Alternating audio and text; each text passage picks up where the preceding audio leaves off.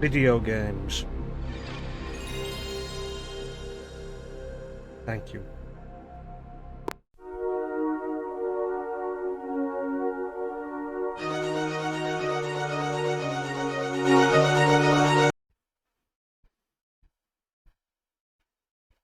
The year was 2000.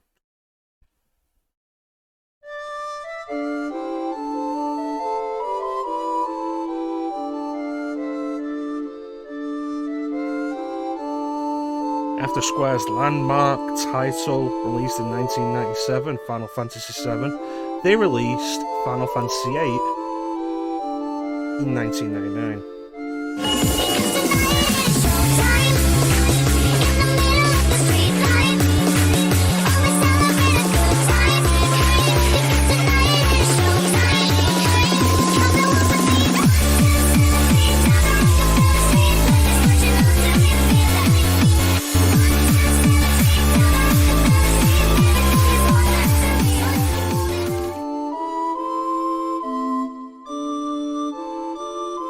Final Fantasy VIII didn't hit the same way Final Fantasy VII did.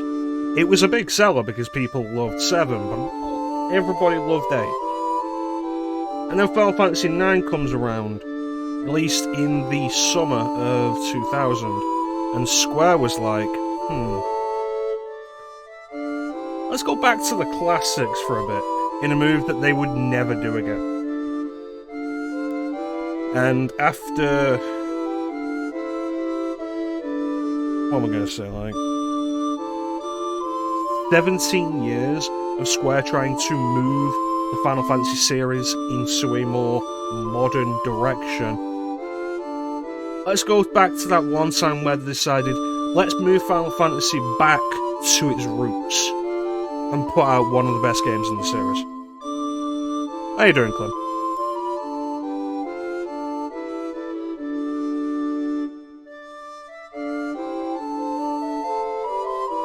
It's good, I appreciate you being here, Clem. We're going to play Final Fantasy IX. We're going to do what you haven't, and we're going to finish the PlayStation trilogy.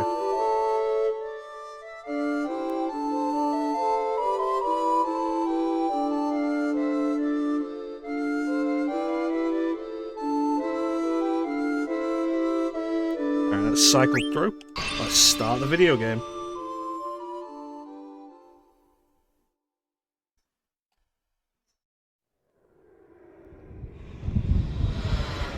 So, in all honesty, Final Fantasy IX is the Final Fantasy game on original PlayStation that I have the least experience with.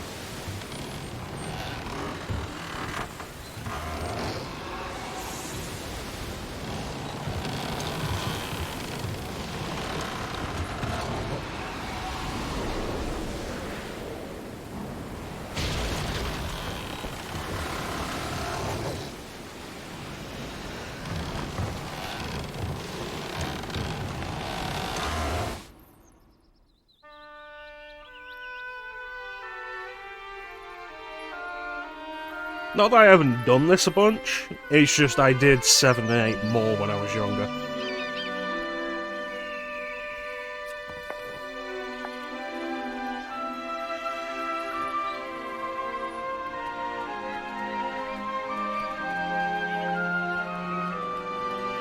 Don't let the video artifacts on this fool you. This game was super impressive in 2000. Square once again proving that they were like the peak of visual technology on PlayStation.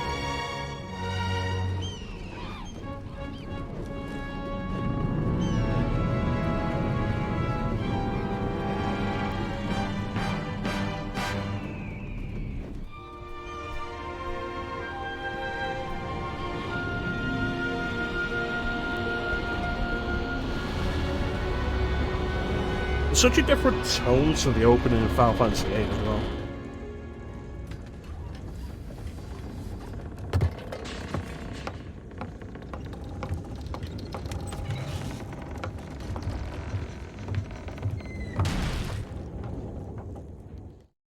Alright, so let's make sure the analogs are working.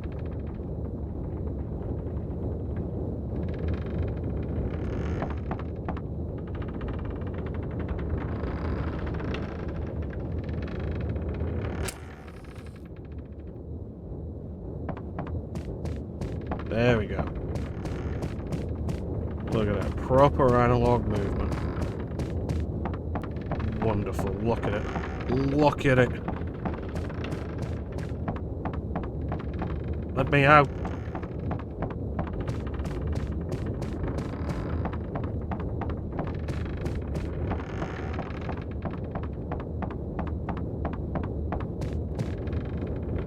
Alright, I like the candle. Who's there?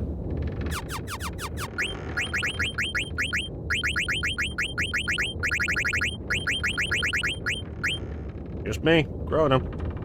Yeah, buddy.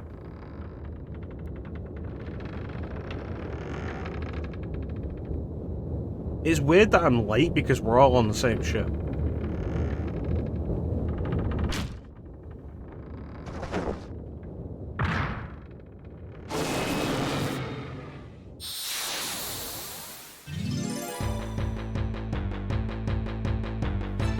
Alright. I love FF9's battle theme. It's such a good homage to the classic style.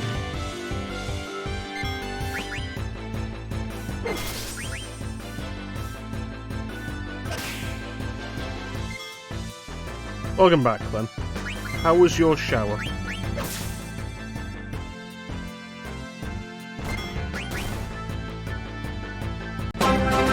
Welcome back, Teak.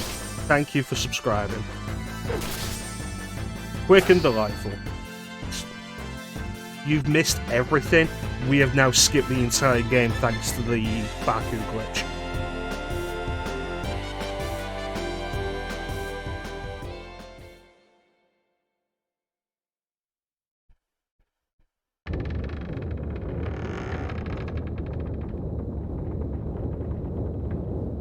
Excalibur 4. I am actually playing the US version, which means if I wanted to, I would have the opportunity to get Excalibur 2. I've mentioned this previously, but I'll mention this in a relevant section. Final Fantasy IX, if you can get to the final dungeon within 12 hours, you are given the Excalibur 2, which I think is the single best sword in the game. Which is necessary because of all the grinding you'll have missed getting to the end dungeon in 12 hours. In Europe, PAL regions, generally games ran at the point in time, games ran at a slower rate because of the difference in refresh rates on TV. NTSC for the US and Japan ran at 60Hz refresh rate. PAL TVs ran with a 50Hz refresh rate. And generally, to deal with that, a lot of games ran slower. If you've ever heard the Mega Man 2 soundtrack in Europe, or the Sonic 1 soundtrack, it gives you an idea of it. So Final Fantasy IX runs slower, which isn't really an issue. It's not a game that needs to be fast-paced anyway. The issue is the clock, the in-game clock, does not run slower. So because of that, it is actually impossible to get to the final dungeon fast enough to get the Excalibur 2 in the European version.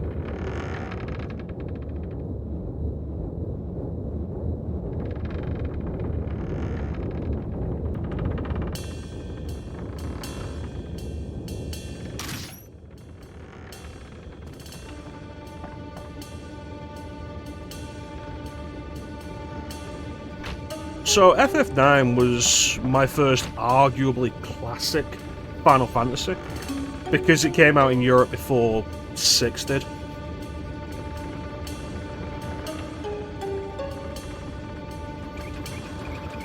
So, like, you play this game after playing some of the earlier ones, and you can see a lot of the classic stylings. And particularly in this day and age, where I've played the older ones a bunch as well, and the more modern ones are just like, ugh. It's really nice to see the deliberate callbacks in style, tone, music that FF9 has to the classics.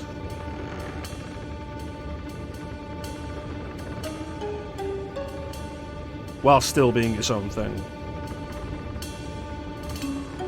Break a leg, Marcus, because you're the ugliest one here, but you're playing the lead.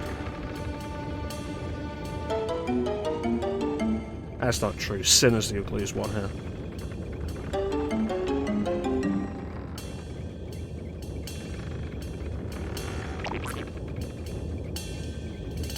I got. That's when I kidnapped Queen Brown, right?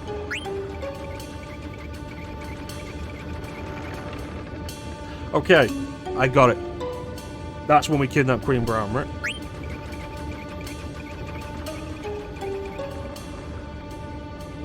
Alright, I get it now. That's when we kidnapped Queen Brown, right? Okay.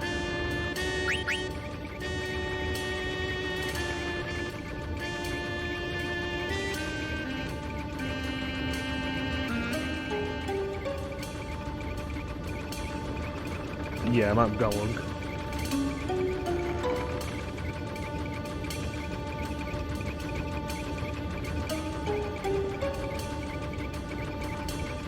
Like, FF9, particularly in Europe, because Final Fantasy releases for us went 7, 8, 9. And then they started putting them out on PlayStation. We've got Origins 1 and 2, 4 and 5 in Anthology, and 6 on its own. So we didn't know any of this. Any of these callbacks, throwbacks, ideas that FF9 had to the earlier games. And so it really makes the point of, while everybody loves the idea that Final Fantasy IX is the callback, the throwback to the classic style that Square hasn't really gone for since. And people can argue stuff like Before Heroes of Light or Bravely Default. It's not the same. Very deliberately. But Europe not getting those games until after, and this game having those things meaning nothing, but it's still being very well received as a game, really proves that it has homages and callbacks and deliberate stylistic choices to call back to its older brethren, but it doesn't use them as a crutch. It stands alone as its own very good game.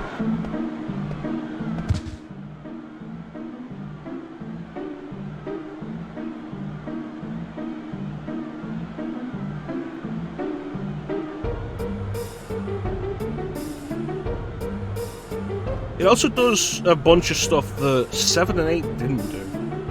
Like the regularly shifting focus on protagonists, which is something that I think previously only 6 had done. Like 5 has you follow Bartz all the way through, 4 always has you following Cecil. Watch it, rat boy. Rat boy, I resent that. I told you, stop gnawing on the drywall.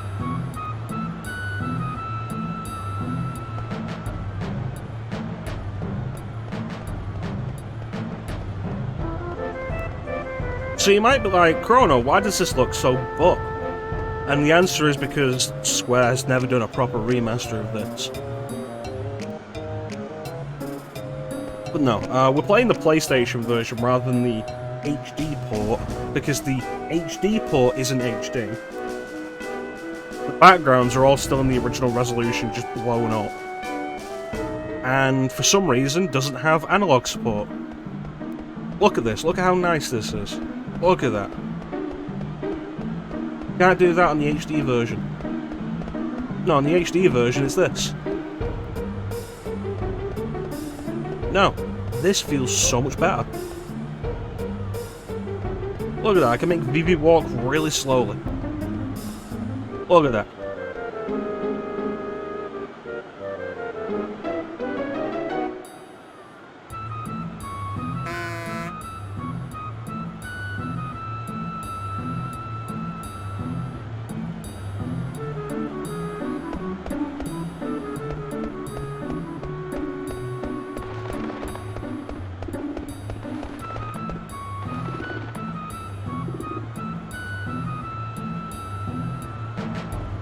I do love analog support because it plays better that way. It's like you play this a bunch on PlayStation, and you try and play this without analog support, and it doesn't feel right. It feels bad. Like it's running around like this. It feels better like this, using a D-pad, than using an analog stick. How you doing, Flame?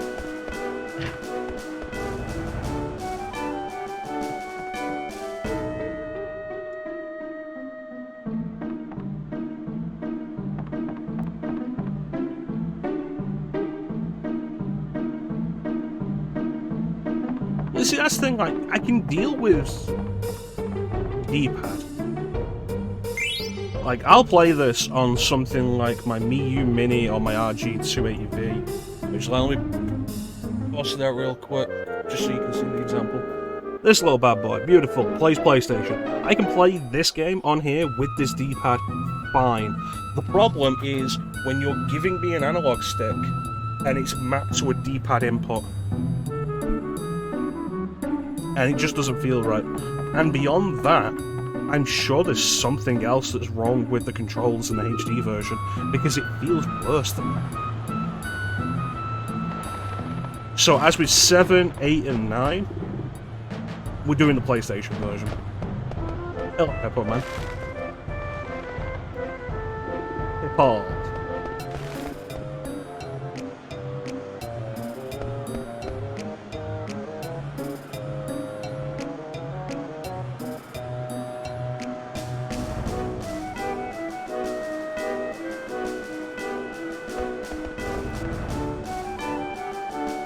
Yeah, they really do.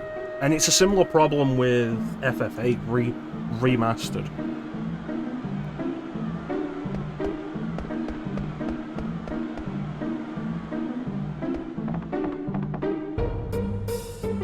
And it's particularly weird because FF7's modern port added analog support. It's still 8-way D-pad movement because the game never had analog support.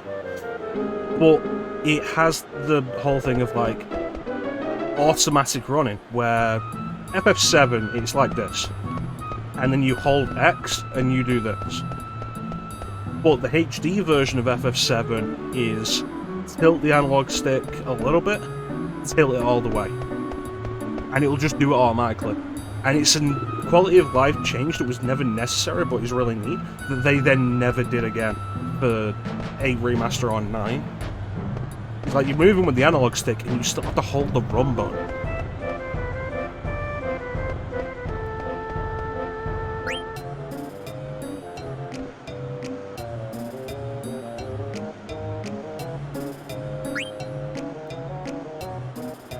Yeah, but that's part of the problem there, Clint.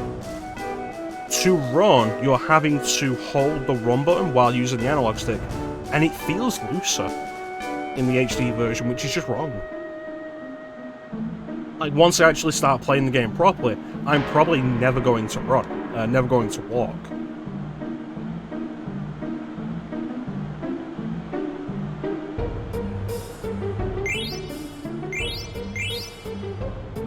Fucking hate Tetramaster.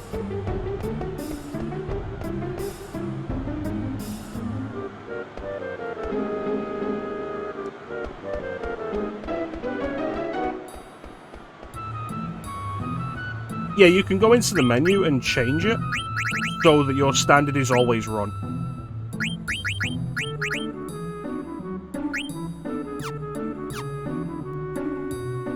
The issue with that is, again, for some reason, the HD version, the controls feel super loose on the analog stick. It doesn't feel right.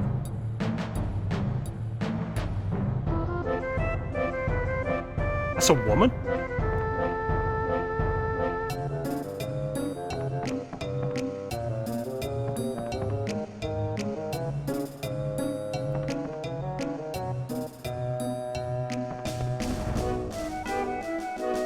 I like that FF9 has, like, a really eclectic cast of races. Oh, I didn't play this with an analog stick until the after the PS2 came out. I had a PlayStation, and then I had a PS1, which was a small one that came with the analog stick. Being forced to use... I didn't use analog stick until I was forced to learn it. So, like, I had a DualShock controller, didn't use it. Or rather, I didn't use the analog sticks, because I knew the D-pad. The D-pad was what I used. So, no, I never played Alien Resurrection with the DualShock. Not at the time. I played it since, and you will not see me stream that. Like, the game... I think I've brought this up before. The game that forced me to learn how to use an analog stick was Devil May Cry, because it would not let you use a D-pad.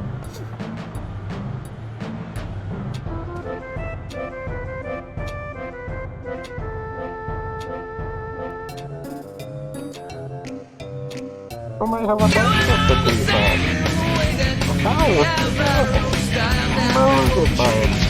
Ada boxing analog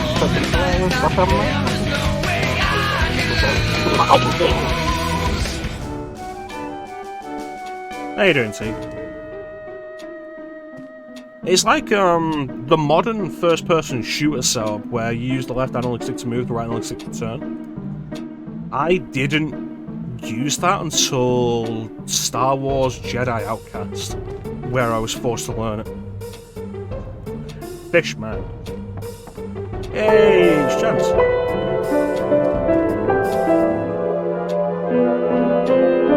Do you mind?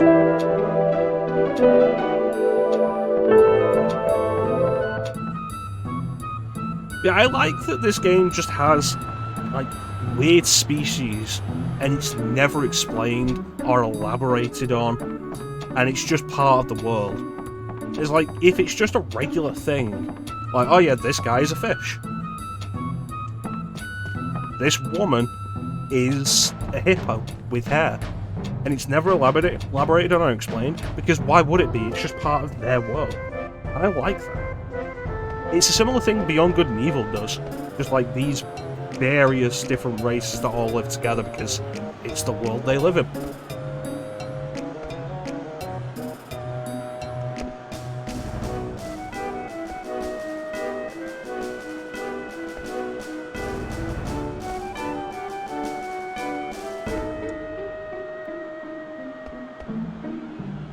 Timing on this feels weird.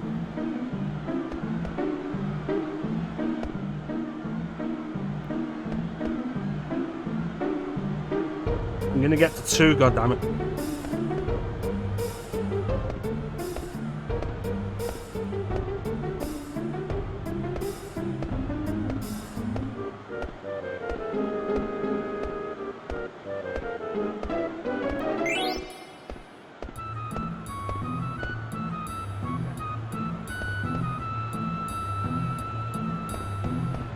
I think that goes up to like 1,000 for the best reward. And it's like, you know what? No. Not at all.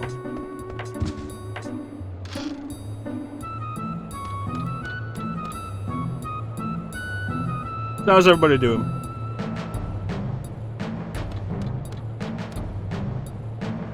One of the best things about playing Final Fantasy games on streams, people turn out for them. It's great. Love it. And as I said previously, doing Final Fantasy IX also puts us a step above Klim, because Klim hasn't completed the PlayStation trilogy, because he's too scared to play Final Fantasy VIII. A trophy for 1,000 jumps. Yeah. Yeah, it's fake. Alright. Klim's scared to play the good FF games. You say that, but Klim's only played the good FF games. He's scared to play the ones that are less good.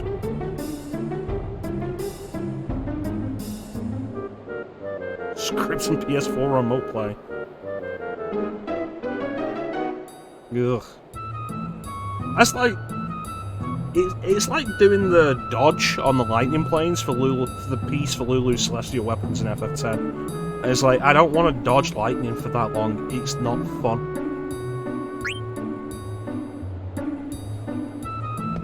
Well, we're going to play this all through your lunch, Chance.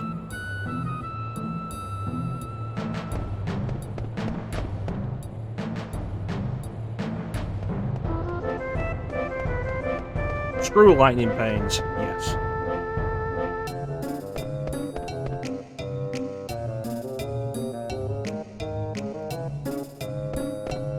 And here we have young baby Chrono's introduction to Moogles.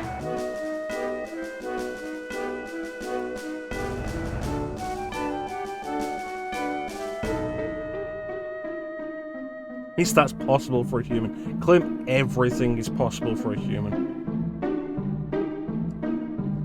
There are people who will have done it, Clem. Never underestimate just the lengths people will go to for this dumb shit.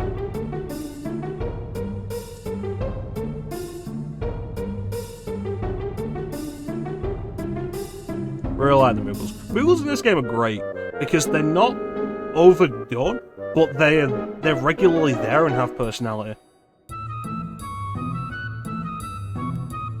Not possible. I want to say there's line. Yeah. It's like FF6. The Moogles are there, but then when you come back, they're just gone.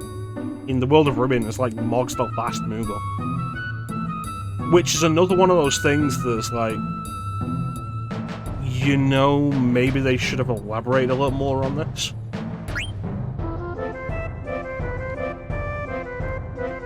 As time's gone on, I think it's become more and more obvious that as good as FF6 is, it probably suffers from having such a large cast. In the details that should be elaborated on aren't.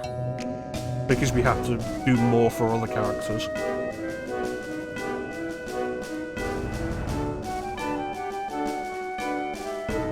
So, Stiltskin, I played FF9, and then the next released Final Fantasy game I played after this was Crystal Chronicles, because I had a GameCube. Didn't have a PS2 until 2008. So it was interesting to see Stiltskin again in Chronicles.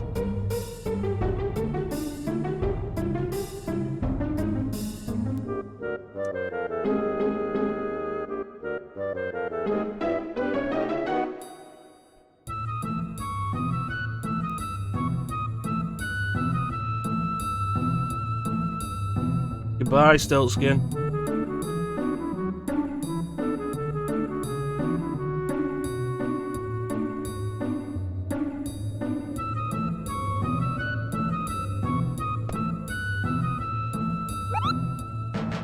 Mognet.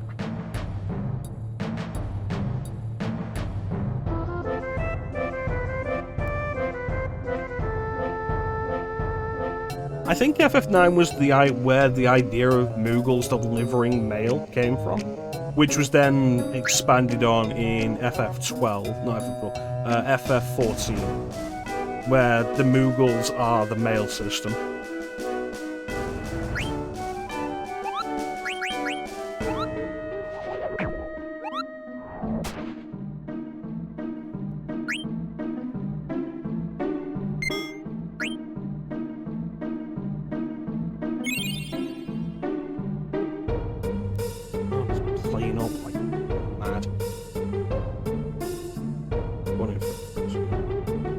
Oh, welcome in, Canthorpe. No, this isn't my first playthrough. Do I still have the tag set to first playthrough? No, I do not.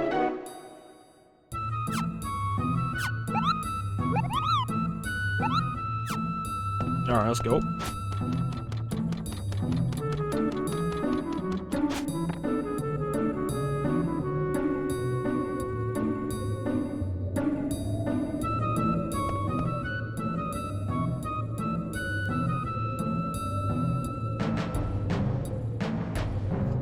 Think of a game I've probably played.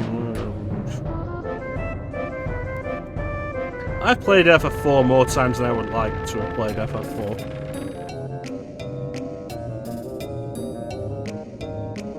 To be fair, Clem, this is one of those games that's just been like, I should have been doing this a while ago anyway.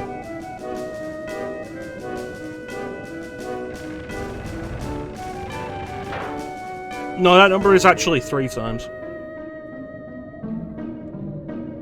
Including the DS remake.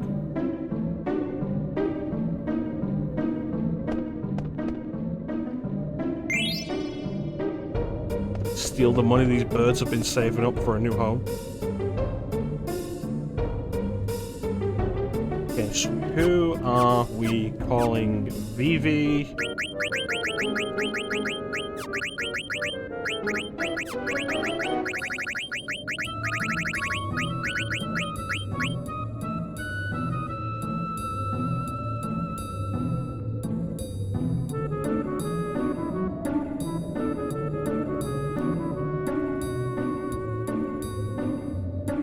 His name is Puck and he likes to sneak into plays.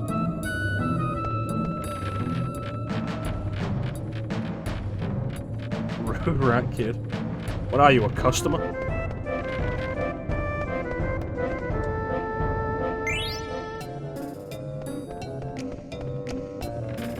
I mean, if people like FF4, that's fair enough.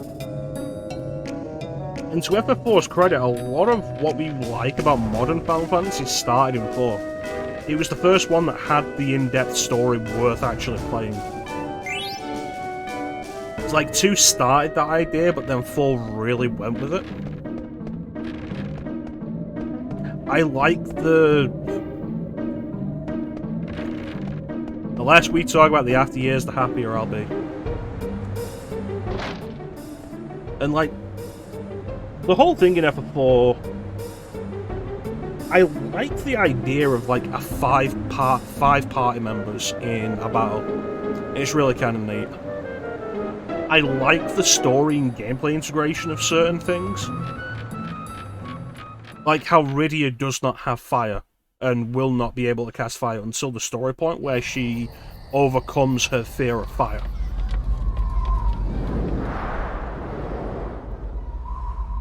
I can't believe they let us park the ship just in the castle.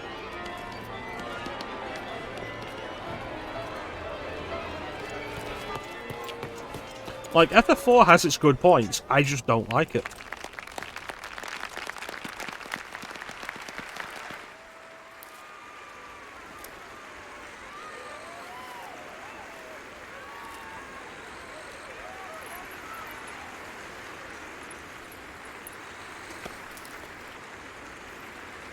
Yeah, it's always something I appreciate.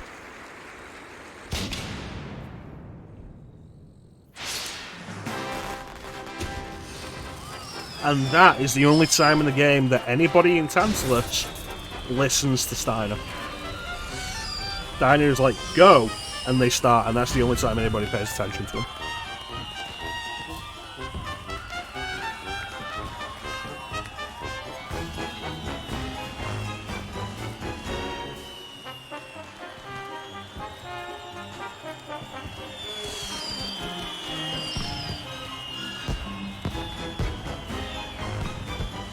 What the little dance Queen Braun's doing there? This game is so full of personality.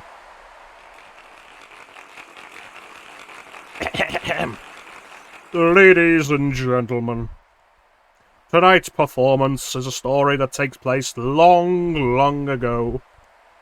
Our heroine, Princess Cornelia, is torn from her lover Marcus. She attempts to flee the castle, only to be captured by her father, King Leo. When our story begins, Marcus, having heard of this, crosses swords with the king. And now, your Royal Majesty Queen Braun, your Highness Princess Garnet, noble ladies and lords, and our rooftop viewers, Tantalus proudly presents, I Want to Be Your Canary.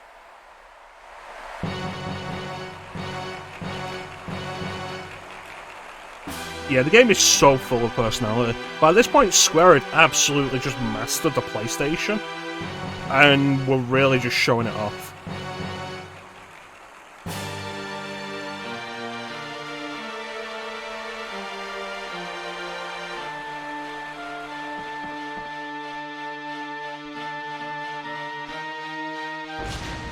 Sinatsuba creeps me out.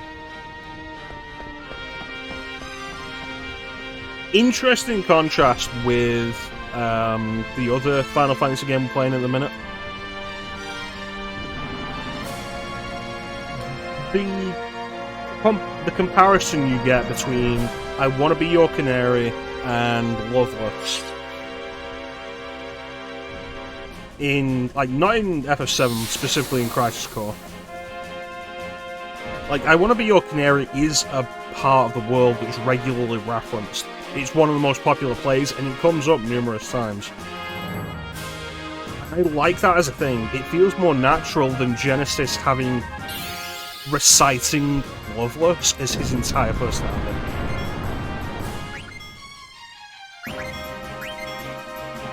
Honestly, can't at this point. I'm not sure 9 is underrated. FF9 is very well regarded at this point, and at the time, people might not have liked it as much as 7, but I feel like nowadays, a lot of people will tell you this is the best game on this, like, best Final Fantasy game in the series. Genesis reciting like 5 lines of play. Genesis is, like, every other line Genesis has being a line from the play.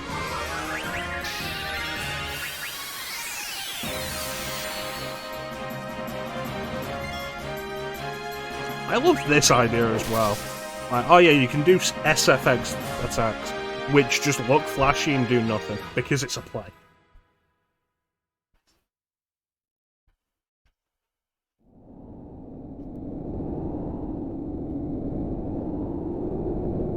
Part of it might also be like, FF8 was not as popular as 7. I think it sold well, possibly better than 7.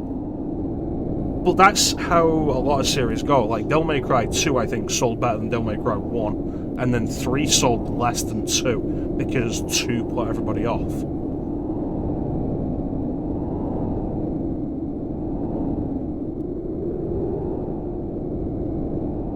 It's good, yes. Get out of the way, blank. Who's Prince Schneider? Oh yeah, it was regularly popular today on 10. I think still kind of is. 89 for 13 is popular, but also 13 just isn't very good. And like a lot of the good things 13 does are undercut by just how bad a lot of the other stuff is.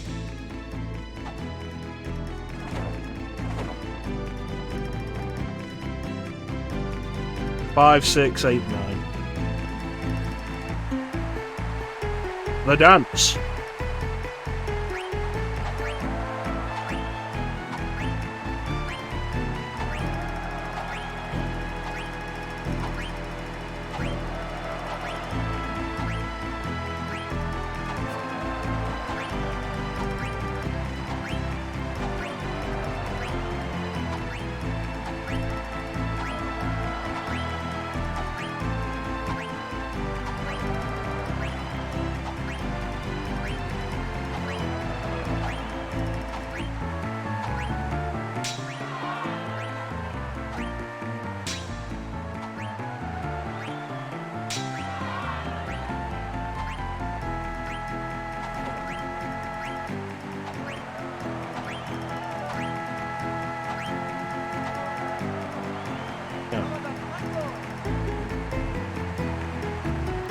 No, FF9 launched, I think, before the PS2. It came out in 2000, but I'd have to check the release date of the PS2 in Japan.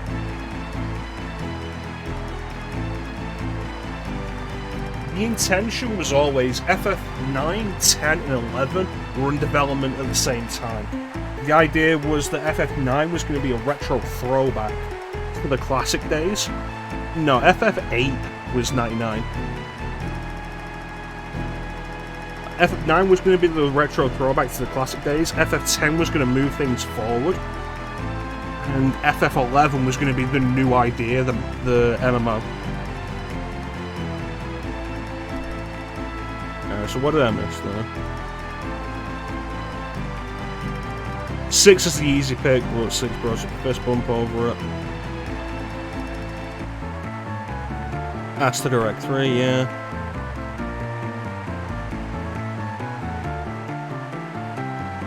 Yeah, it's really surprising with Final Fantasy IX in that Europe got it the same year as everybody else. Which, like, it was still a time when that kind of thing wasn't super common.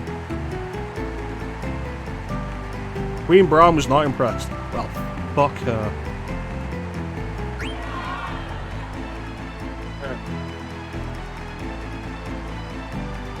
Again.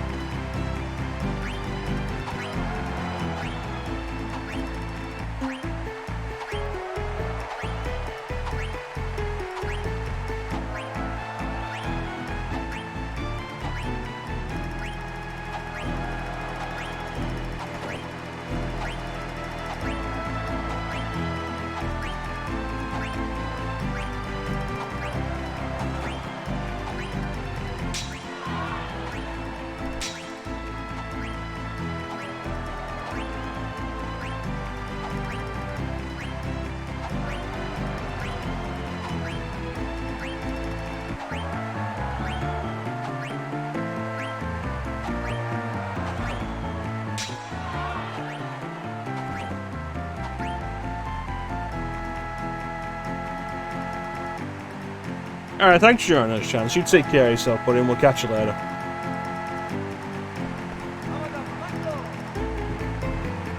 '98.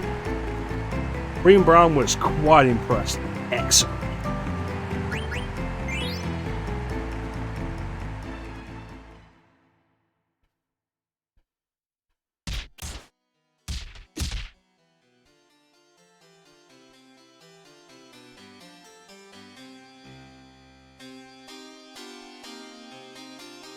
I don't care about Moonstone.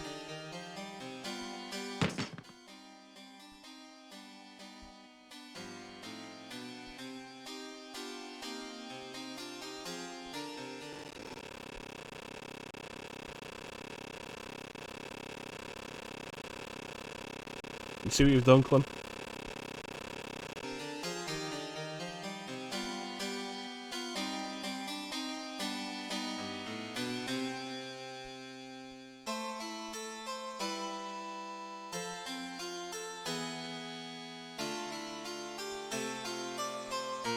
Why are your gloves slimy?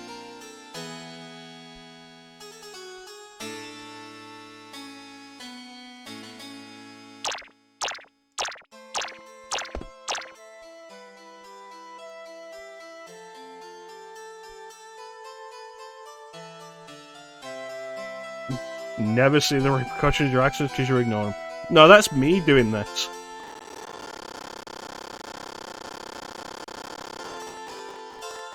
It's actually the rewind feature not working properly.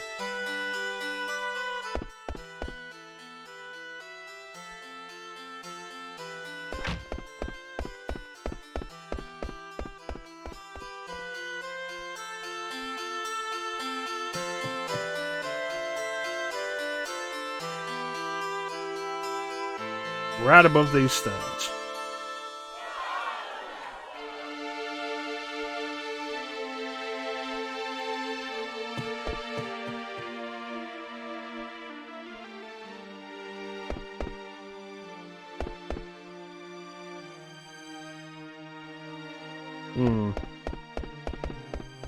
Put on the helmet.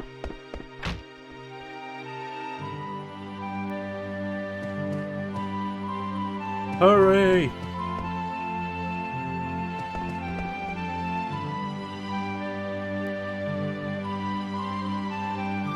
It's an interesting thing that the Pluto Knights are all male, but the regular soldiers are all female. But the Pluto Knights aren't a specialized force or anything. They're just a small group of soldiers in the castle who are men. One of the airship themes.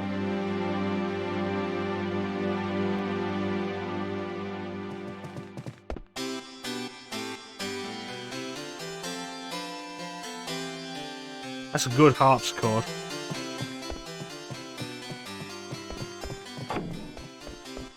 Oh, hello, White Mage.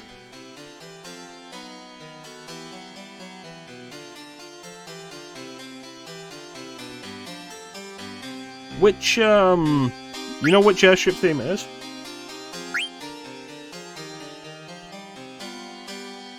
Hold on, I need to do this.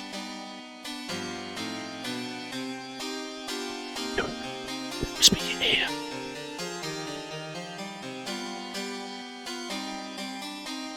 You don't, no. Yeah, I've been waiting for you all my life.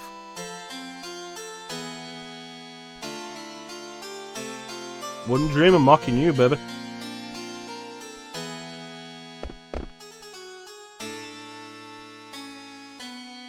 In 3? Fuck, I don't remember the airship theme in 3.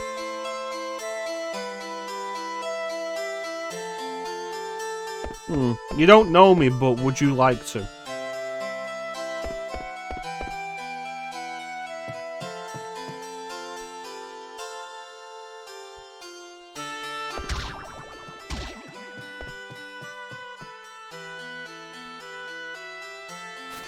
After her!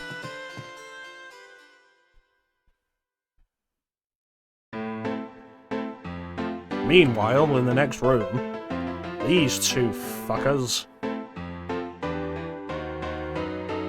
That portrait of Queen Bran has always been terrifying to me.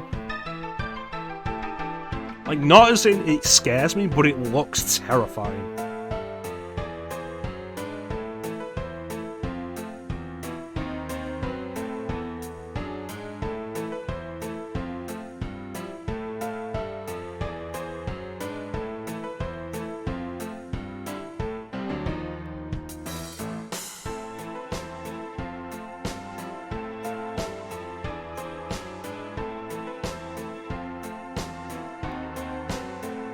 These two have to be a Kefka reference of some kind.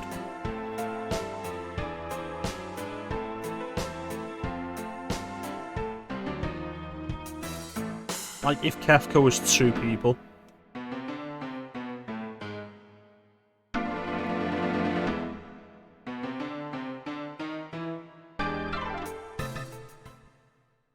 It's easy enough to say that because they don't have standalone personalities.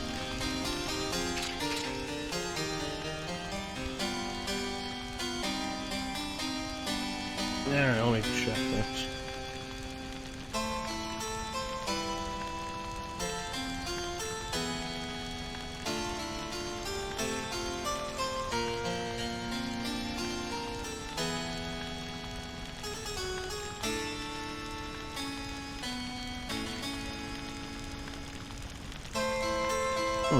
Yeah, but if this is from the same game, then it could just be a reused motif representing Alexandria.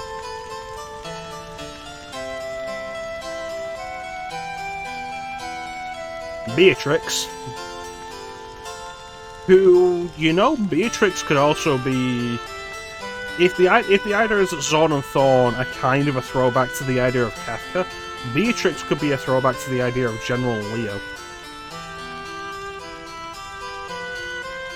Except, like, 60% hotter, and with one eye. Which makes her, like, 70% cooler.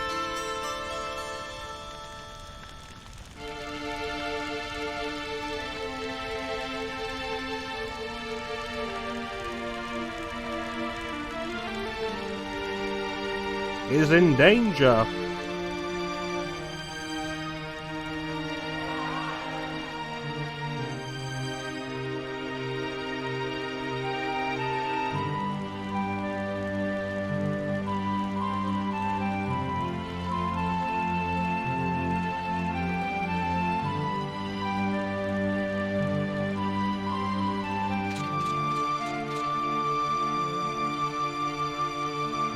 Captain...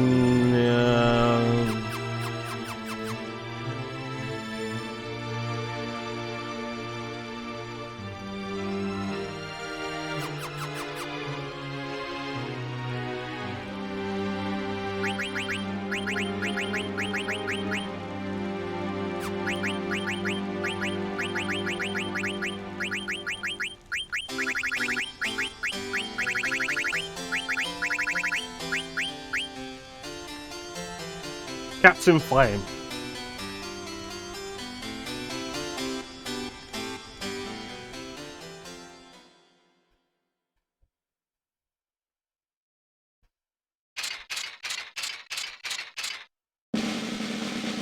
Knights of Koto, assemble! So we're less than an hour in, and this is the third character we're playing as.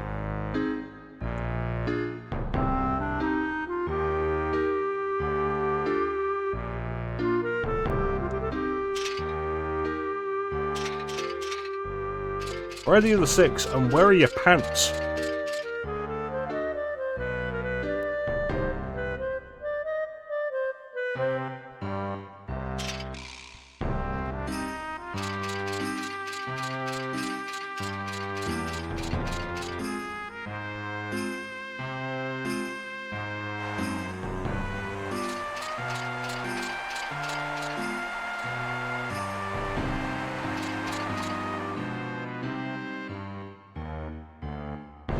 I feel like of everybody that you get in the party in this game, Steiner is the hardest to like, mostly because he's so stubborn for so much of the game.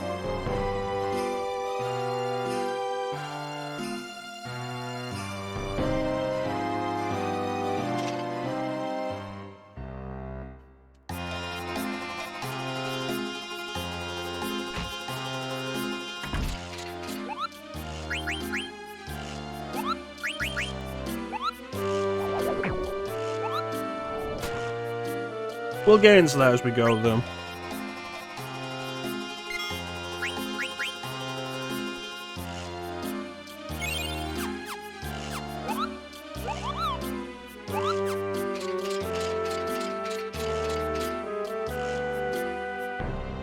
Alright, so we've got Blitzen and Kohel.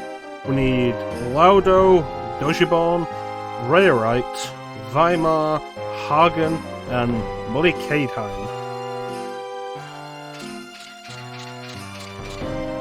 How many is that in total? 9? 9. Is that number relevant? No.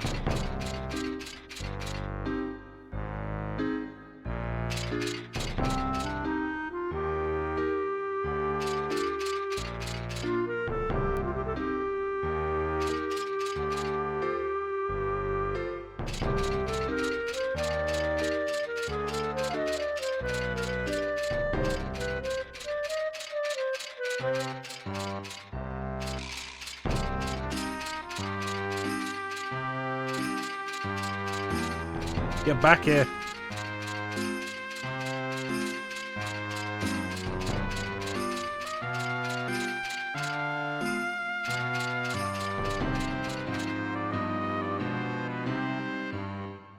Alright, so that's 5, which gives us 3.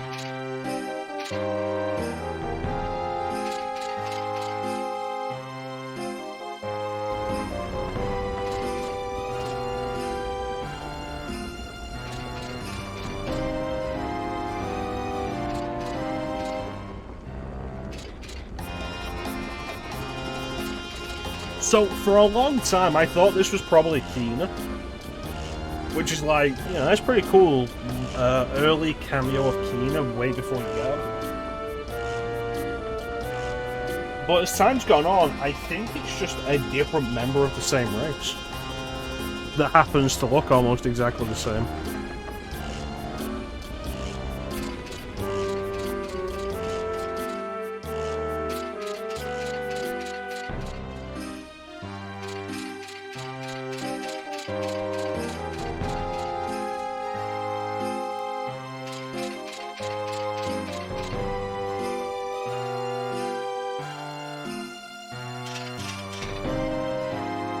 Nobody relies on men in Alexandria.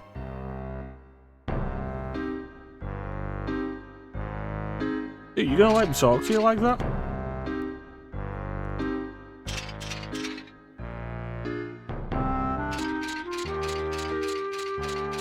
Are you sure it's not men like you, Steiner, are the reason nobody relies on men in Alexandria?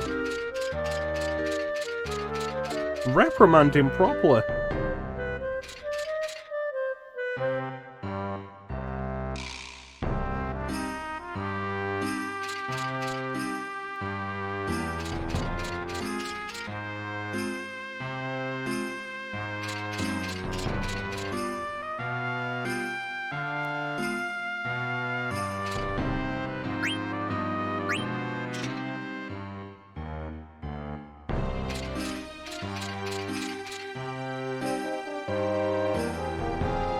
Octotot.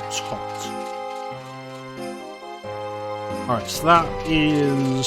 what was it? 2, 3, 4... 5 knights, which leaves us with 3 to find.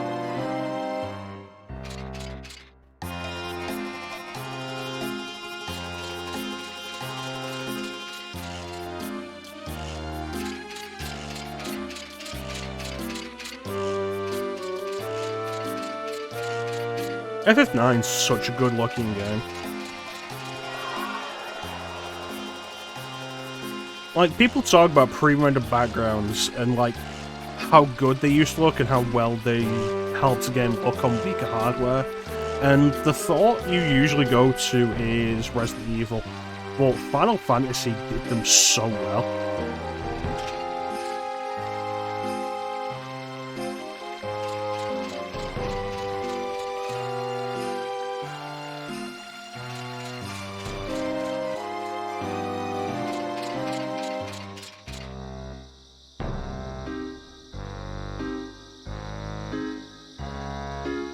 Knight of Pluto without a name when we know there are specifically 9 Knights of Pluto.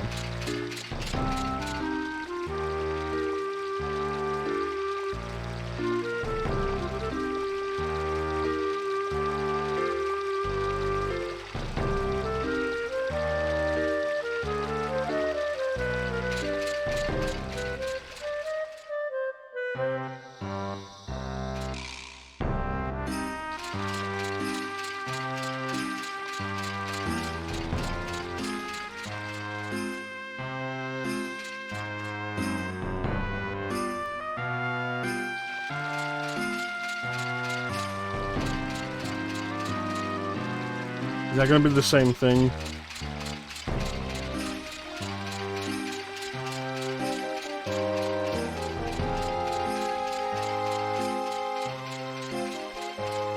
Get back here.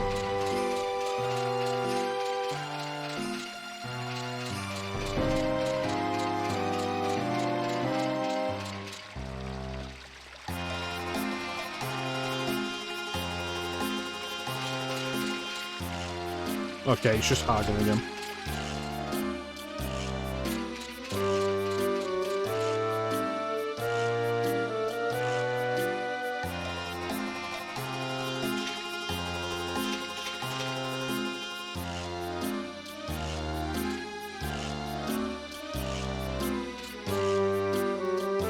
To be fair, like, why is your uniform a helmet and a leotard?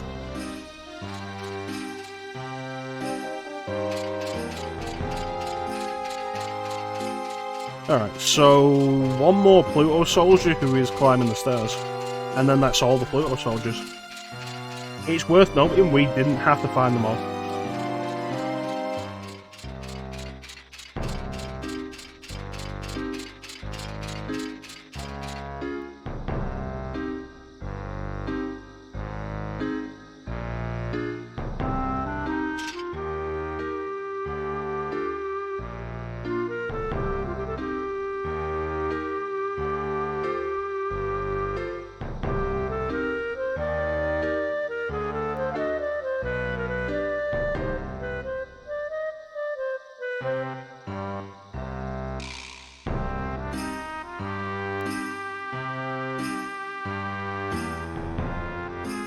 Hey, welcome to the stream, Moonman.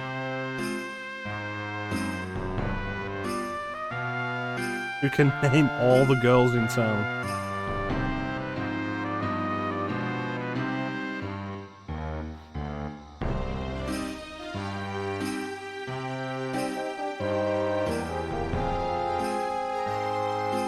Yep, original version. Yeah.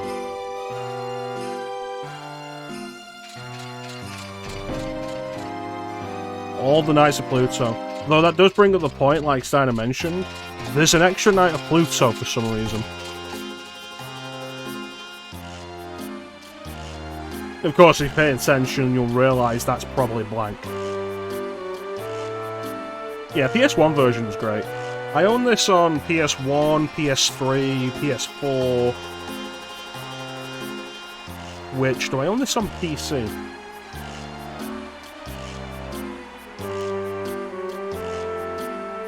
Yeah, I own this on PC.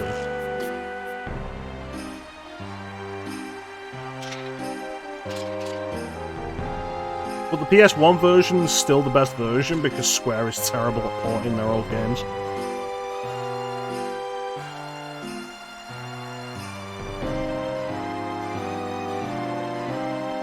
Wow, they're just going round and round, aren't they?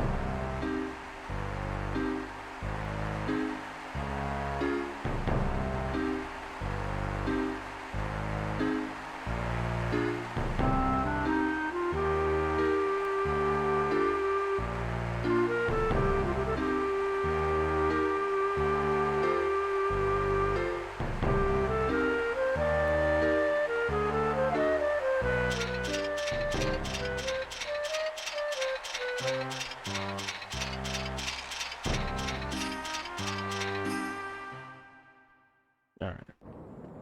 But now, it's worth getting into, like, these CG scenes. They look really good. But FF9 also has, like, so much more of them than 7 or 8 did. And I feel like that's the entire reason why this game is 4 discs.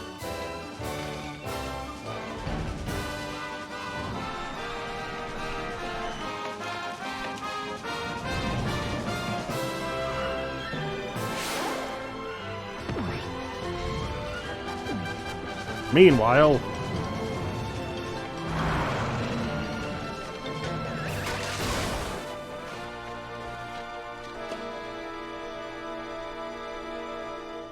Man, Steiner really skipped leg day.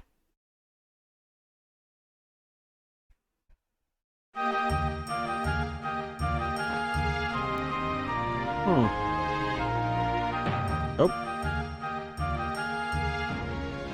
You know, Princess, when I said I wanted you on top, that's not what I meant. You'd assume so, carrying around all that armor all the time.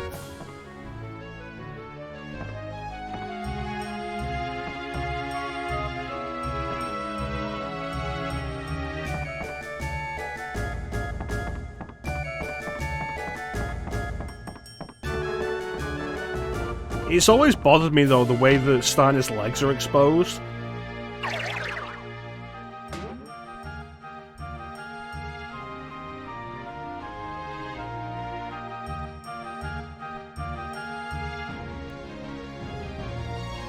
Welcome back, Clem.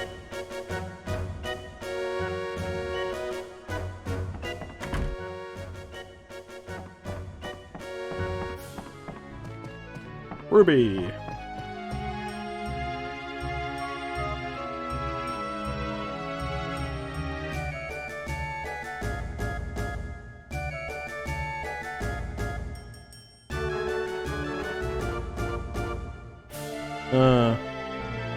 Everybody's just parking in your driveway, even your lawnmower. Did you hear what I was saying? I wonder about that. It's like the question we brought up earlier, like, the Pluto Knights, there are 9 of them, and they're the only men in the Alexandrian soldiers, like in the Alexandrian battle force. But they're not an elite unit or anything. And so it's like, why are they there?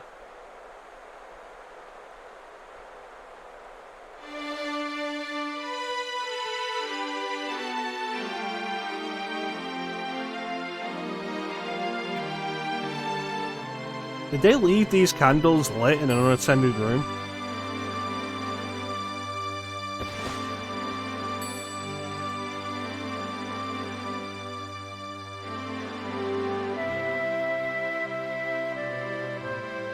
That seems really dangerous. I wish we kidnapped right away.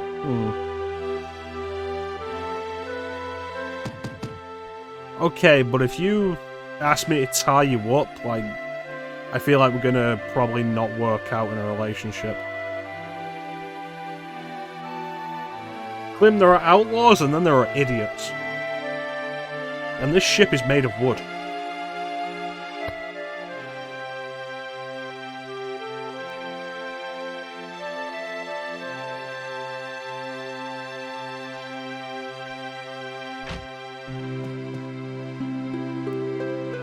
So, Princess, if you want to get tied up while you're being kidnapped, Sinner is your man.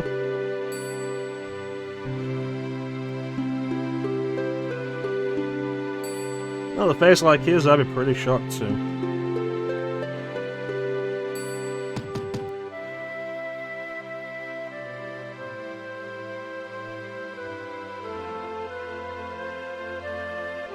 Want to get that design on the carpet in the middle as a tattoo.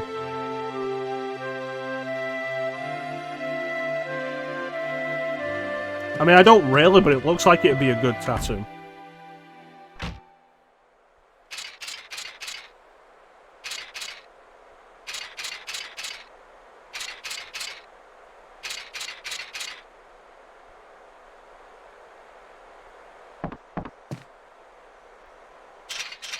Where have you been?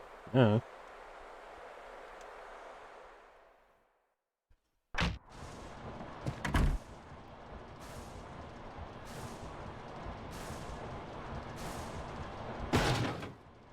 Keep the candles lit. Yeah. I thought this might happen. I thought during our quest to kidnap Queen Imran's only child, Princess Garnet, that we'd be trapped in this room, so I built a secret escape hatch.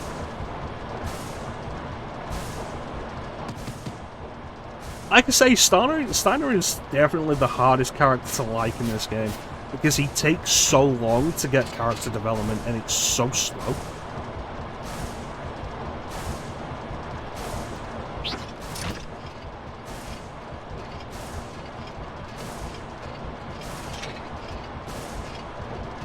And for a long time, his only goal specifically goes against all of the other player characters. When he finally does start getting that character development, though, it's good character development.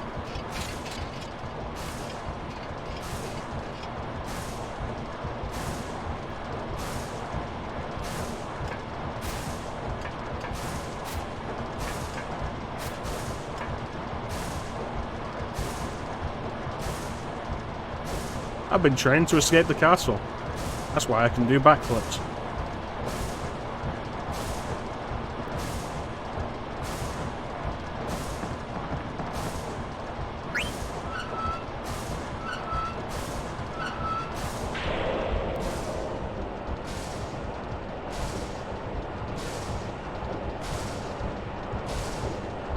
Okay.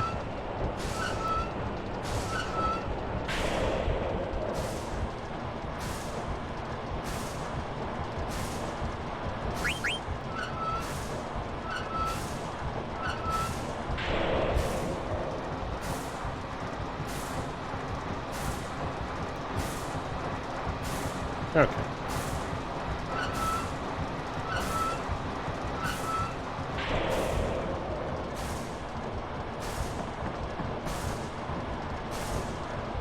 It's so weird that you can just do that.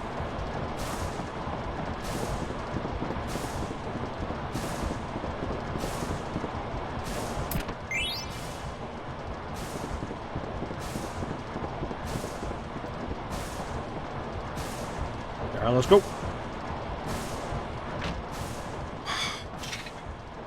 Steiner being, like, super cool there. Delicious treasures.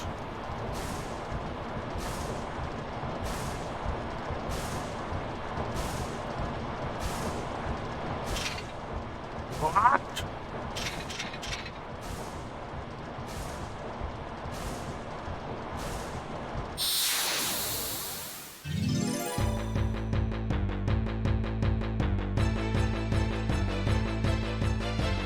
I need to remember to just, like, keep a save of this game, though.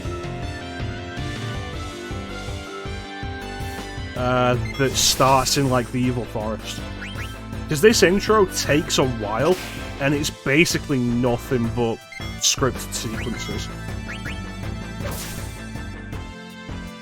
To be fair, though, when Princess is on stage, she's also wearing her hood. Man, he went right for Sinner.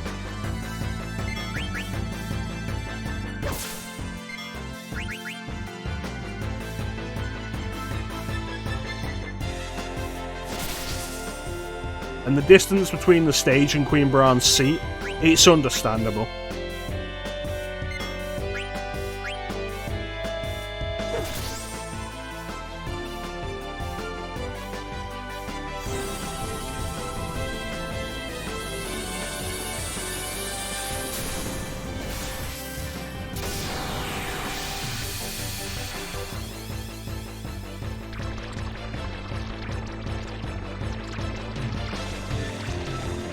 You know, Steiner, you had a cool moment there and you ruined it.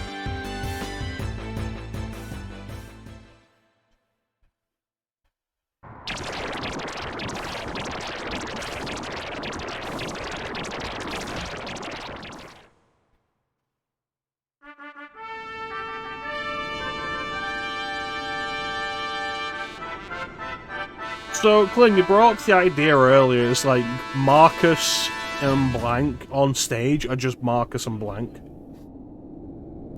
The thing that always gets me with the play, though, is how nobody is in costume. Except Baku.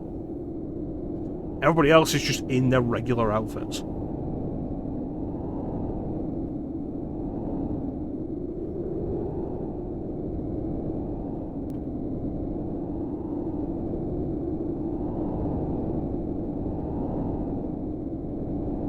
Also, like, this is literally the opera scene from FF6.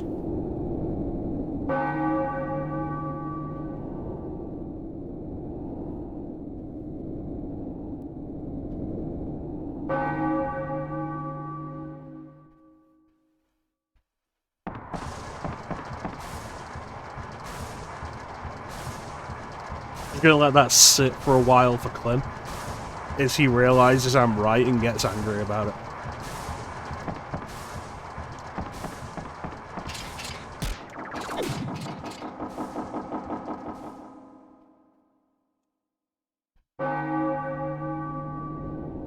Furthermore,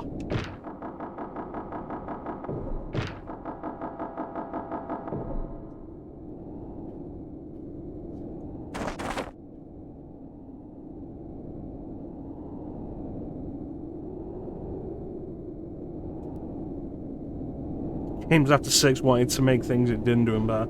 Is this better than the opera sequence, though? No. No, it isn't. Well, get your nose out of there, Clem. Use your eyes. You don't smell instructions, you read them.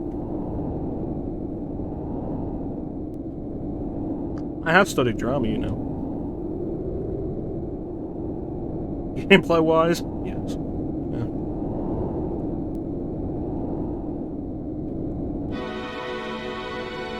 I don't know, man. Like, the opera music is really good in 6.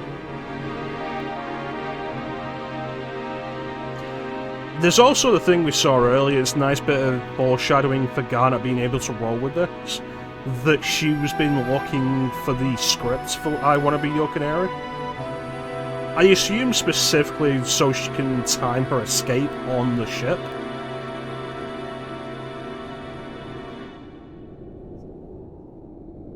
It's more interactive, Clem, and thus fun.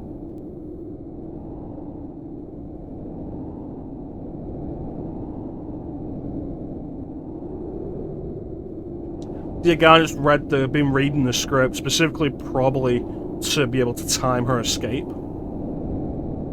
But it also means she knows the lines for the play.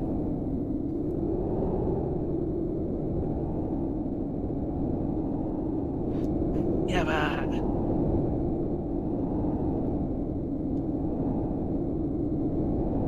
Prince Schneider.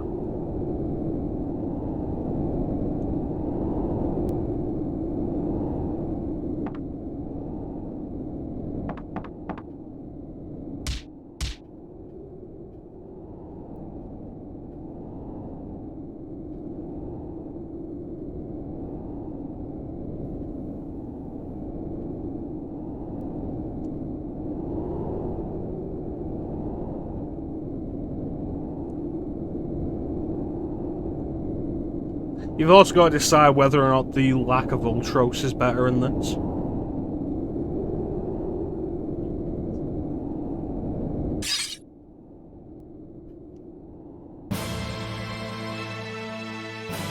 I love how the band was ready to go for it. So that's pretty bad. You know what? I'm not going to disagree with you. I'm not particularly fond of dealing with Ultros. I get why he's popular, but he's also just the very typical Let character. And it's like, I'm kind of tired of that.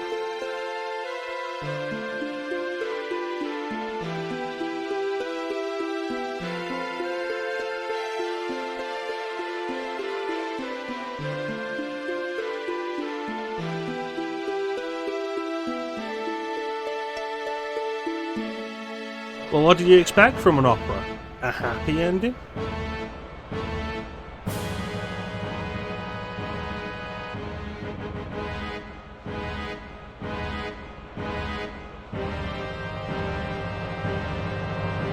Yeah, you asked the question of, like, how does Bran not recognize Garnet on stage?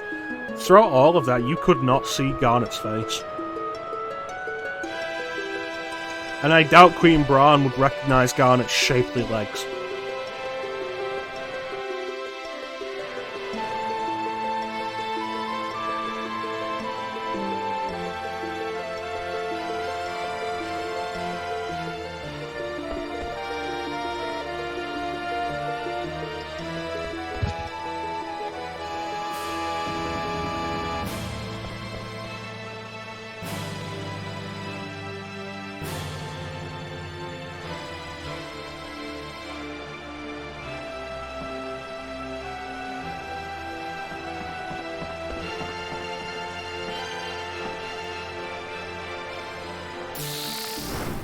So yeah, once Garnet throws the cloak off because it's on fire, Queen Bran's immediately like, oh, it's Garnet. Let's go and grab her.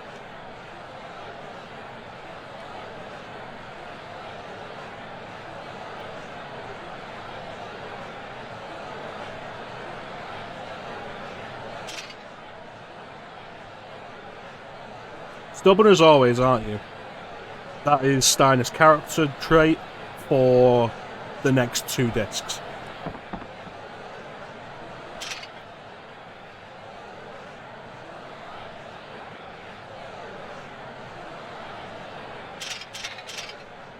Seize them!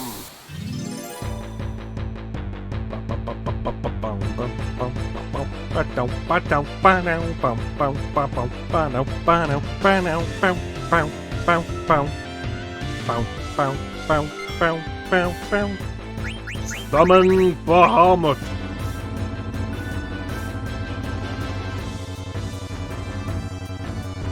Not working.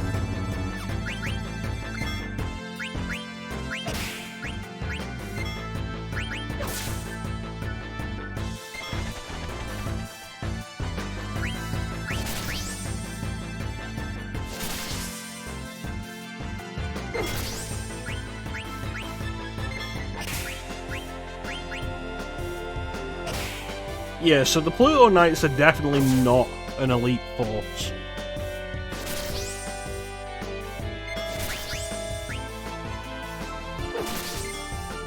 So the question absolutely becomes, like, why are they a thing?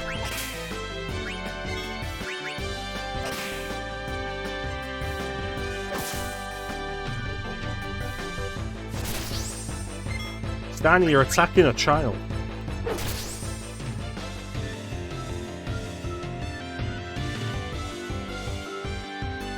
It's him, actually. Does Queen Bran strike you as the kind of person who would accept that?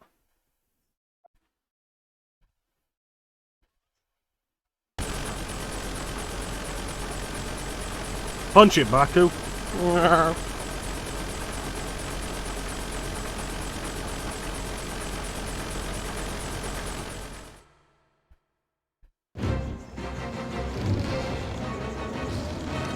But yeah, I think, like, Final Fantasy 7, 8, and 9, 9 has generally the shortest playtime on each disc.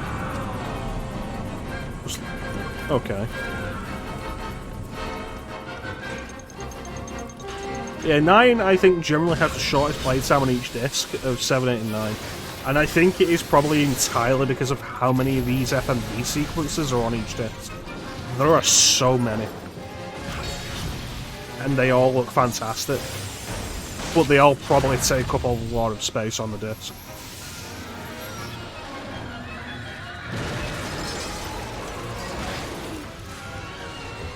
Quick! Kill them all!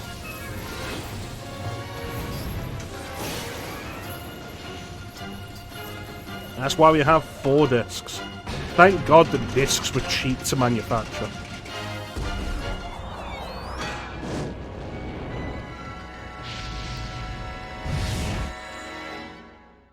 That cannonball opened up to reveal a bomb inside there really quickly. So, like, is that cannon just useless if the target isn't right in front of it?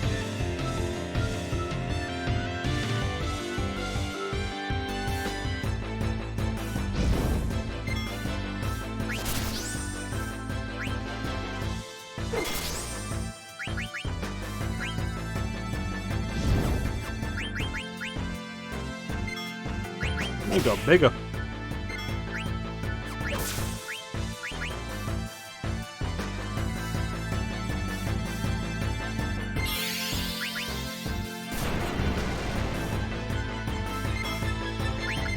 I love classic RPGs. The PlayStation era. Just like, so many people are like, the golden age of JRPGs was the 16-bit era. And I'm just like, oh, the PlayStation era.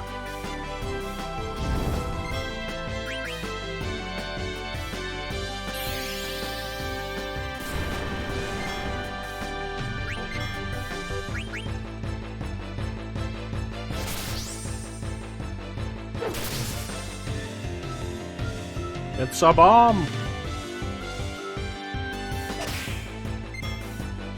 It's also huge.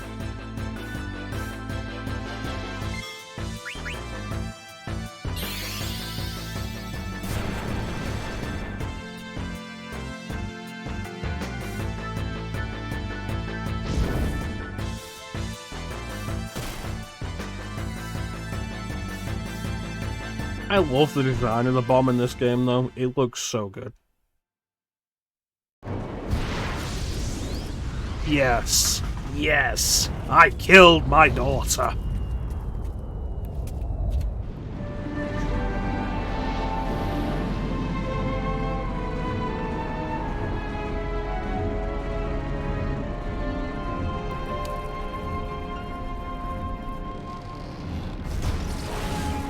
That slightly out of tone rendition of the classic FF theme there.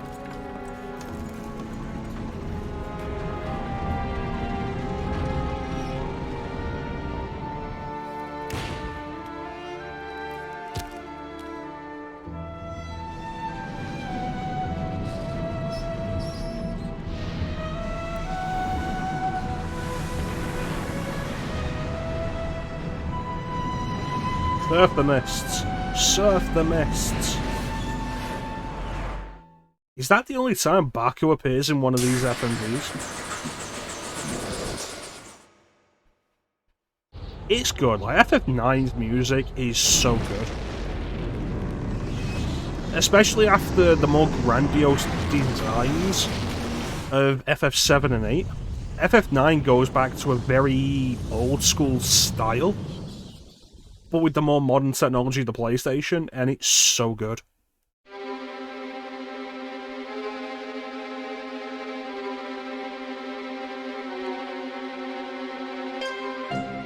It's on!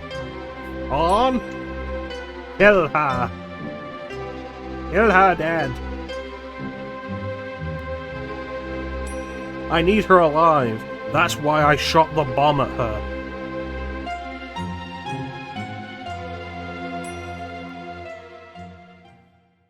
Ideally, before the end of the day, before the end of the session today, I'd like to have fought all 3 Black Waltzes.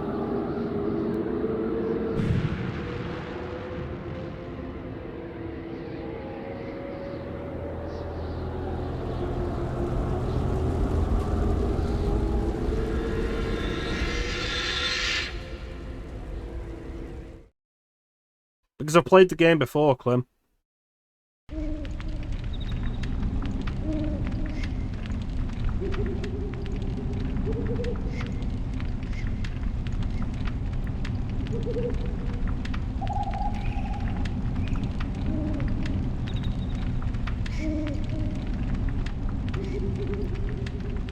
Do I look like a guy who knows how to do a waltz?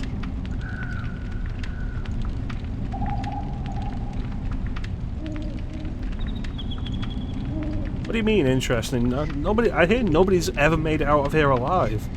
And, you know, we're all going to make it out of here alive with the exception of, like, one person who will come back for it. Not to judge a book by its cover.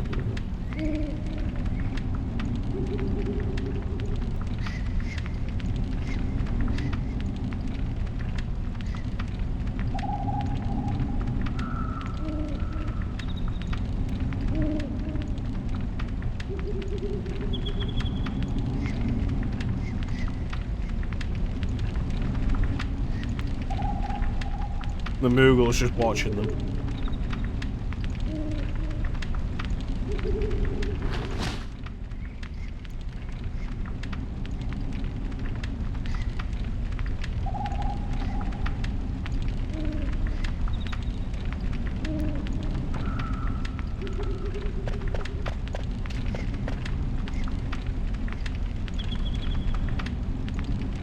I didn't jump off, I was thrown off.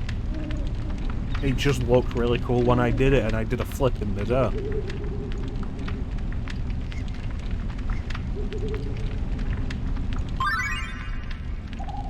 I love the active time event as a concept. It's such a good idea, and this game does it really well.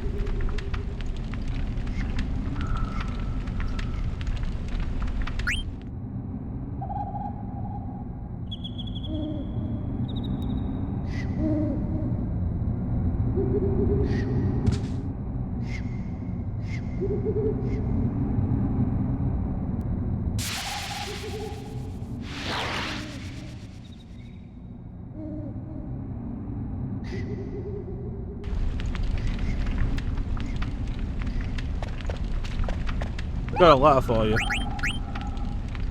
I'm sorry, I thought I had a letter for you.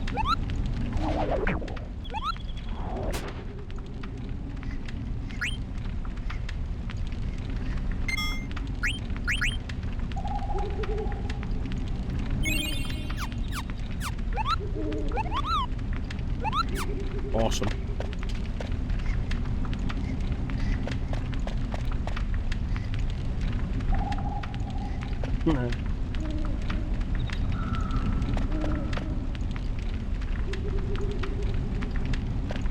Alright, let's go search for her outside.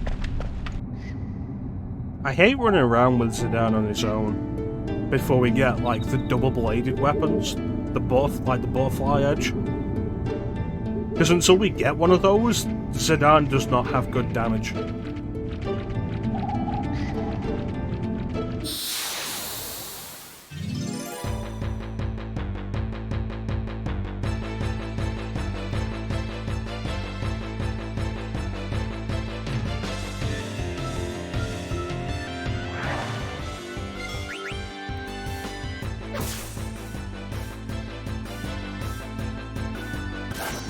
Oh, that reminds me, I wanted to do something.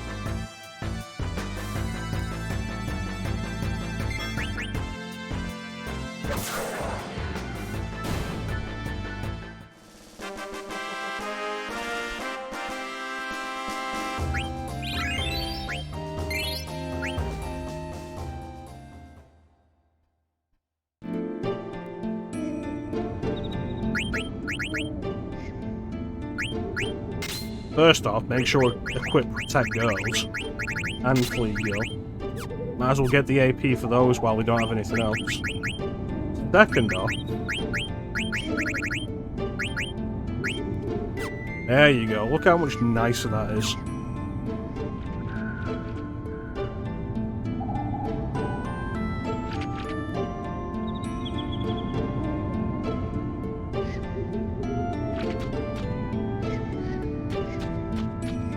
Yep, looks like she's in trouble.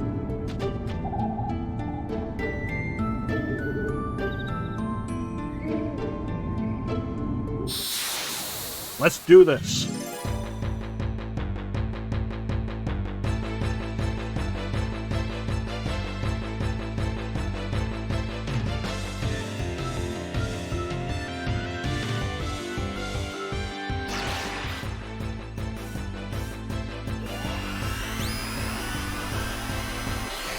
trance. Something that's introduced as an interesting concept that, in practice, I really don't like.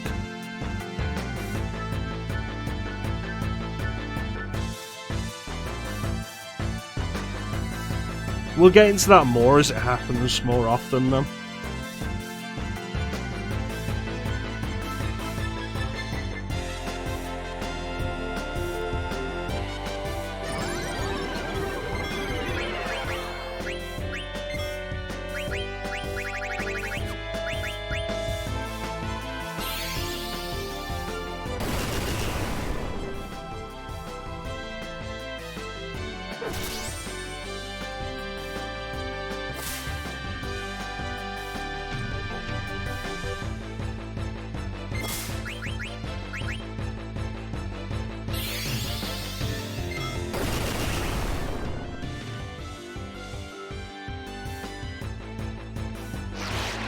Alright, there it goes.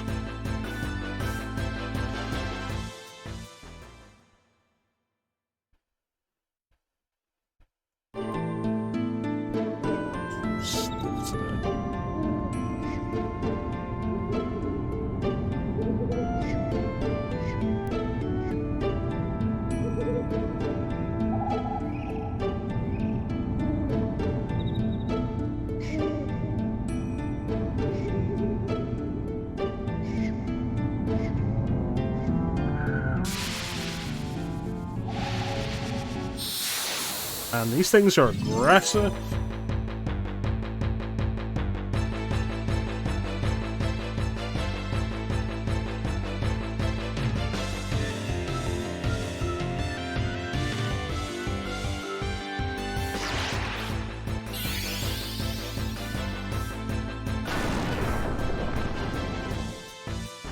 Magic seems effective. Cool. We don't have it.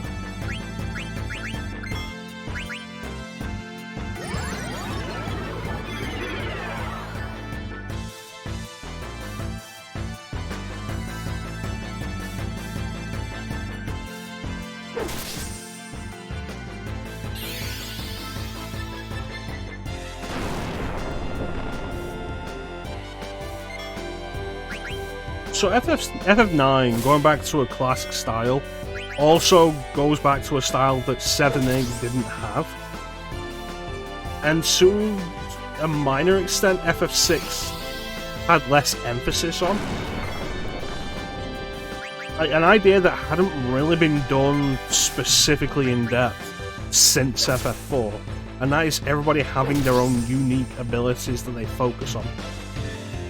And FF6 does have that, but it's less important than it is in FF4, because everybody can use Magicite and learn magic, and start doing that.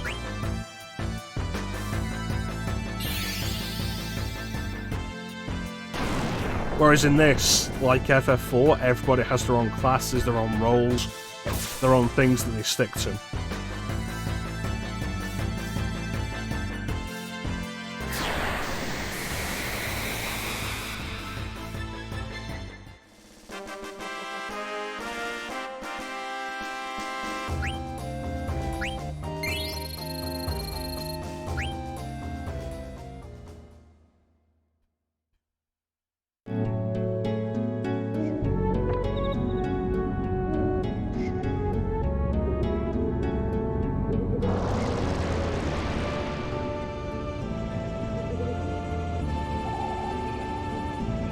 But it's a good thing I backflipped out of the way of that.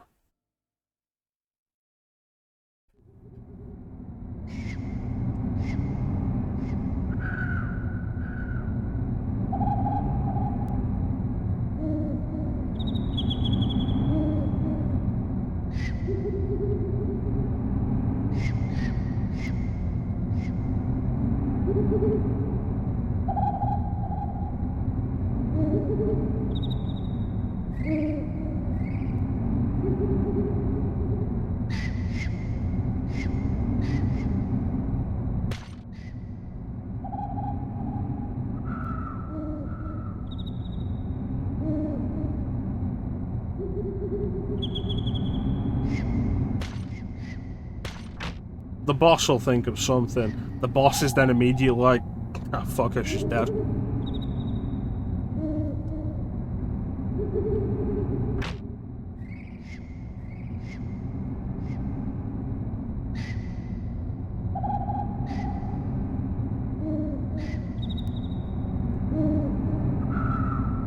What about Big Boss?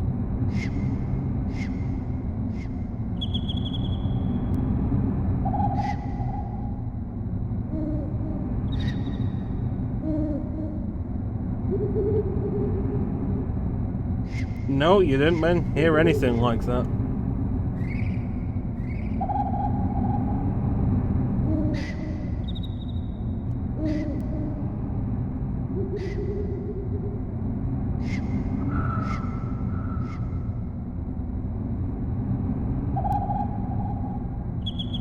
Because trance is bad. And it's the worst limit break system since FF6.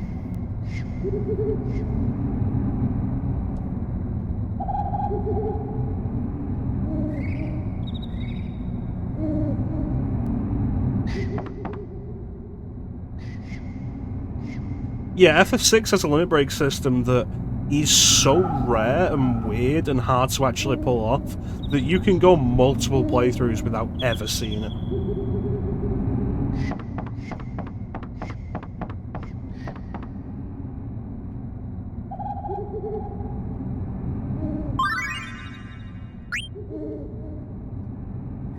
I don't remember if I ever brought it up during our playthrough.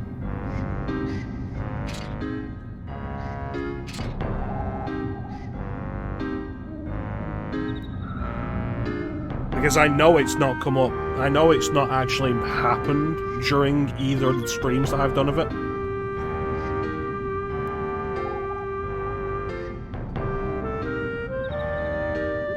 So if it didn't actually happen during the stream, like, there's no guarantee it would have ever come up.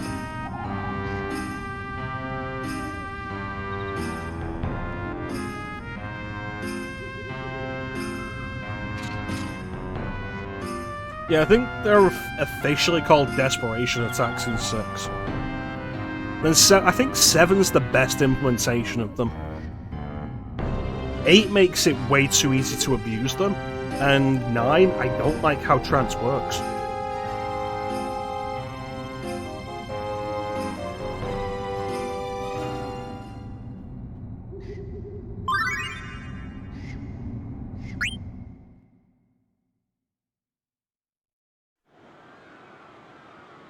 Once you get later into the game and do stuff like junction magic to your HP, the level that you have to be at to be able to access limit breaks becomes higher. Because it's a percentage-based thing. But, like, the way I get tom breaking, I always end up spamming limit breaks against tom breaks because dealing with them is a pain. But by that point, yellow health is like over 1,000.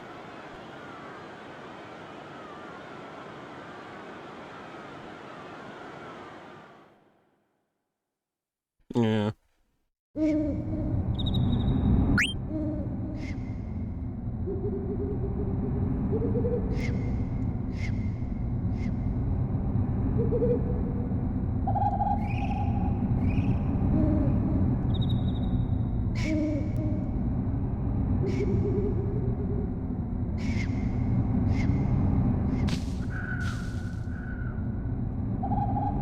I do absolutely love the active time event system, though. It's such a good idea, and being able to get extra character bits for these side characters, or characters that aren't with you, is great.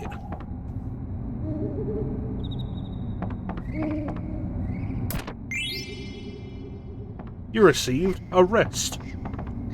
Don't ask who it belonged to.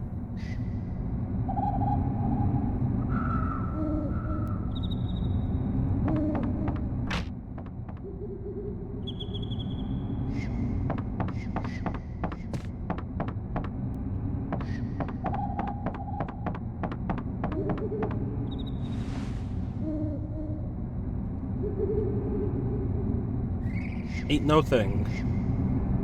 Ain't no thing like a chicken wing.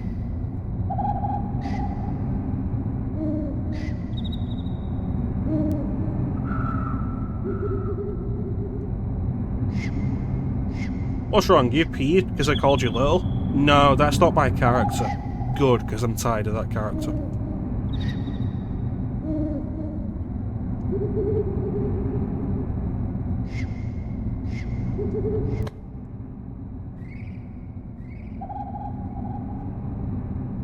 FF9 just has like a really good story with good characters. I really like it.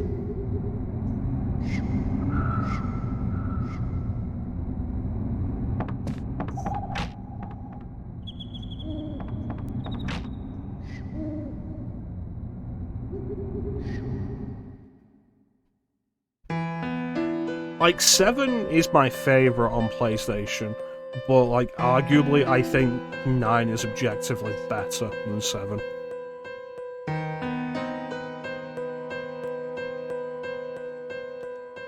For a bunch of reasons.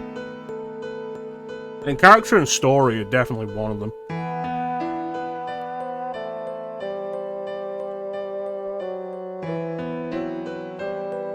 Absolutely taking points off it, though, for forcing you to play Tetramaster.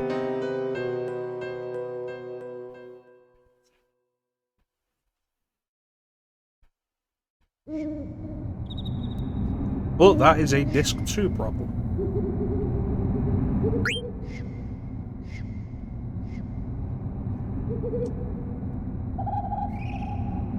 What do you mean, there I am? You saw me go in, you told me to go in there.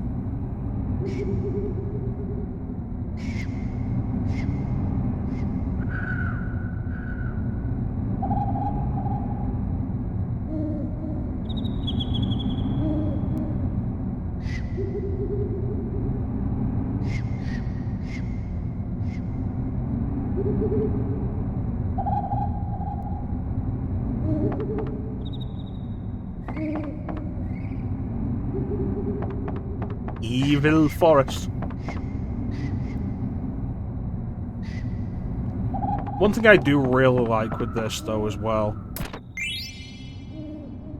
Even today, like, you see people rag on this for its more cartoony storybook visuals. And it's like, yeah, whatever, but also...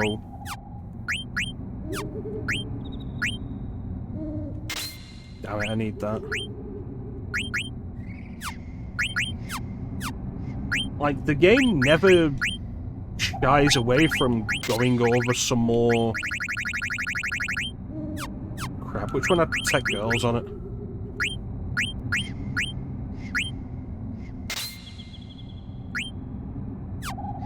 The game never shies away from getting a little darker.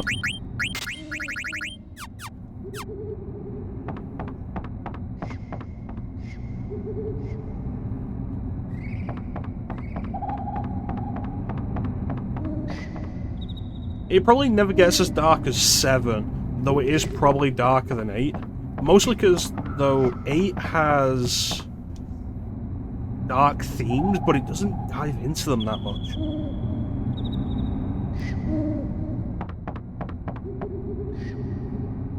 Yeah, goof character with the tail and everything, but like I say, everybody grows. Character development is great, and as stakes get higher, and things get more and more risky and dicey, and generally the state of everything gets worse, like, everybody grows to deal with it.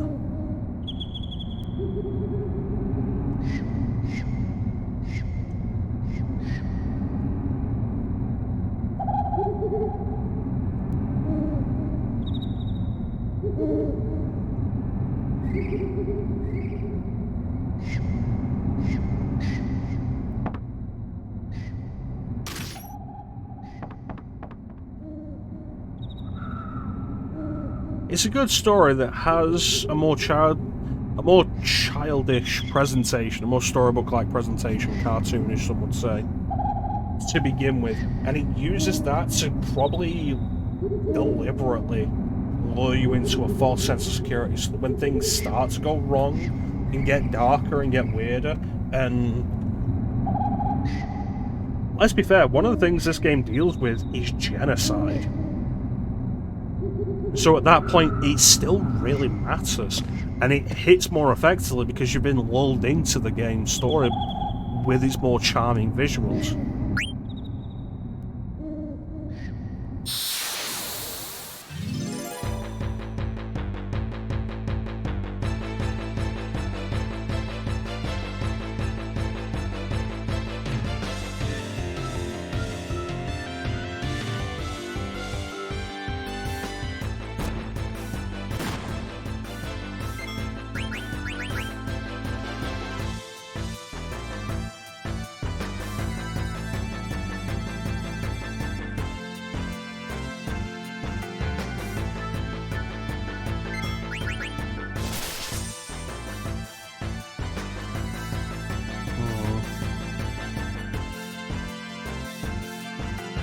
Stealing is going to make me angry later in the game.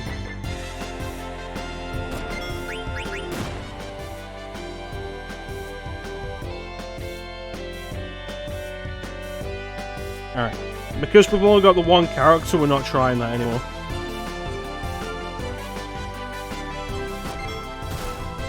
By the time thievery is strong enough to be useful, you've got other abilities. Other abilities that can do this, like, similar levels of damage.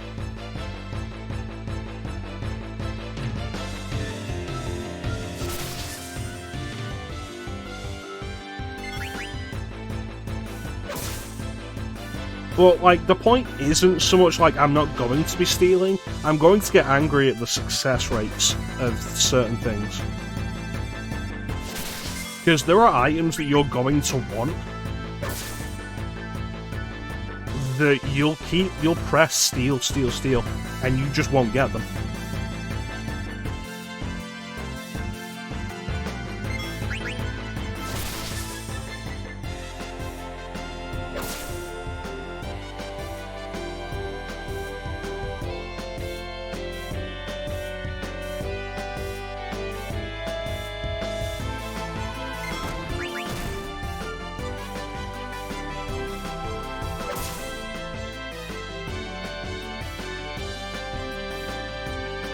Yeah, it's not that we won't be stealing, it's just about whether or not we get success in certain ones.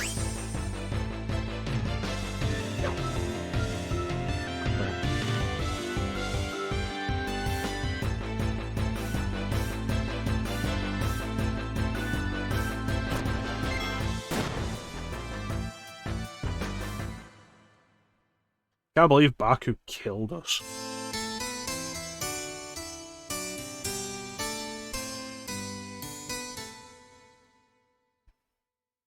It's too much focus on stealing there. Alright.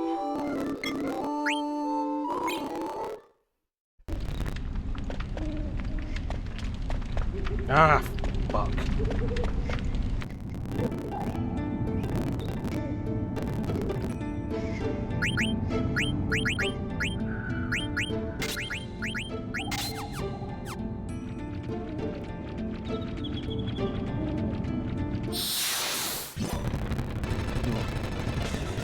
Spent too much time trying to steal. And then didn't heal a second time when I should have. So we're gonna fast forward through as much of this as we can.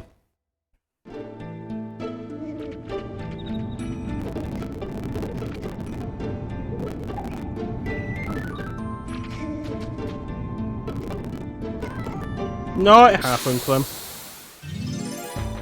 Happened as a result of my own hubris. And we just gotta deal with it.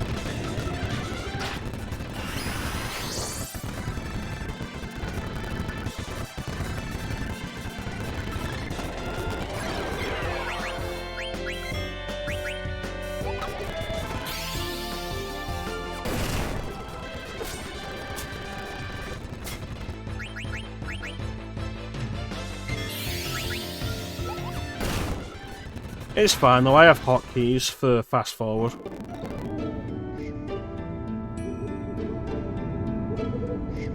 One of the best things about using RetroArch for emulation is just universal hotkeys.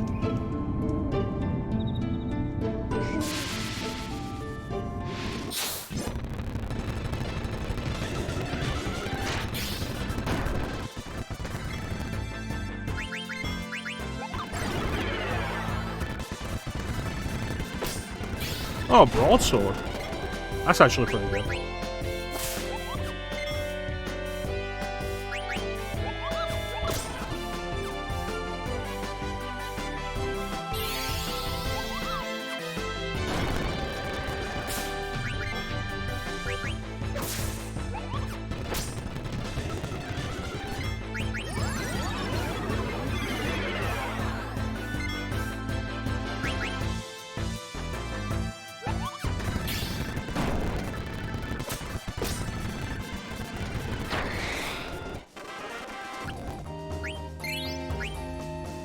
So yeah, just fast forward, get through as much of this as we can, as quickly as we can. And then don't let hubris hit us again.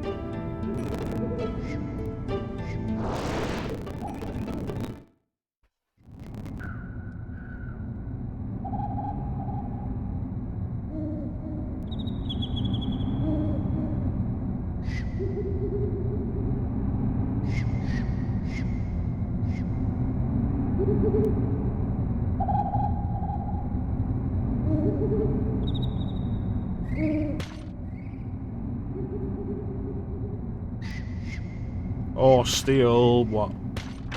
Because that was what got us in trouble. We tried to steal a bunch.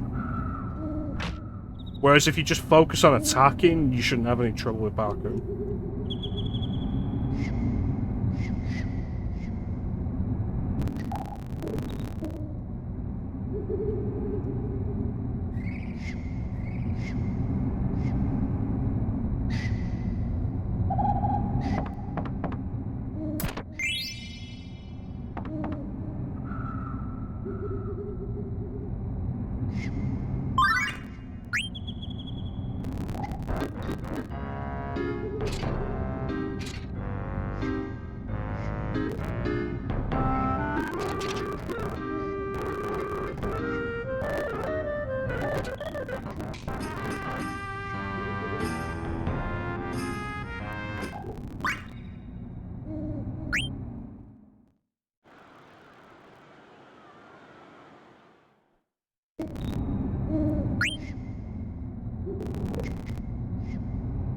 I think one of the best examples of the active time event actually really helping characterization is Ruby.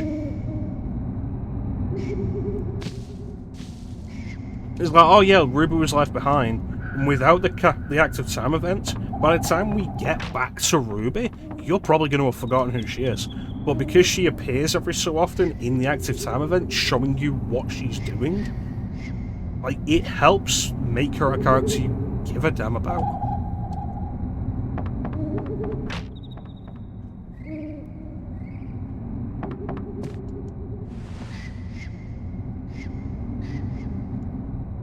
Yeah.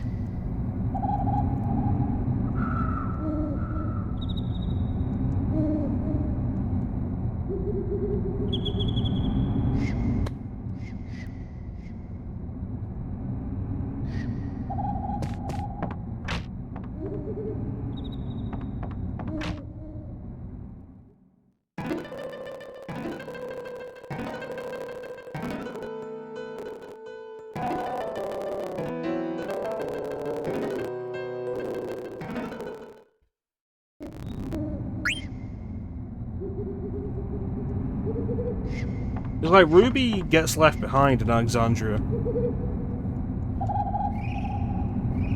And when we go back to Alexandria, she's in a completely different position.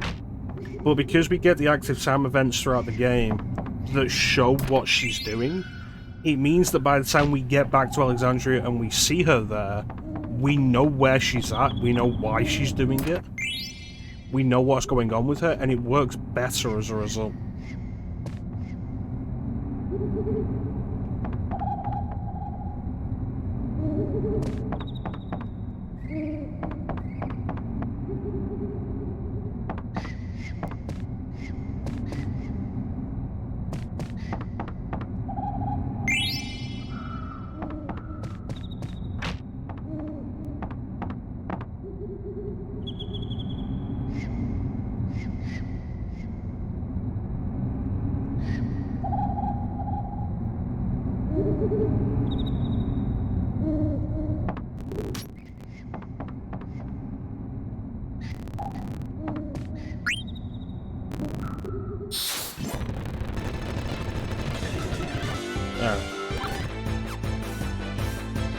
Let's do this properly this time. High potion is the easy one.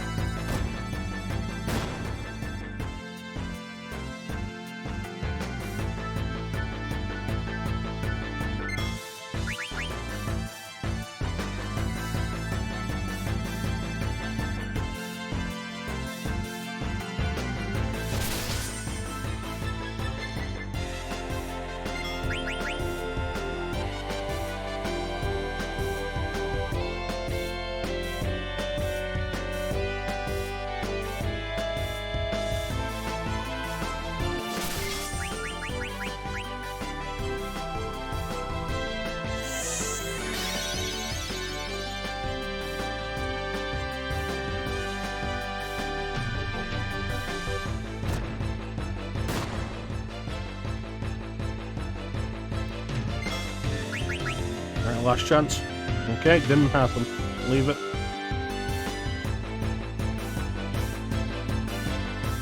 And that's going to be the way a bunch of this is going to have to work. Because I don't want to spend ages grinding specific enemies. Like, there's a boss later on that drops a weapon for Ico. And you can get that weapon later, but if you get it at that point, it is so much earlier. And it's really good. But it's got such a low steal rate, it's really frustrating.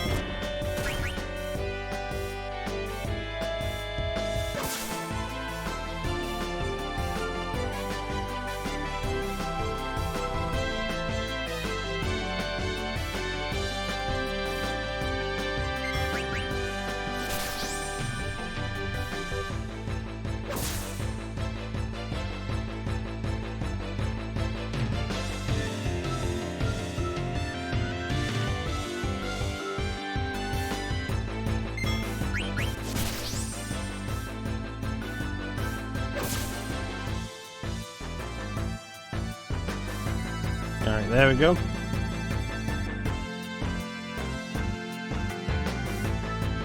Baku should have kept that wig, he looked good as a blonde.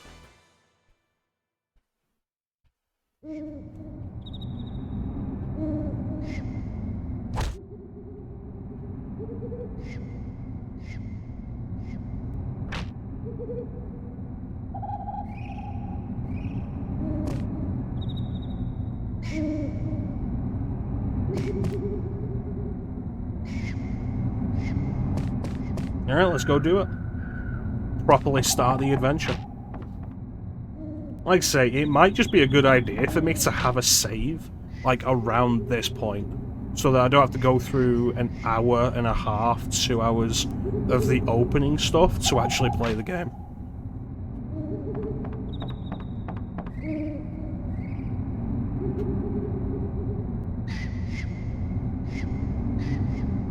It's one of those things, like, it's great for the sake of the story, and it's not as though it's bad, but it's a long intro.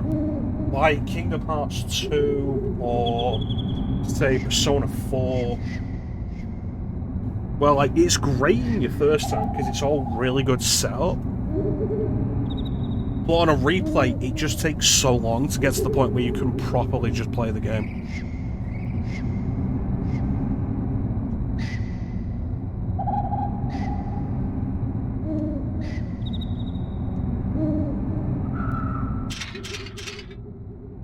Adalbert Lane.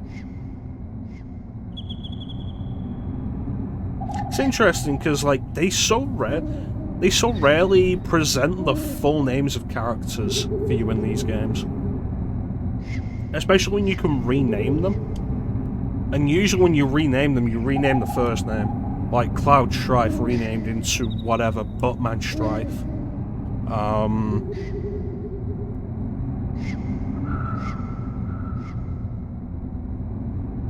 But Steiner, the name you rename is his last name, which is really uncommon.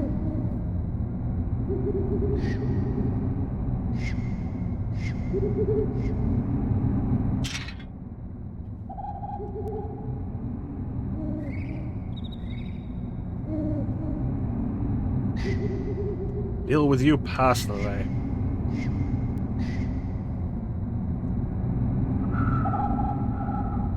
Why are you calling him Master Chant? Because if I don't, then I'm gonna start singing ABBA.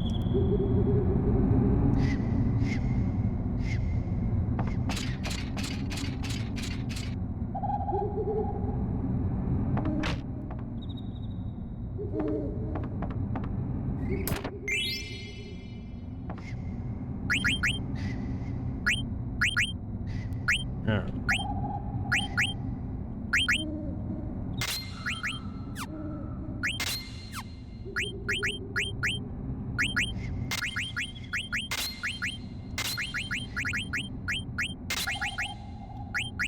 All good things to have. So let's explain the ability system real quick. It's a pretty simple system, but it's one of my favourites the series has ever done. Partly because it makes grinding for these feel like actually valuable. Essentially, each piece of equipment may or may not contain an ability. The blue ones have to be learned.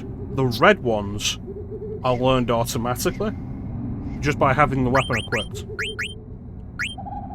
If it's greyed out, the character can't use that ability.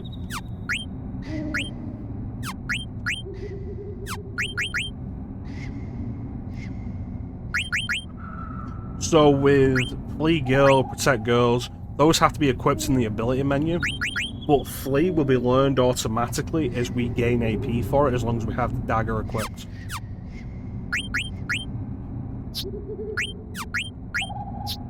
Because it's a use ability rather than a passive ability. If you press select, you can get the information and find out what they do. Pressing select at any point in this game, which is something I do really like about the game, even if I don't use it, gives you information on everything. It's such a good idea that is also not in the way.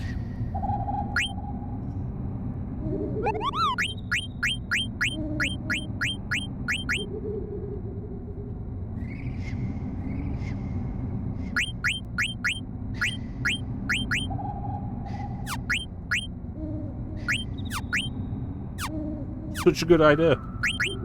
But anyway. Abilities. Pressing select bring up exactly what they do, and why you might want them.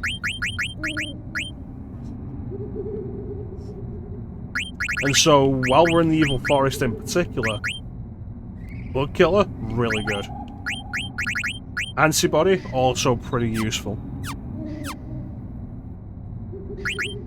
Until we've learned these abilities, we want to keep these items on.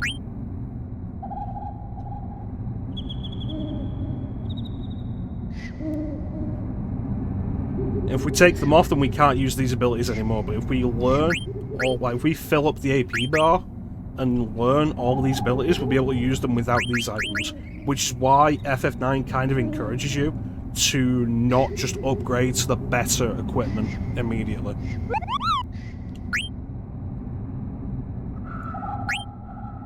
Yep. Having Moogle just as this here as well. Armor made of bronze. It's like FF7 and FF8 and FF6 and just previous Final Fantasy games would have just been like ordinary sword only used in combat, helm made of bronze, gloves made of bronze, armor made of bronze. This help system will also tell you like the bonuses. Wind damage reduced by 50%, water damage reduced by 50%. The other games would not have told you that.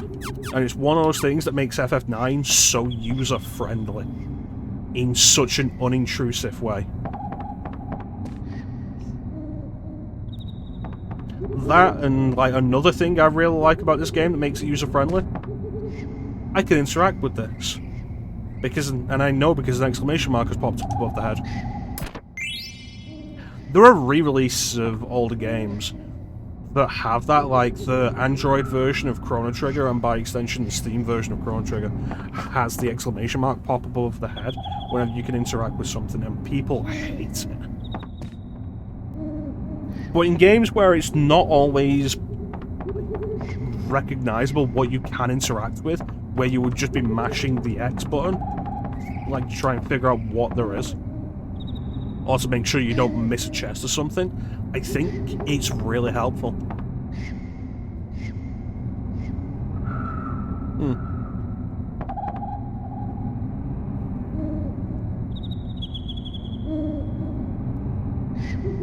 Yeah, it makes FF9 like one of the most user-friendly experiences in the series, and maybe the one that we should be recommending to start with. Especially if somebody hasn't really played a JRPG before.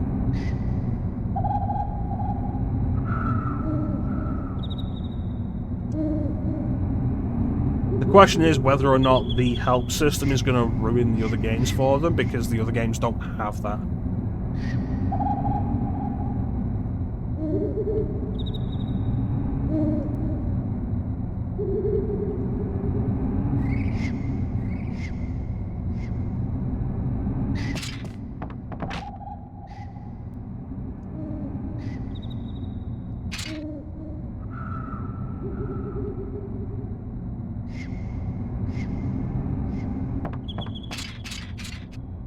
The main redeeming character trait of Steiner for a significant portion of the game is that he is genuinely kind and respectful of Vivi.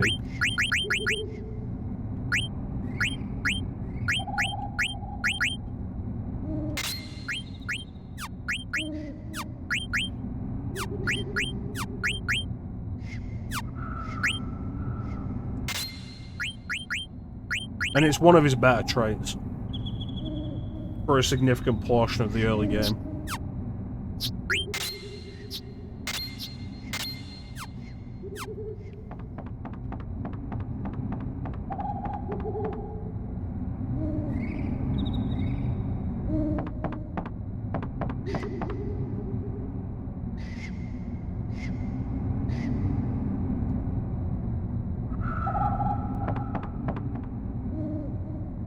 Alright, so let's go and start the game.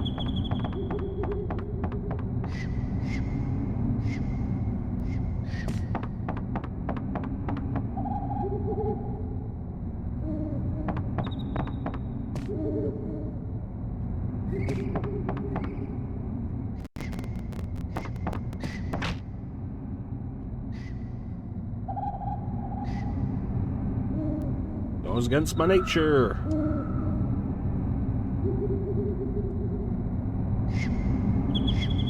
Else I'm gonna get me a sweetie pie.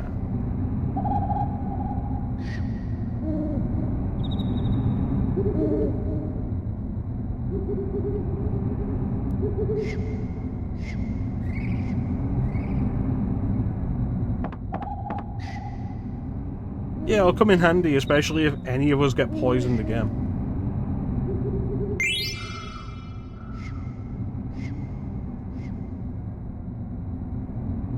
Set your abilities.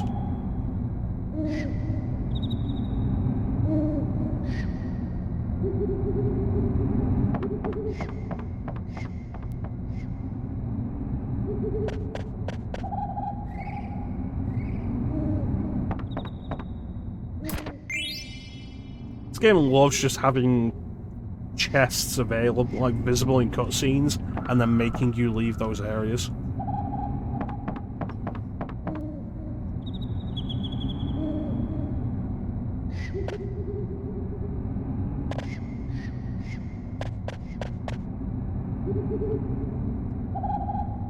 Yeah, you got anything good?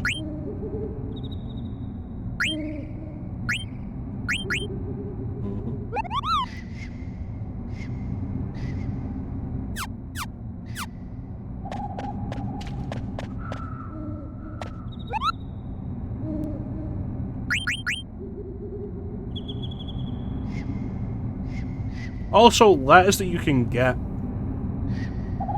at various points in the game are also just really nice for expanding a bit of character.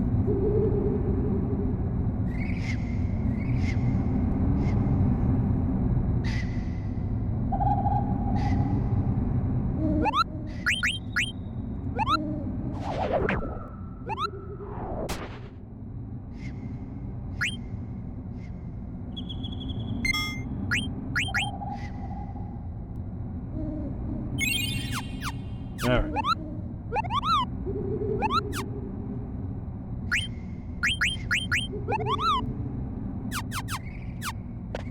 Let's go.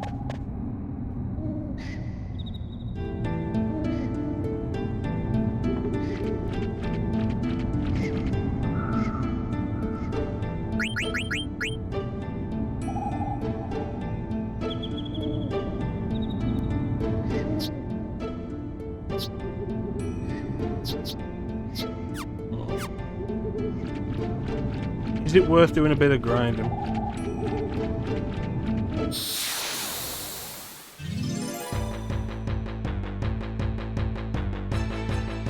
Generally, I will do a little bit of grinding.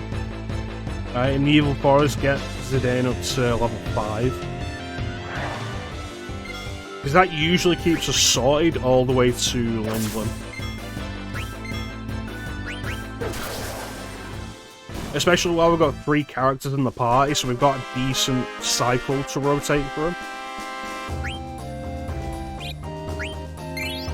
Things here aren't overly threatening. And we have a heal point just here.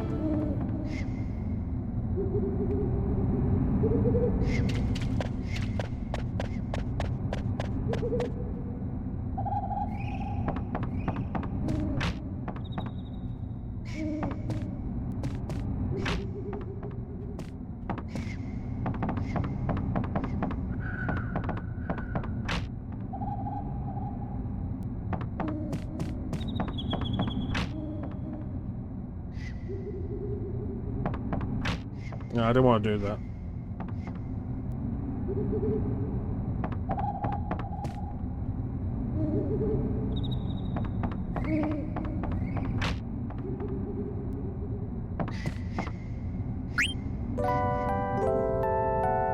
I wish this was so much closer to the entrance, though. I only came back because, like, they hadn't healed Zidane since the fight with the boss.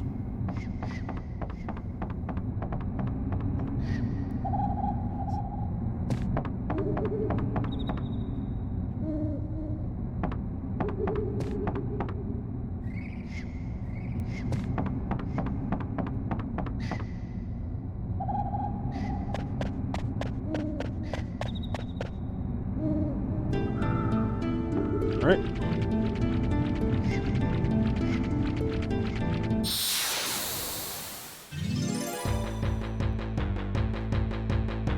You know what, I'm being an idiot. This isn't the heal point that I want. There's a heal point a little further in. But it's so much more convenient.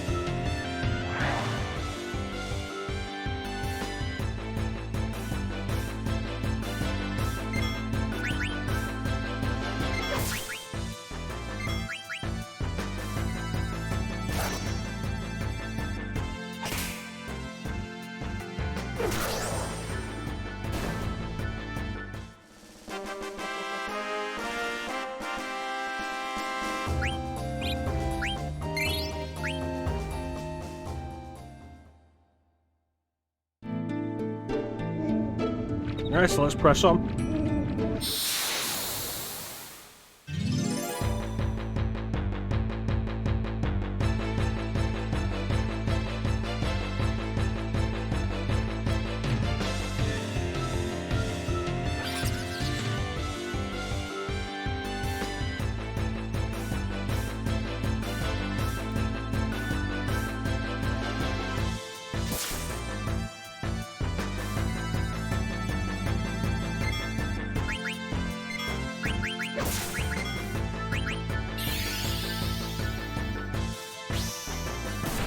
Sword magic is pretty good. Usually does some really good damage.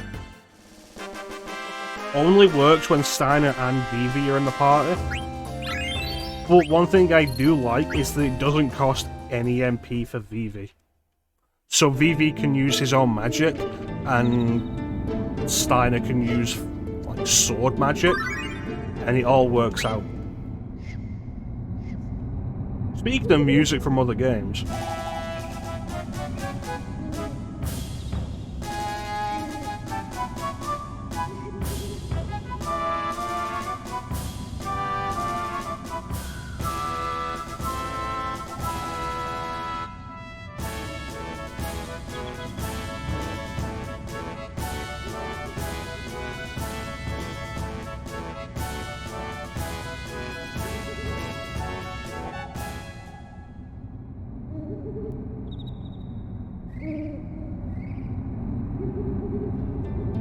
Come on, Clem, it's the main battle theme from Final Fantasy V.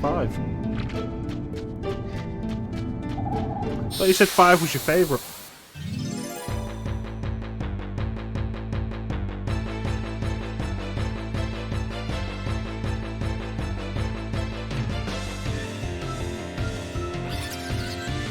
Two back attacks in a row.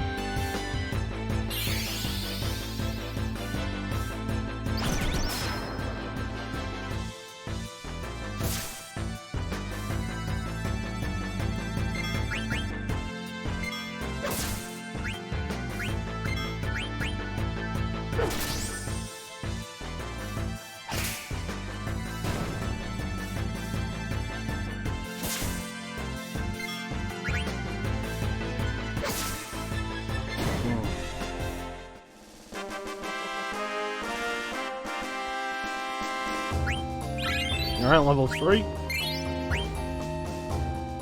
I wish we were getting more AP.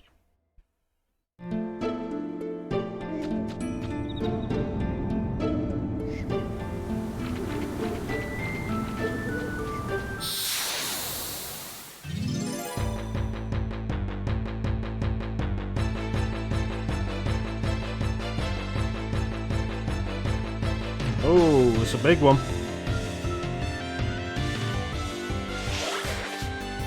3 back attacks in a row. What the hell?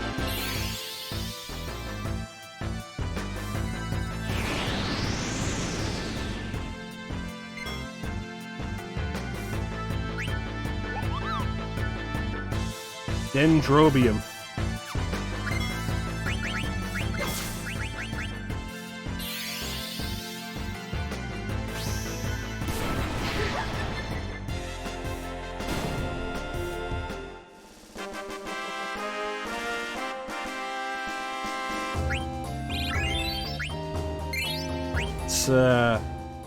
It's good work, Clem.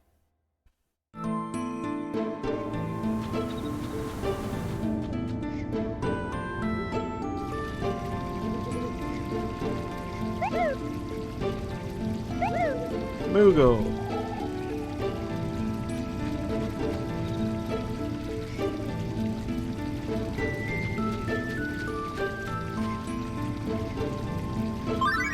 A refreshing spring.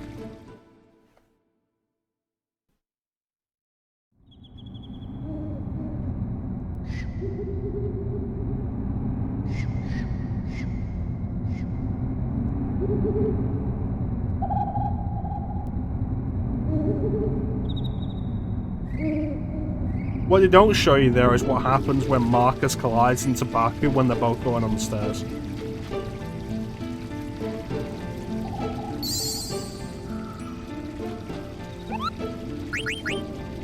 I have a letter for you.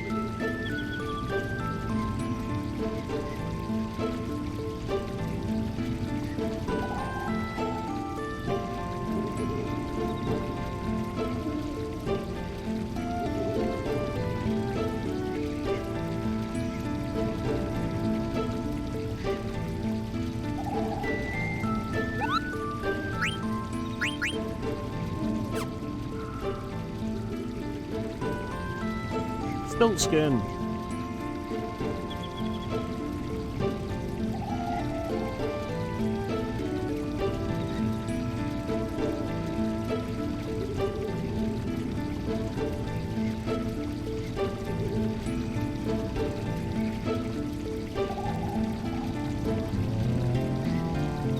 Boy, I hope Stiltskin managed to get out of there before he got trapped tonight.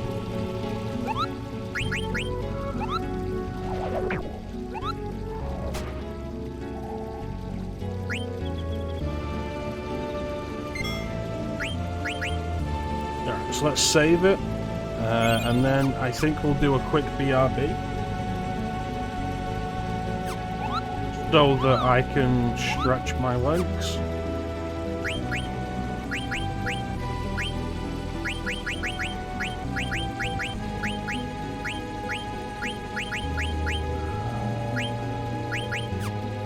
Yep, and we will be right back. Don't go anywhere.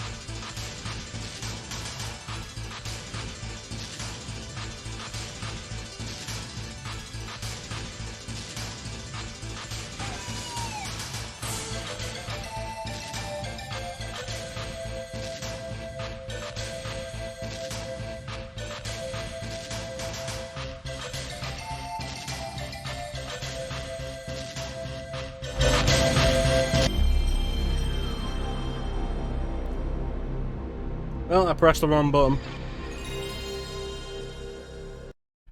That's why. Alright. It's fine, we literally just saved it.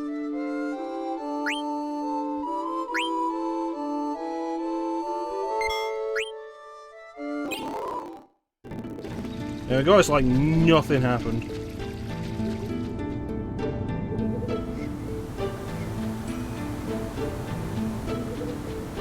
Yeah, the cost of like 5 seconds.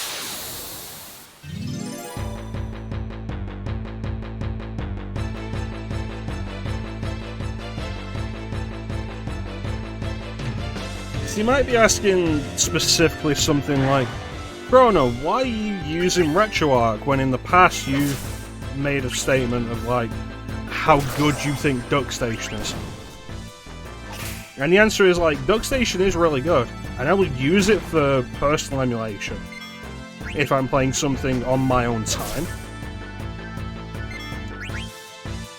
But for the sake of the stream, I'm using DuckStation with the I'm using RetroArch with the Swan Station core.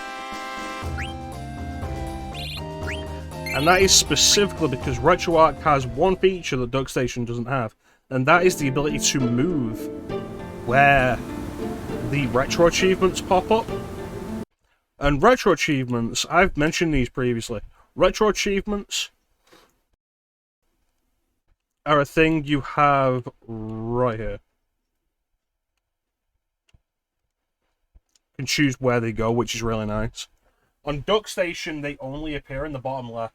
So when I'm playing games in 4x3, you're only seeing part of them. We had that issue when I was doing, I think, Resident Evil 1. And I don't want to turn them off, because I kind of like them as a feature. Retro Achievements is a website you can sign up to that offers achievements for various retro games. They're kind of neat. I think they're fun. We go back into this, we can take a look at the achievements for this game. Annoy Ruby and the rest of Tantalus. That is specifically when I was doing that's when we kidnapped Queen Brahm, right? I did it 3 times. If you do it more, you can keep doing it. And eventually Ruby will bust in and tell you to hurry up.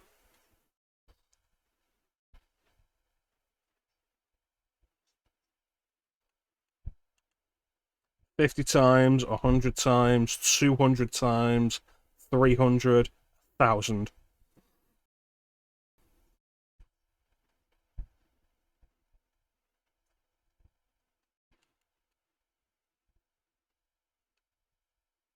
Some of these are ridiculous. Like, what do I got? I think it wasn't on stream, but I mentioned previously, I was looking through the retro achievements list for Resident Evil 2, and there were achievements specifically for killing all the bosses with a knife without taking damage. I was like, I wasn't aware you could kill G5 with a knife. On guard.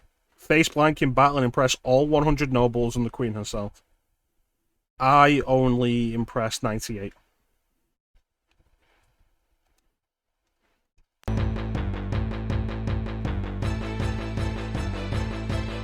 So yeah, they're fun, but as somebody who doesn't care about going after every achievement in the game, that's all they are for me. They're fun, they're not completionist things.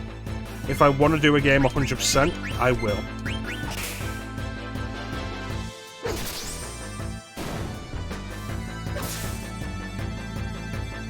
Glenn, we're not restarting the game for that. Wish you didn't. See, I got the Platinum for FF7, but that was also because the Platinum for FF7 wasn't a huge issue. It was a lot of stuff I'd done before. Everyone's to level 99, yeah, that's always frustrating.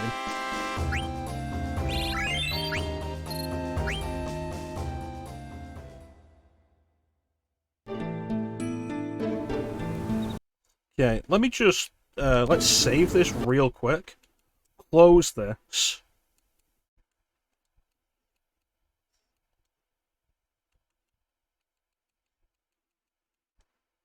Let's jump into a game we don't have to worry about spoiling. Let's use FF7 as the example.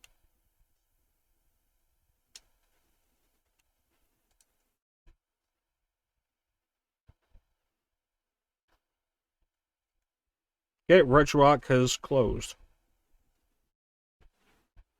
Helpful.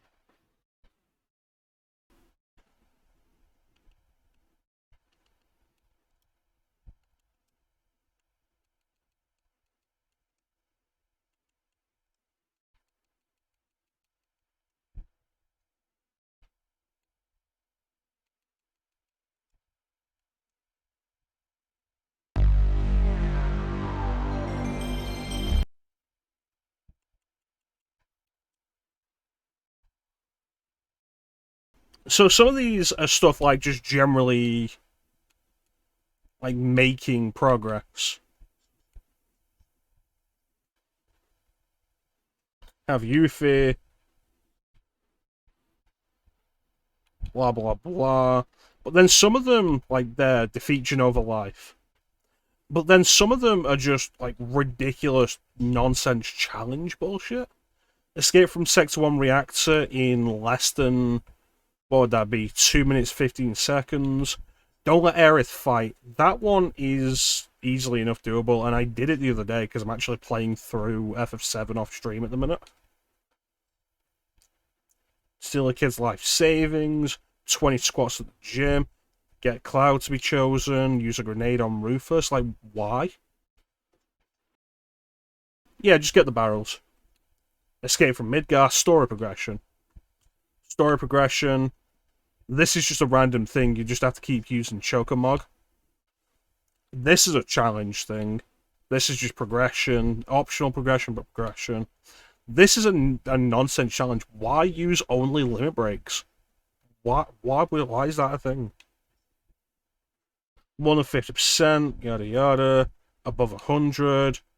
Loot the Cockatolis nest. Win Chocobo racing, that's progression. Defeat both Turks, that is optional. Cosmo memory. Vincent, yada yada yada.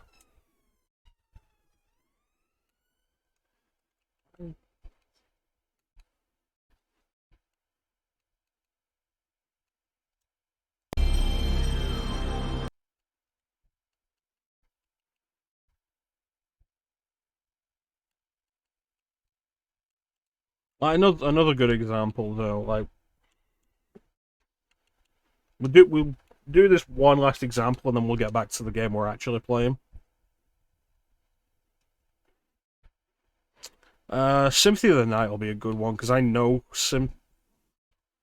let's go with Resident Evil 2 because I know Resident Evil 2 inside and out, but also other people know RE2.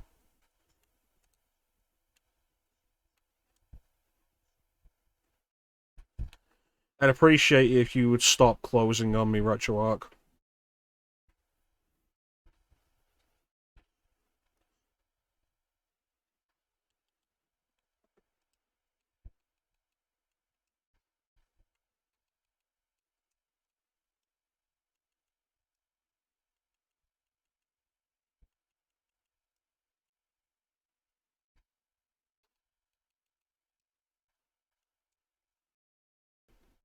Alright. So, like, RE2, 131 achievements, like, what? Why does this game have 131 achievements?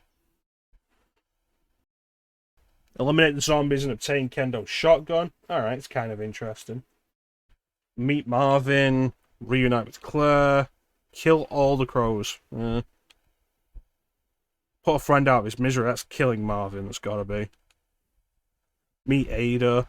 Bitch in the red dress is an RE4 reference.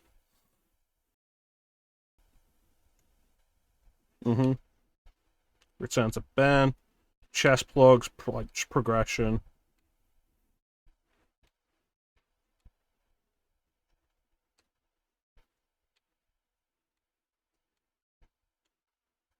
Kill the Moth is just a weird side thing. But these are also, like, you notice Leon A.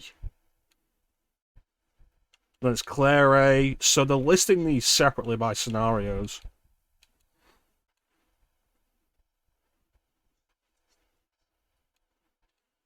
But then we get into like some of the weird ones.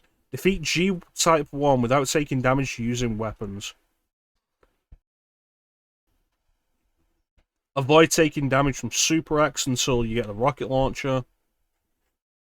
Kill the alligator in B scenario without taking damage without using the tank. Like that one. The alligator only turns up in B scenario if you don't blow its head off with the gas tank.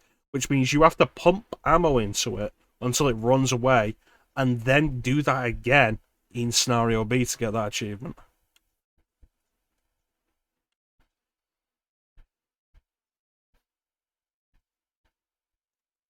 Like, some of them are reasonable, some of them are fun, some of them are just ridiculous. What is this? G-Adult using only the knife. G-Type 1 using only the knife. G-Type 1, that's Birkin's first form that you see in B scenario. His hit with the pipe that he has does so much goddamn damage. So, like, doing that is just ridiculous.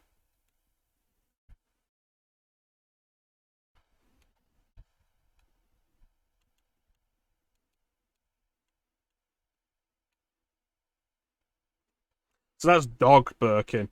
Try defeating Dog Birkin with only the knife.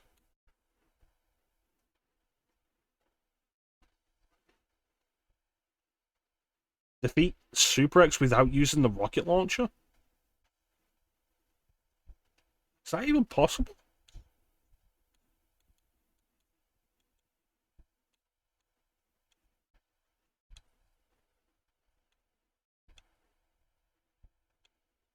Yeah, other than the rocket launcher, which means you can't use the rocket launcher.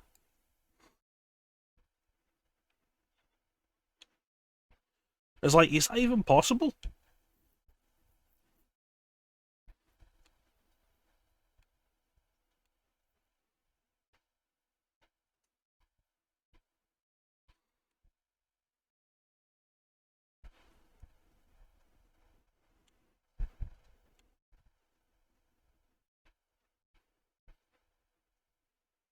Oh, okay. Right, no, I see it now. Thank you, Clem. Which means you've got to run the timer out, which, jeez.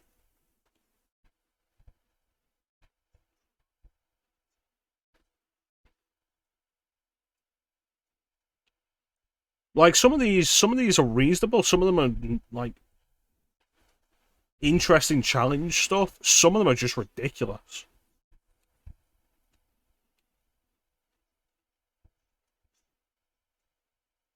Never use the item box without killing any zombies. So it's like, no.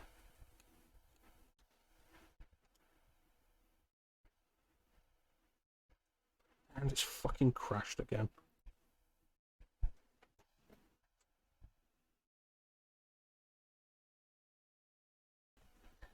Yeah, so like some of them are interesting, some of them are absolutely not.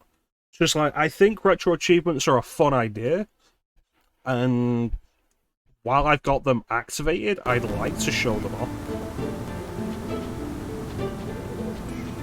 Why is the analog support not in?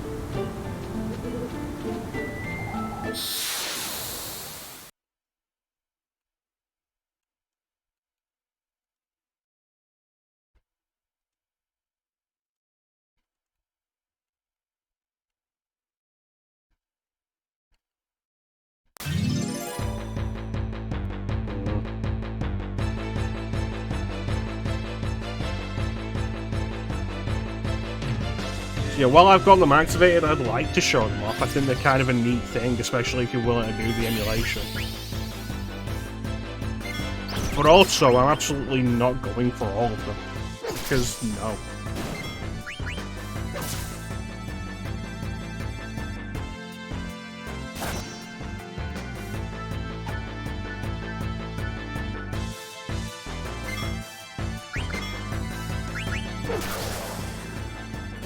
Ultimately, my biggest issue with retro achievements is that you have to be connected to online to access them.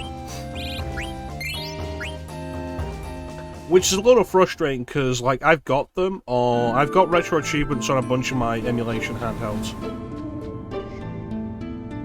And they're fun, but if I want the retro achievements to be registered and activated, I have to be connected to online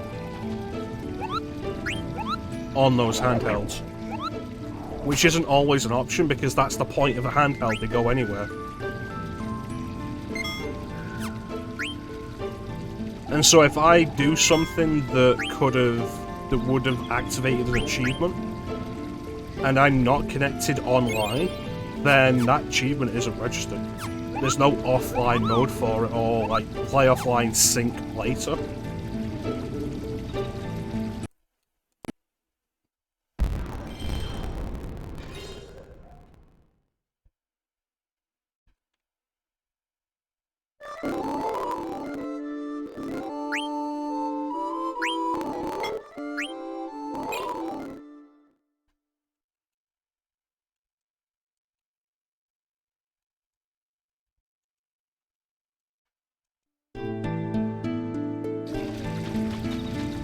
There we go, that's better.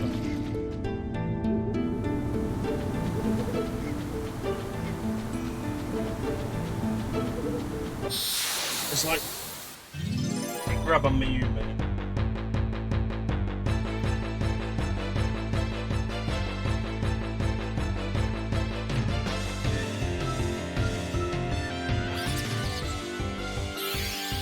So it's like we got this little bad boy.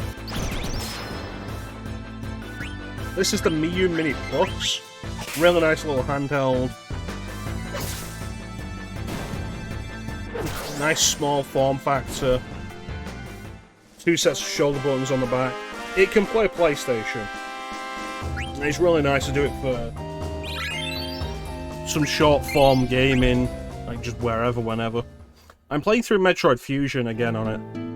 And like realizing it's been a while since I've played through Metroid Fusion. And I'm getting a bunch of the achievements as I do it, because it has a Wi-Fi chip in it, so when I'm playing it in the house, I can get the achievements for it. The problem with any of that is, like, if I decide to play outside the house, I can't get achievements for anything, because you have to be connected to online to get the achievements. And it wouldn't be a problem if it would sync, like if I could get those achievements while playing away from my Wi-Fi connection.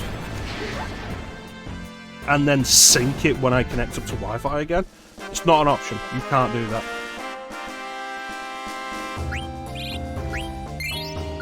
So I'm not super fond of that, it's one of my biggest problems with it.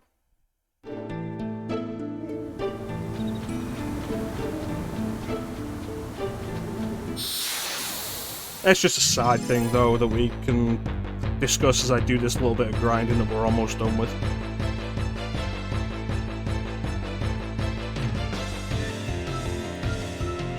Yeah, we're on the right one.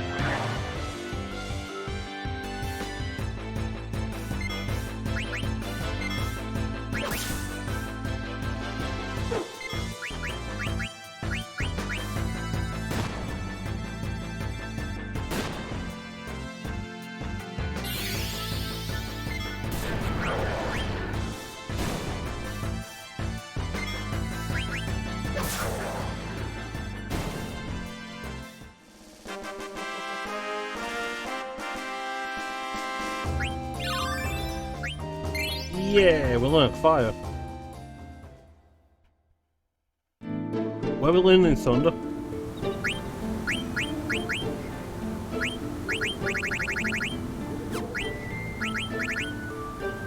Yes.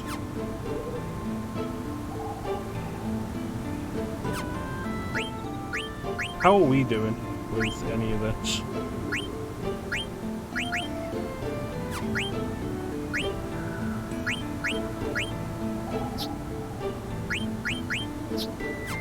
Yeah. One more level up and we'll be good.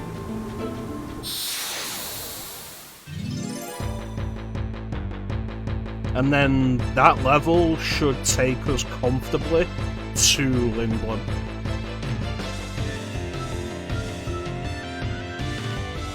The only possible hiccup before that will be Black Waltz number 1.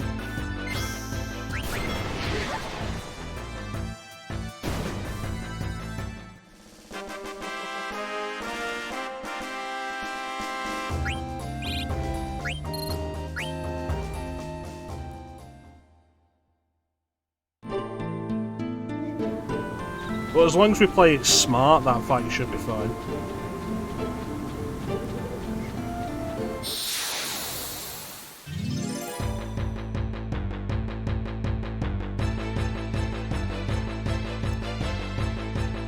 Let's just not have any more back attacks for this session, shall we?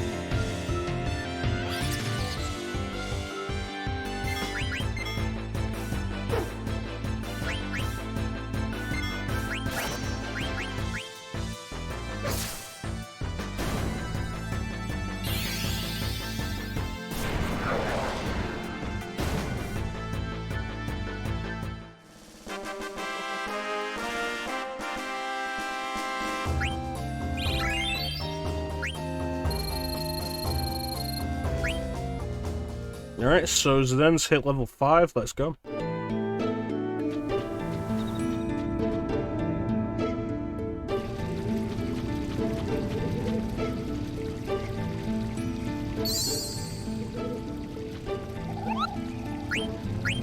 Will you though, Clem?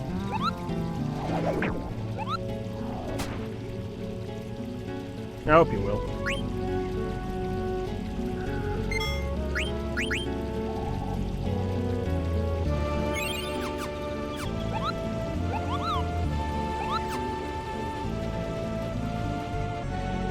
Alright. I really like this FMV. I think it looks really cool.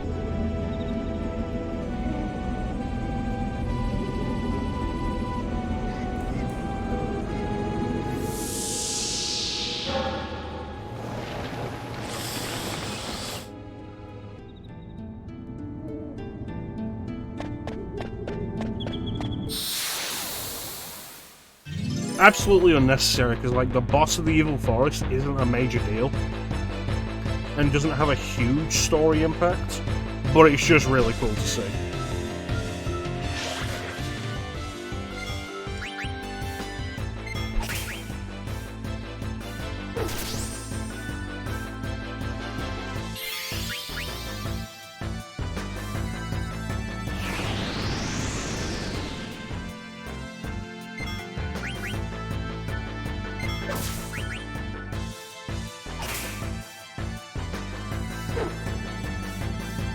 Seriously, Steiner?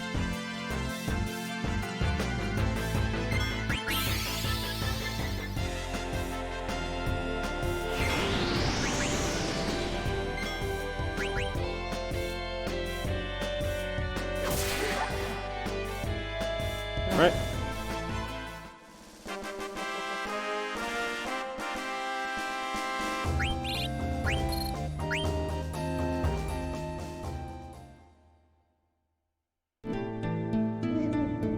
Alright, let's go.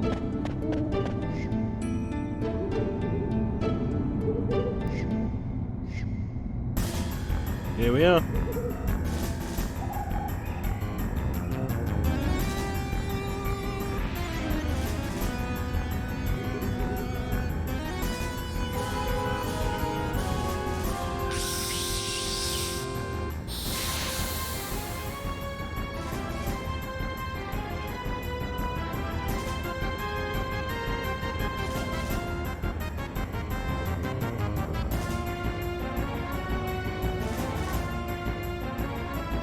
First real boss of the game.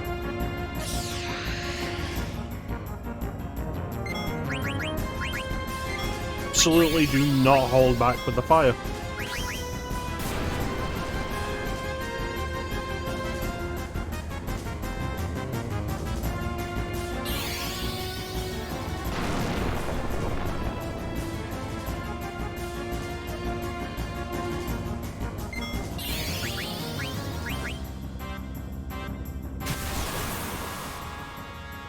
Darkness.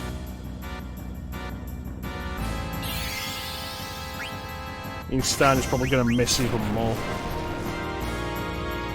Can sword magic miss though? That's a question.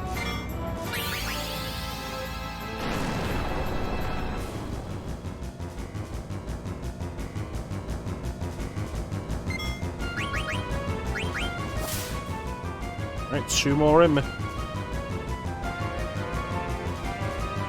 Iron Helm's good. Alright, there it is.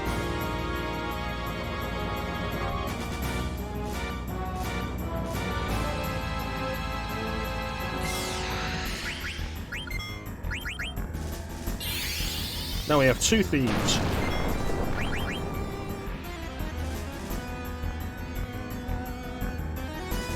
Alright, kill it then.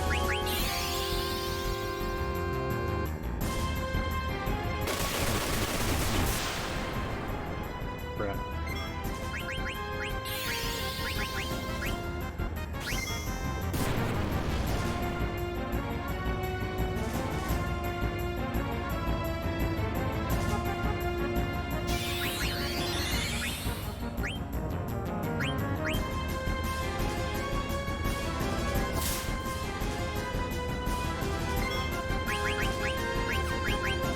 I guess we're just hitting it.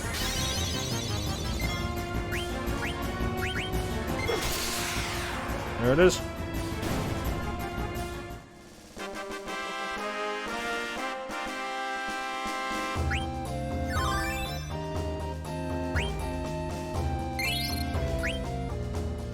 Let's get out of here.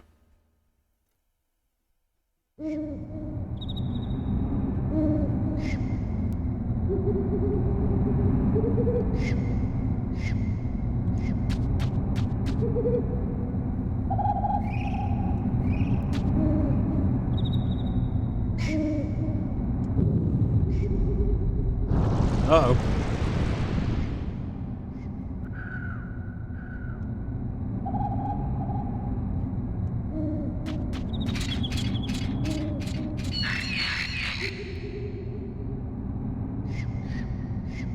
Such a weird idea that, like, we kill the boss and all these things suddenly turn up.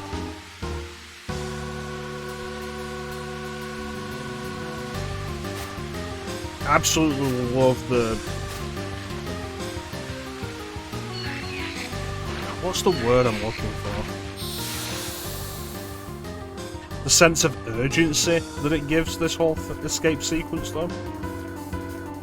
In a way that isn't just another timer.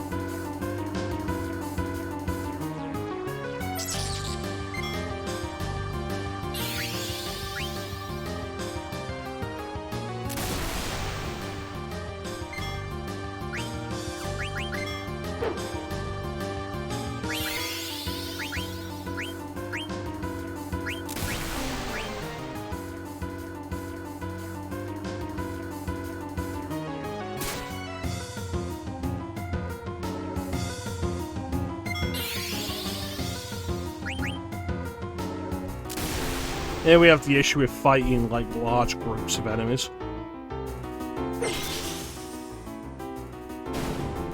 Come on, VV.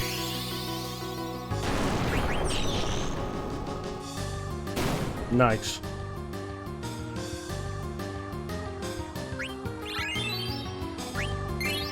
Thunder. That reminds me, actually.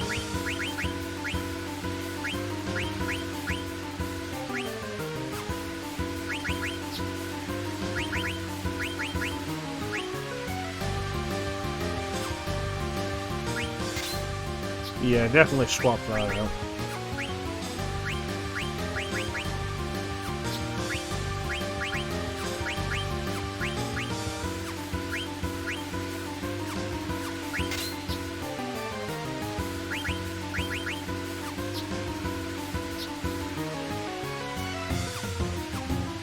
Alright, let's go.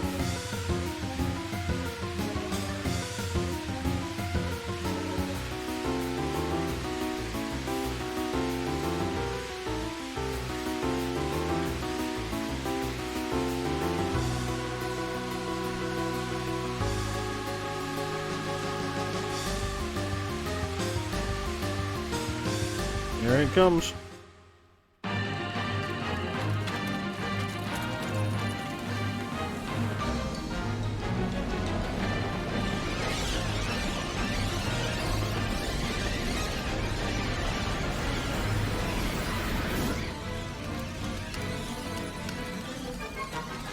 Why is the thief slower than the knight?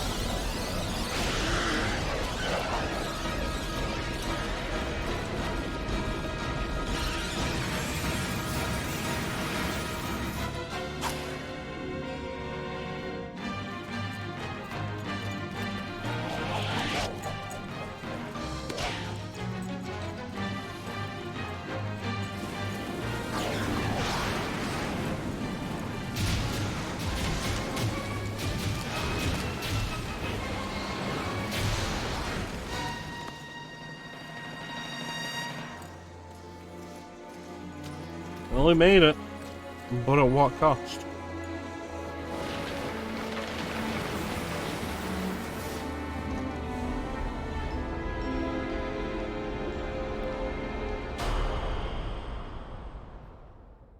So the entire forest and everything in it has been petrified.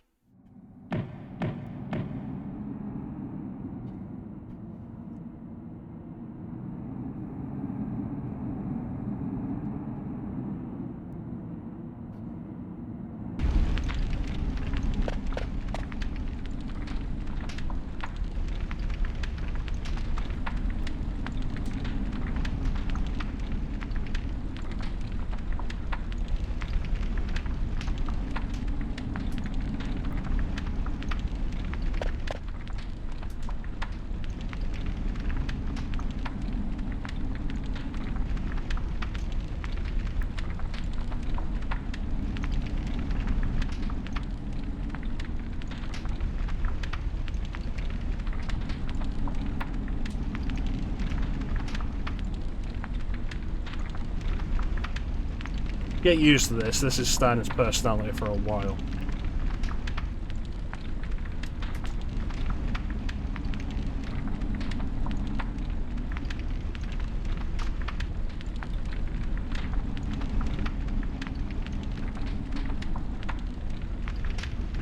But now we start to get a little more intrigue and details on the way this world works. The mist.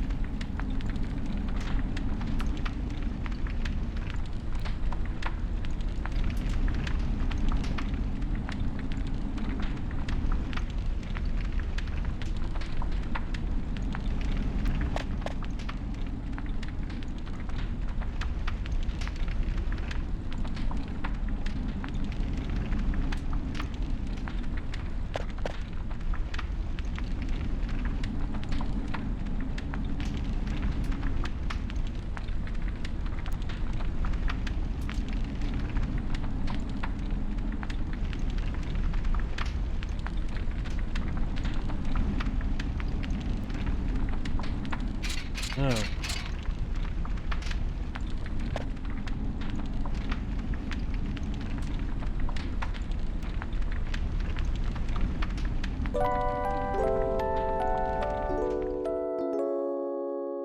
So this rest here that just happens as part of the story is why I didn't use eye drops to remove blind. Or darkness.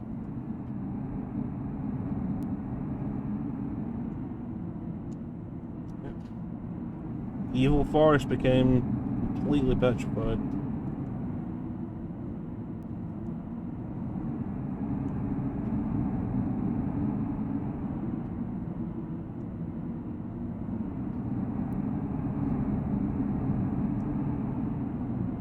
Question is there a way of curing without curing the rest of the forest?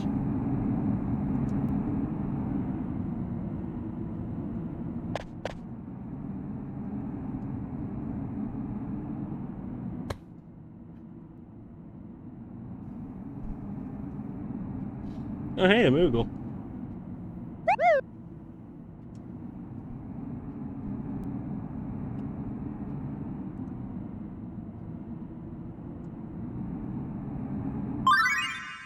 Oh yeah, the Moxer tutorials. Another thing I really like about FF9, you can just choose not to read these.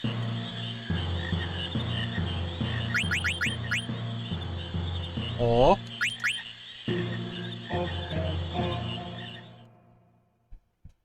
absolutely appreciate that. Ah, Moogle's flute.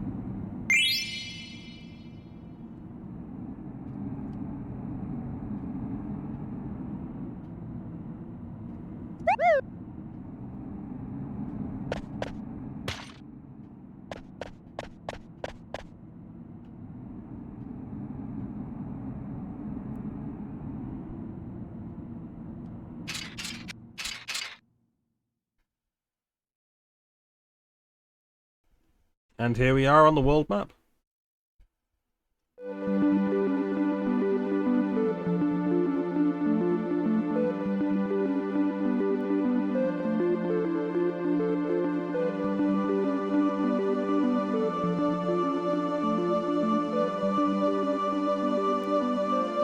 such an interesting world map theme. The opening always feels really unusual to me in this theme.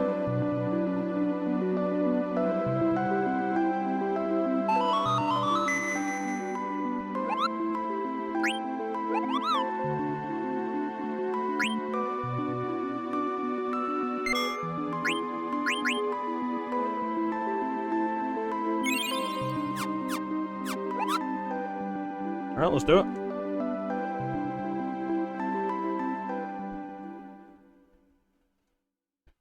Ice Cavern.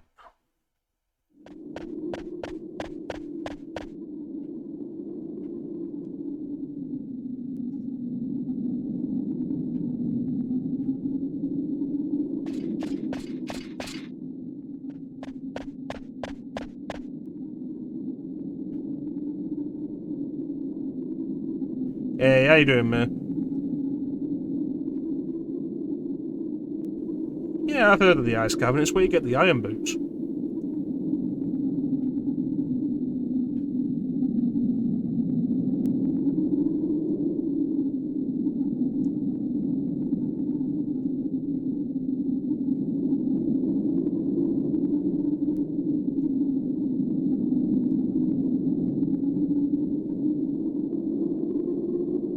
"15 minutes of work left, and you came in here for your last 15 minutes. I appreciate that.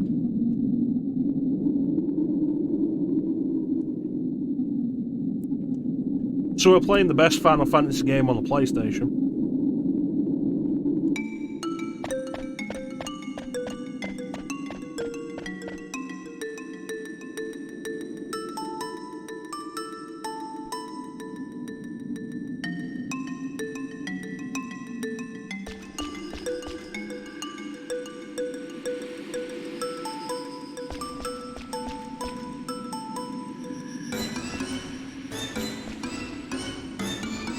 Never beaten it. I've said before, like, 7's probably always going to be my favourite of the three, but I think 9 is objectively the best of the three.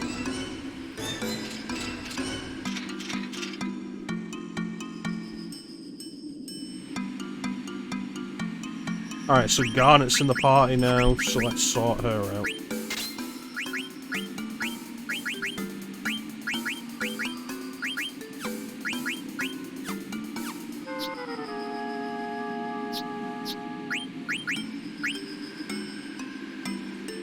Once Steiner's learned Beast Killer, we'll get him learning Minor Strike.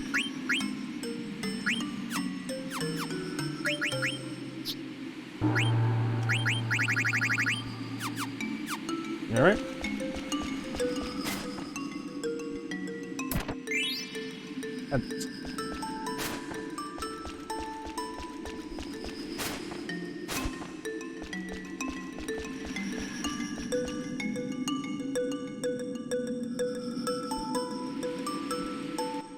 I can understand some of that. Ultimisia is kind of a pain of a fight, and the fact that she's got like 4 or 5 phases doesn't help. I feel like FF9 maybe starts to lose a little steam in Disc 3. You'd think once they introduce the idea of terror in FF9 that the game would really pick up, but I feel like it drops off for a while around that point.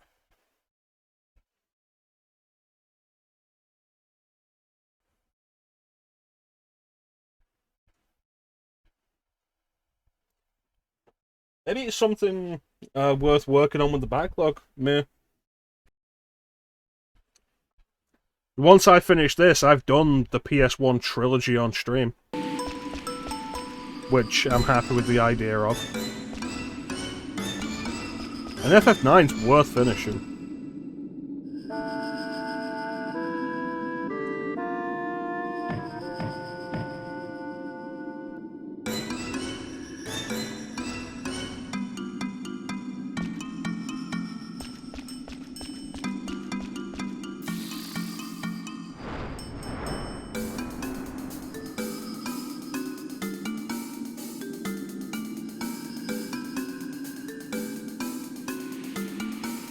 Character interactions in this game are so good. Damn it.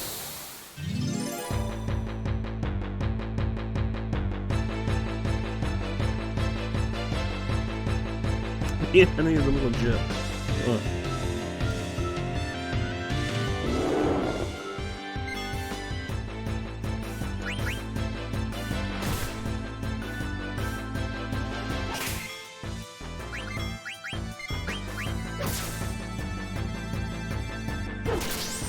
I mean, I beat FF7 Remake twice.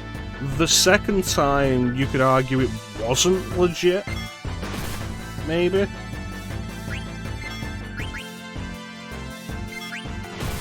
Would you stop? Because some of the mods I had rebalanced things, like made the ATB gauges fill faster.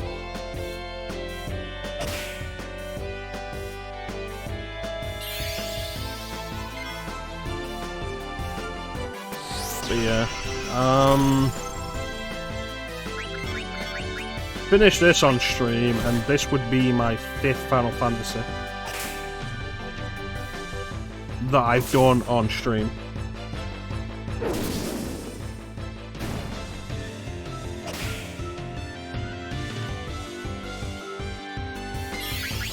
Stupid OP codes. Yeah, I can understand that.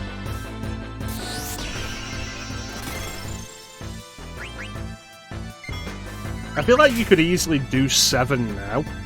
One of the things I make a point of as like a quality of FF7 is that it's not overly difficult.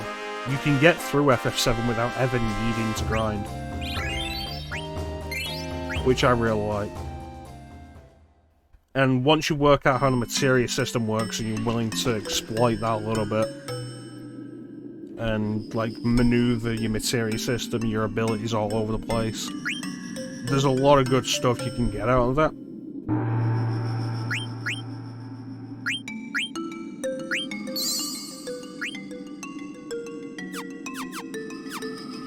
So I think you'd probably enjoy FF7. Doing that on stream. FF10's what I want to do. I've been wanting to play FF10 for a while, just in general.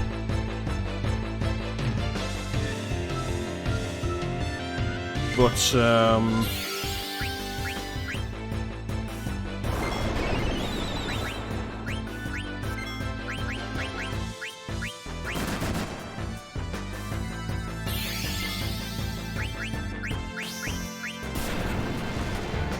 on stream, the ones I've beaten at this point, I've done 7 twice, I've done 7 Remake twice. I've done 8, I've done 6. I've done 13. I always forget about 13, but I did 13 on stream.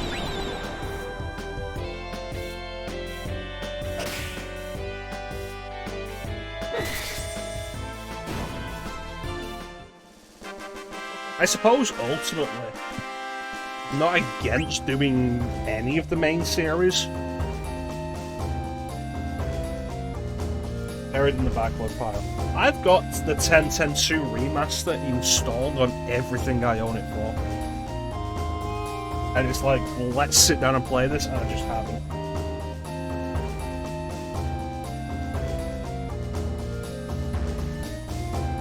Like, currently it is installed on my PS4, it is installed on my Vita, it is installed on my Switch, it is installed on my PC, it is installed on my Steam Deck.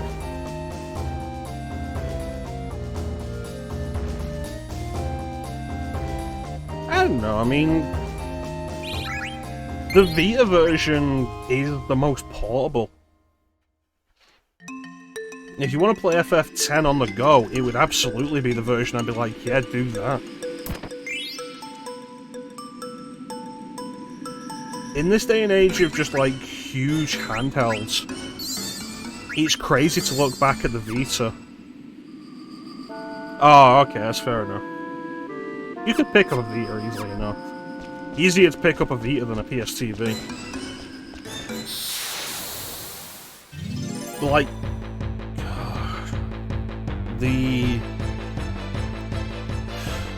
I thought the Vita was kind of big for a handheld when I first got one.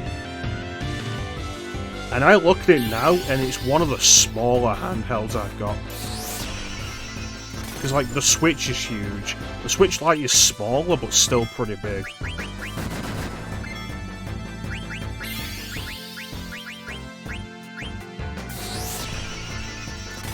My Odin Lite is fairly sizable. The Steam Deck is the biggest handheld I've got. Like, the Vita is, in retrospect, a really comfortable size. And I suppose kind of just the limit of how big I would have wanted handhelds to be.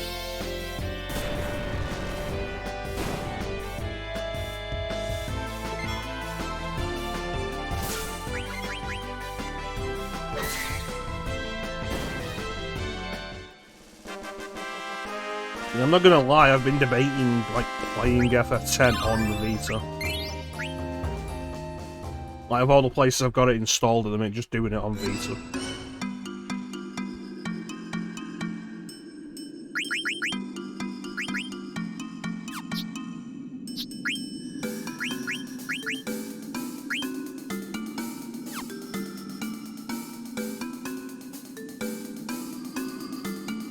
I can understand that.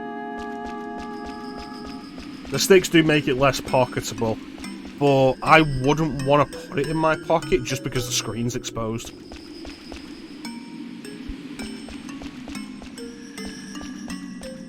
I'd always want to put it in a case.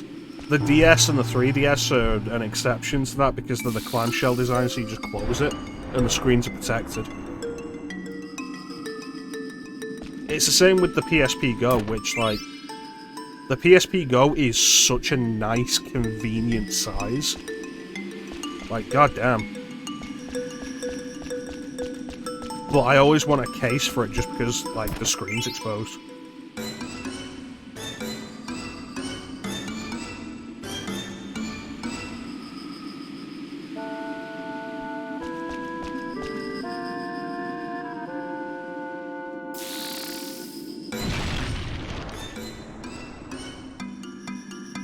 But yeah, I've still got my original hard shell case that I got for my Vita. And it does the job well enough. It's got a little pouch that I put the little box that I have my game cards in. I don't use anymore because I hacked my Vita and I put an SD to Vita in it.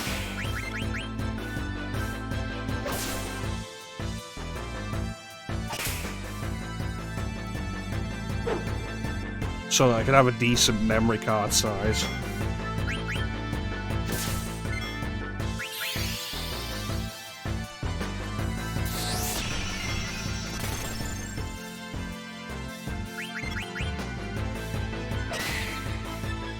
Yeah, the case itself isn't particularly huge. If you've got a decent sized pocket, you can put it in there.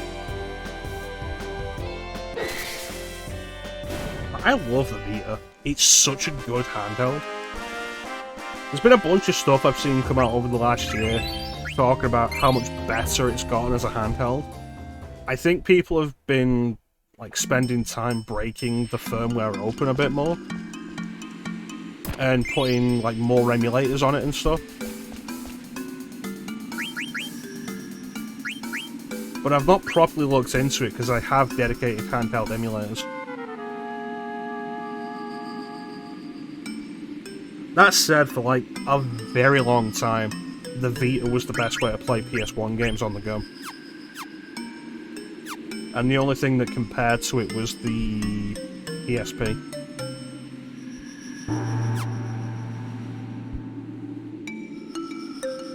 And the only way the PSP could potentially have been better than the Vita for it was because if you hacked the PSP, you could then put any PS1 game on there, rather than what's just on the store. But once the Vita became hackable, that became an option on the Vita as well. So...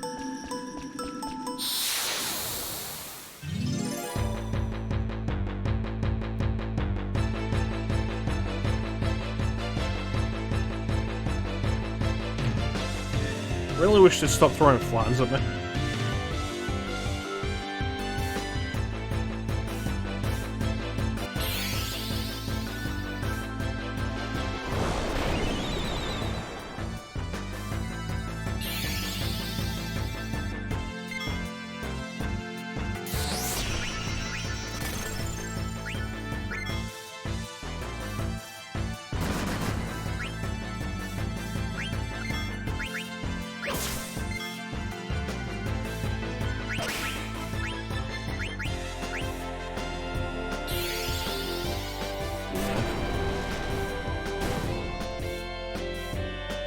I miss dedicated handhelds.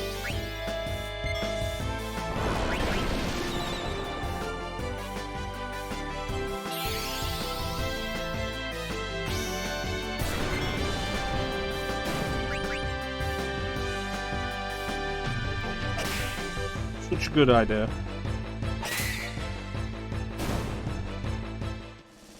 It disappoints me that we're basically never going to have something like the 3DS again. Stuff like the Vita, it doesn't really matter so much.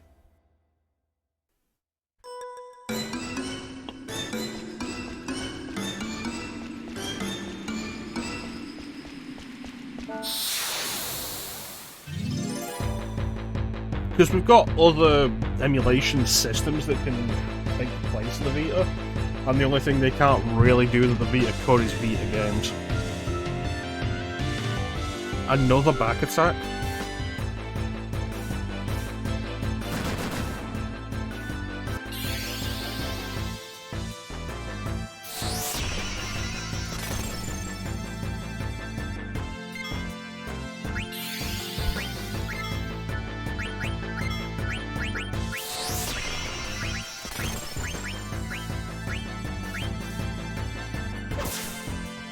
Like, how do I explain this?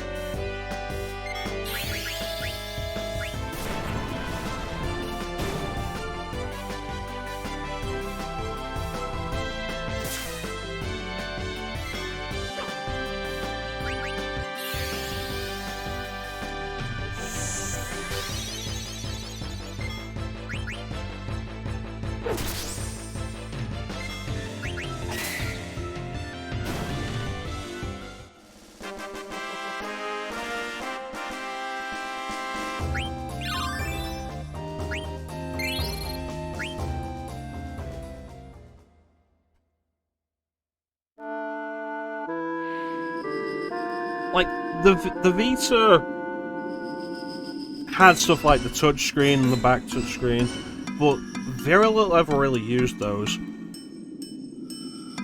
And as far as the other games go and stuff like the PSP and PS1, there are other systems you can do those on.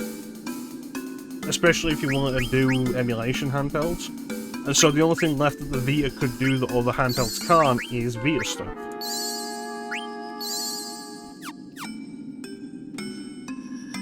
Meanwhile, the 3DS and the DS were just such unique consoles that even emulation of them that works right now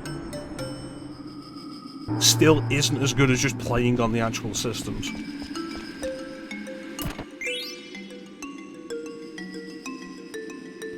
As far as, like, handheld with PC visual novels, you know what's really good for that? The Vita. Like, stuff like the entire Zero Escape series, Corpse Party, like Corpse Party 1, Corpse Party Book of Shadows, Corpse Party Blood Drive, especially if you're going to take into account PSP stuff. What was the other one? Root Letter? Root something, I have it on Steam.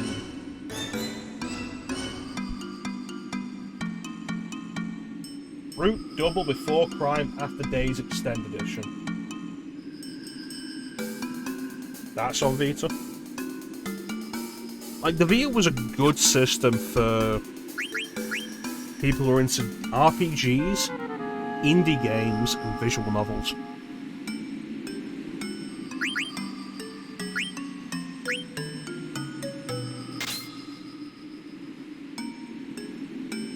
I'm glad I'm gonna play on that. Well, in that case, like, what is it, a Steam Deck?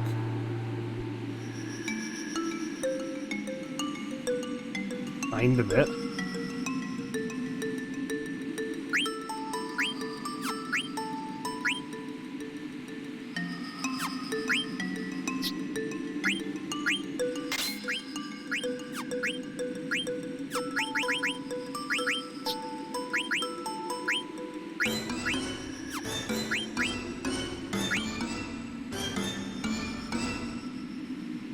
It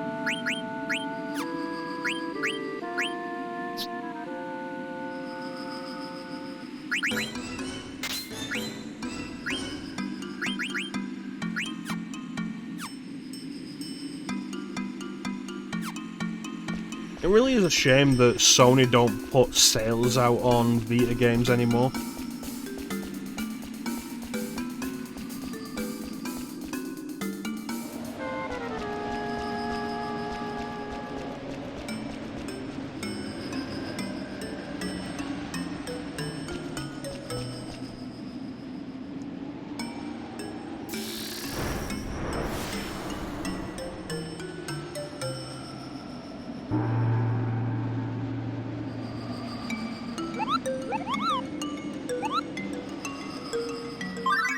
The idea of a Moogle just calling you a bastard. There's something funny about that.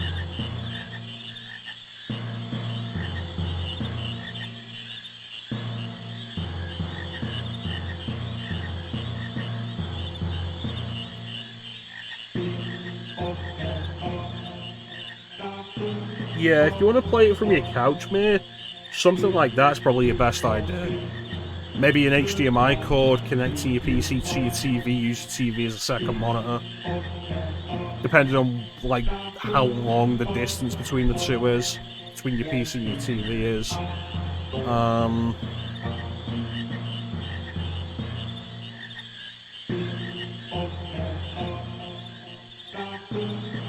A PS4 controller is actually pretty good for visual novels.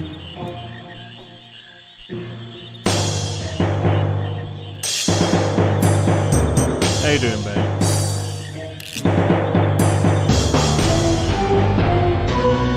Still sold on Steam. Yeah.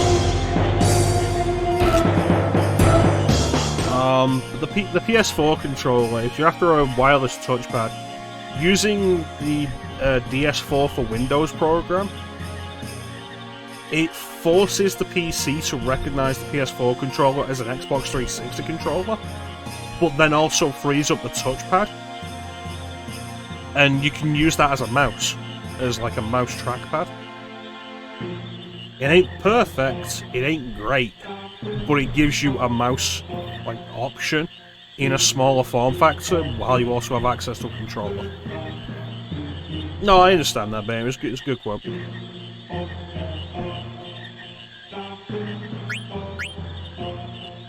Don't teach me about Tetramaster. I'm not going to play it until you force me to.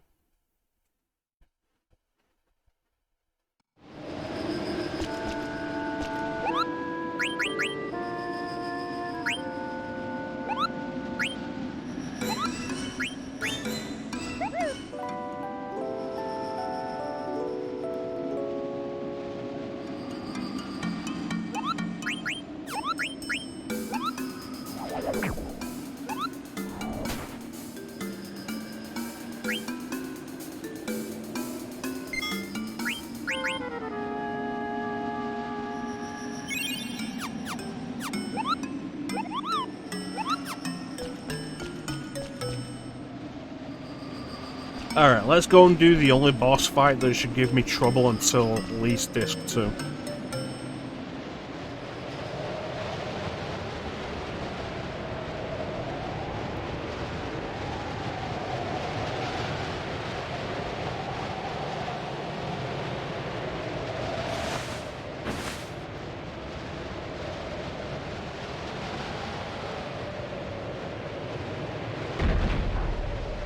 I almost landed on Vivi.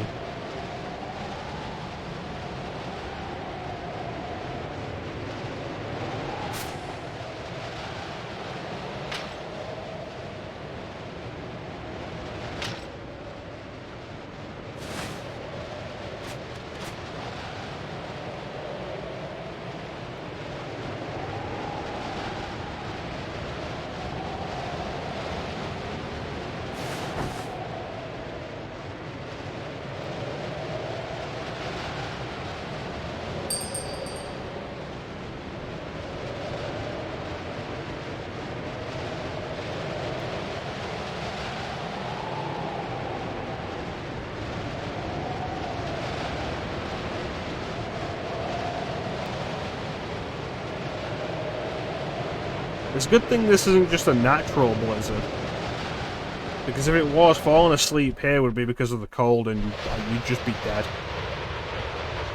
Like the minute you lose consciousness, you'd just be dead.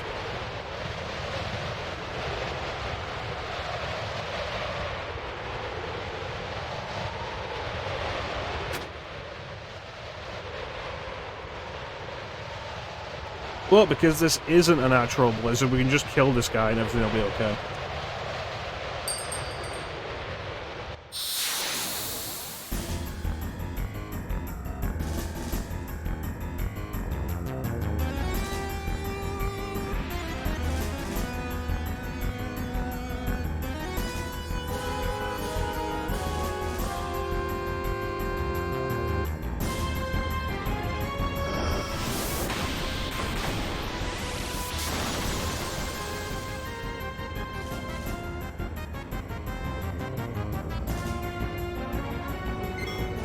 I think I equipped the Mage Masher. Oh wow, would you look at that? Trance hit at a time actually worth something. What a goddamn surprise.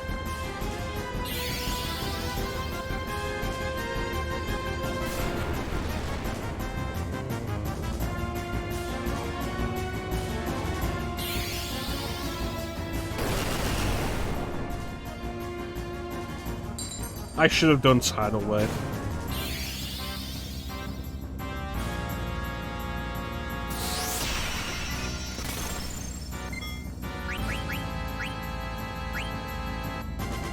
I'm sorry, Tidal Flame.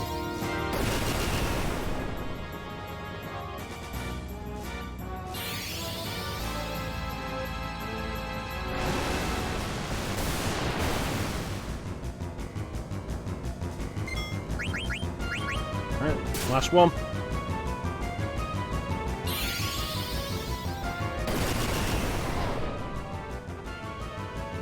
Nice.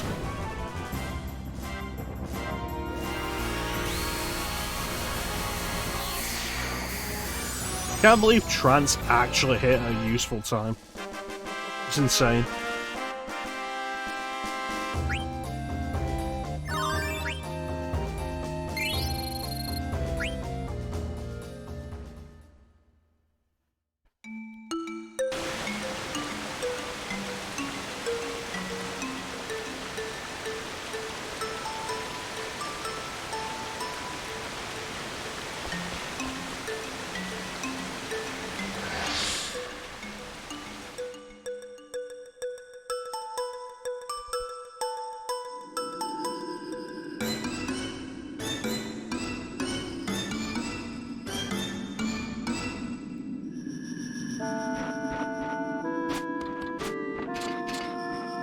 You guys want to get the treasure while you're down there? No? Okay.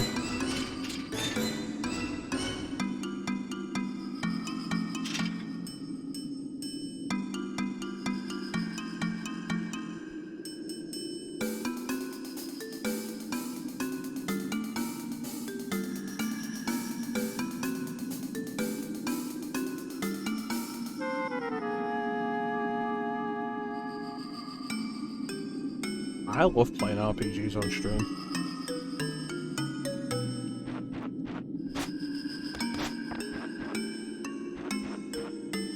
I know this is a meltable wall. It looks so obvious.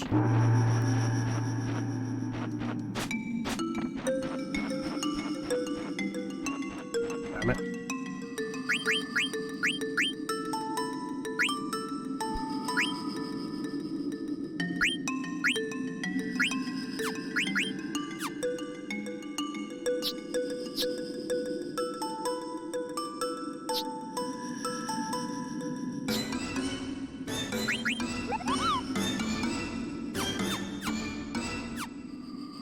Glad I equipped the Mage Masher.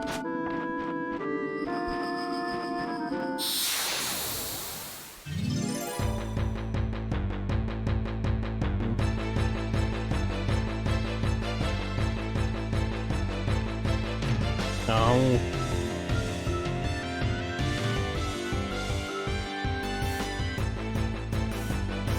Hate lands.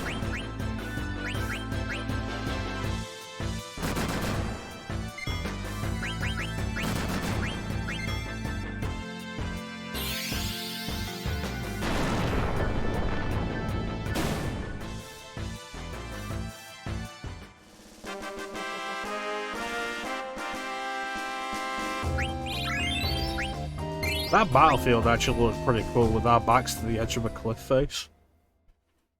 Not a cliff face, a cliff.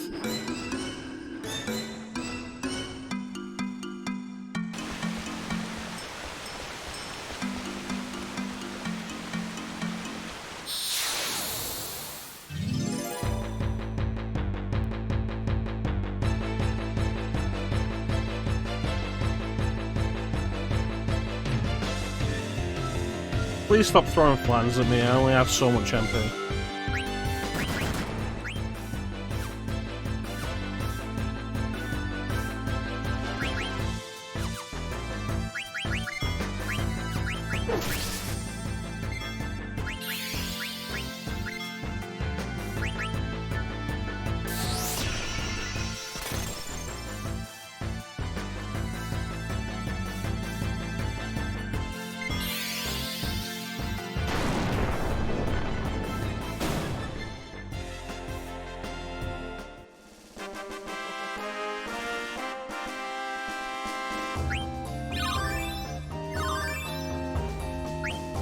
Awesome.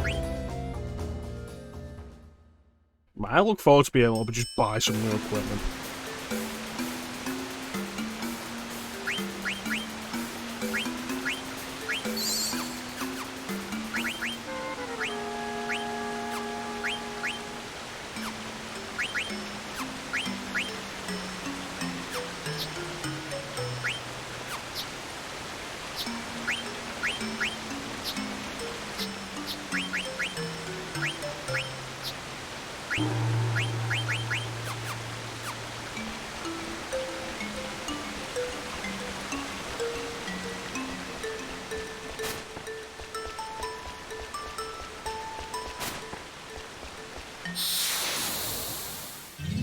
We were almost out.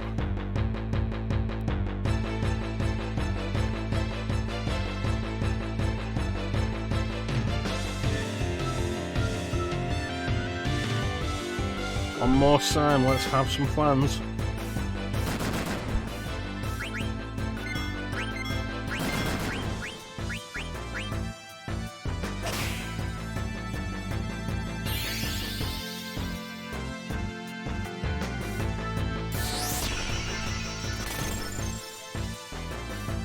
Just when I thought I was out.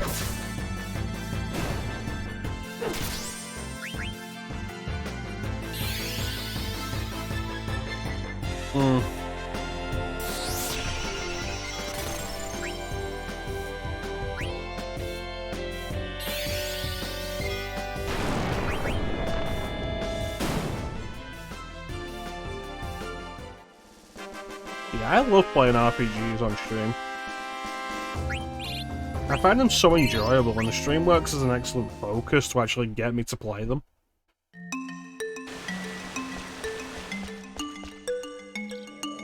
So the big question is, why haven't I started Final Fantasy X on stream?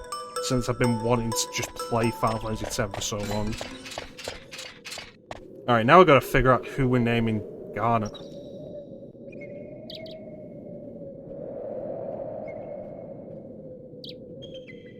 Oh, are you streaming it, man?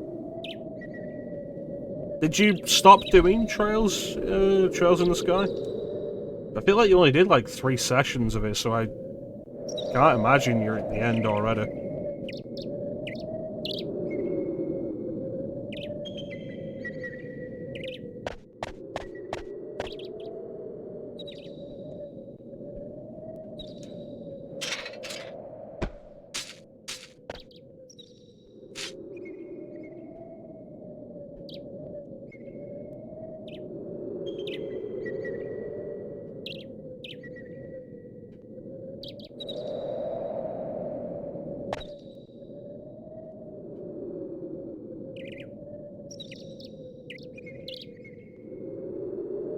Yeah, that's fair enough.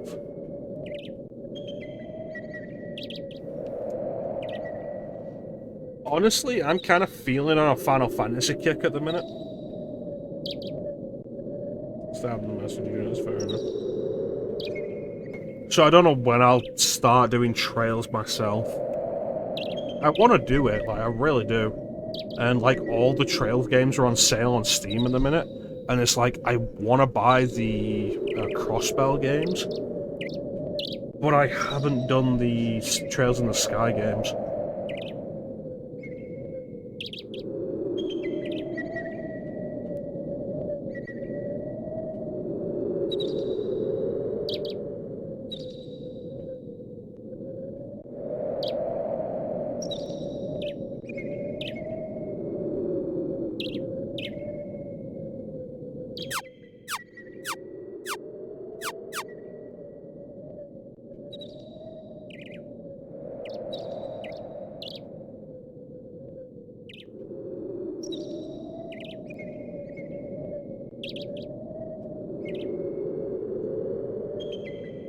I'm just not feeling good today.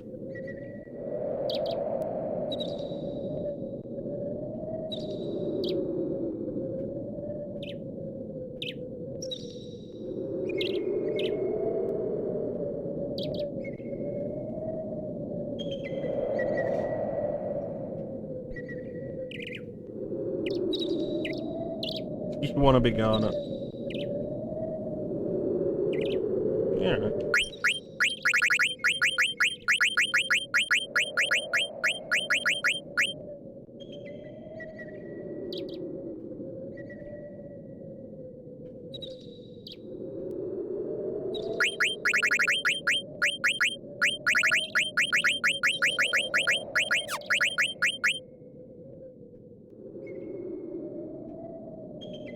Wherever you are.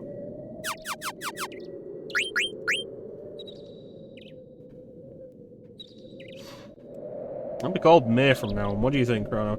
I don't know. I don't think I like that. I don't think I like where that comes from.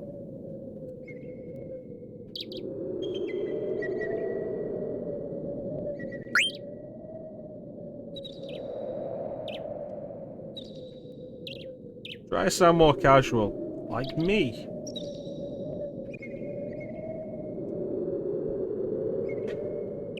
You know, if there's one thing I really appreciate about Megumi's streams, it's that she plays RPGs that I was interested in and makes me realise that I don't want to play them. And the first one that happened with was Art and Elicum.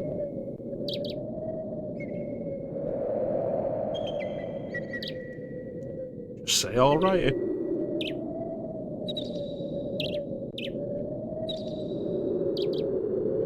It was the thing, like, I was debating trying .hack again. It's been over 10 years, I think, since I last tried .hack Infection. And I was like, maybe I could get into it now and, like, sit down and really go through it and play all the games. And then Megumi did all of it, and I was like, no, I don't want to do that. It looks awful.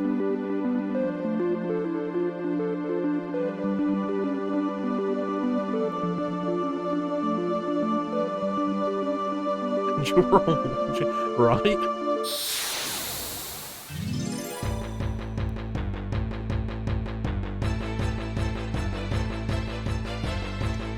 .hack GU didn't look great, but it looked better, and I might do that myself at some point.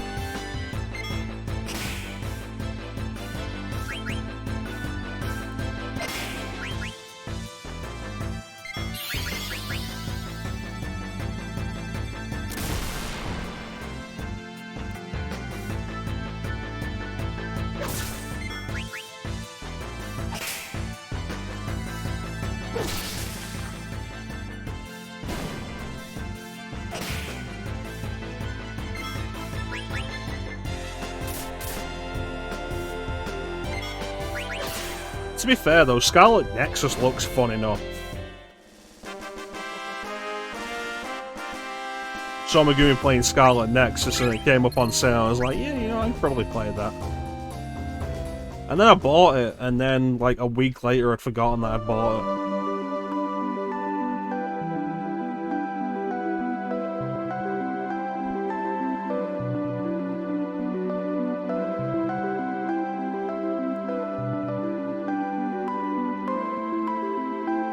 You know, I had a similar issue when I was playing Tales of Xillia.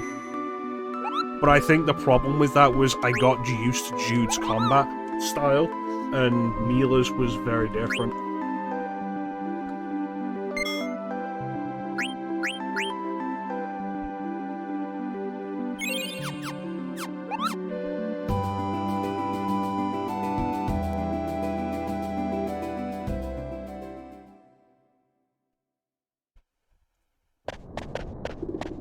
A windmill.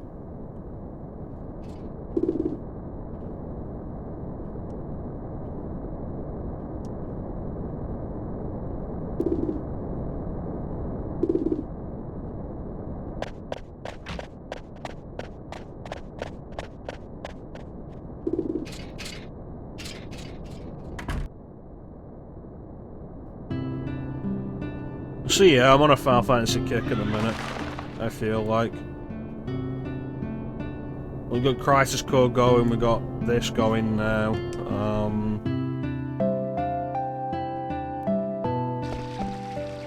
Was debating 5. Always debating 10.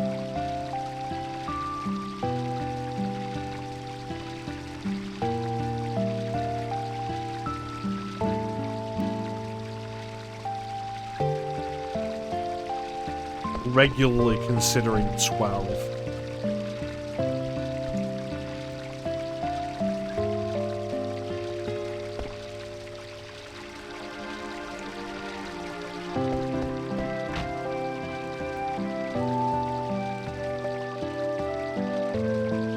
Sometimes debating FF1. Not often debating 3.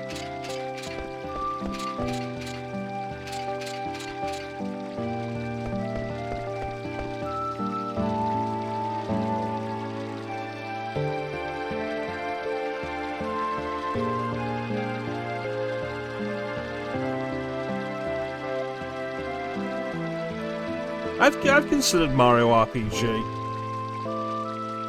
My thing with that, though, is like, do I want to do Mario RPG or do I want to just do Paper Mario? Because I want to do Paper Mario before Thousand Year Door because that's just how I am at this point.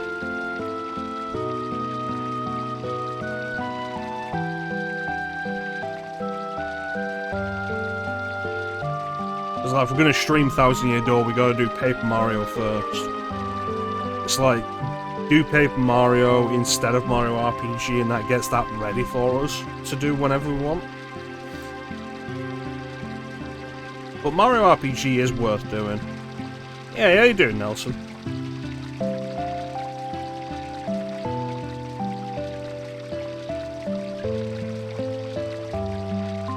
I ain't crossing nothing on foot. Walk through an ice cavern.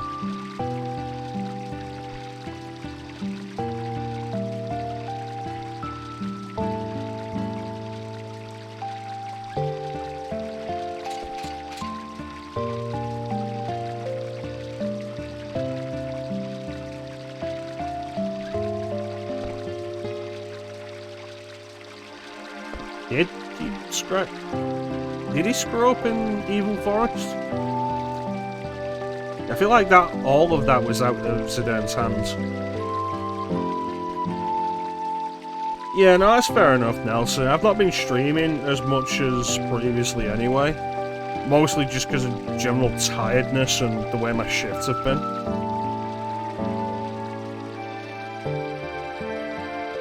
But I appreciate you being here when you can, though. It's always good to see you, Nelson. You got a particular Kirby in mind, man?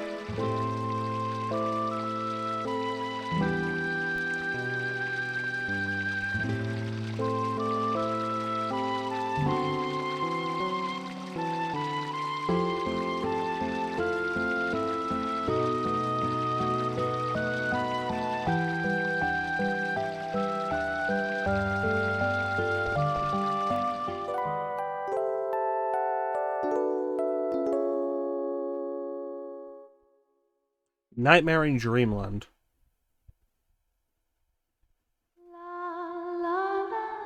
Superstar Deluxe. What's Superstar Deluxe on?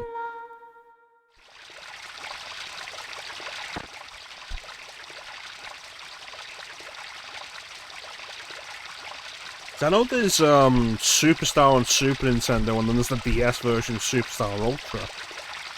What's Superstar Deluxe?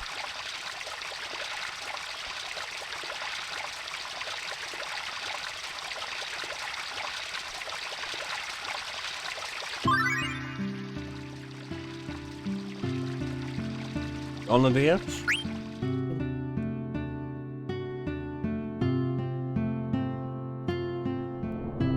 Superstar, based on my experience, Superstar is a good place to just go for Kirby. The DS Superstar is Ultra. Based on my experience, Superstar is a good place to just go. I think it was actually my first Kirby game. Way back when.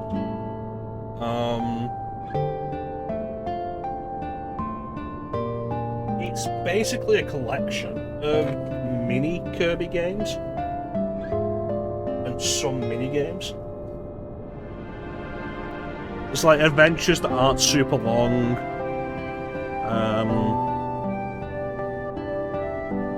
I'll give you a good idea of how Kirby goes. Other recommendations I would suggest if you want to just play Kirby. Kirby 64 is pretty good.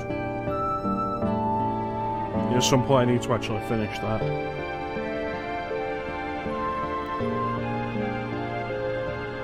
Kirby Mouse Attack or Squeak Squad. I can't remember which. Like, the second Kirby game on DS. It has two names. One of them's Mouse Attack, one of them's Squeak Squad. I can't remember which region has which name. But that's a pretty standard Kirby game. That's pretty solid as well. Or Kirby Nightmare in Dreamland on DS. Not DS, Game Boy Advance. Which is a remake of Kirby's Adventure on the NES.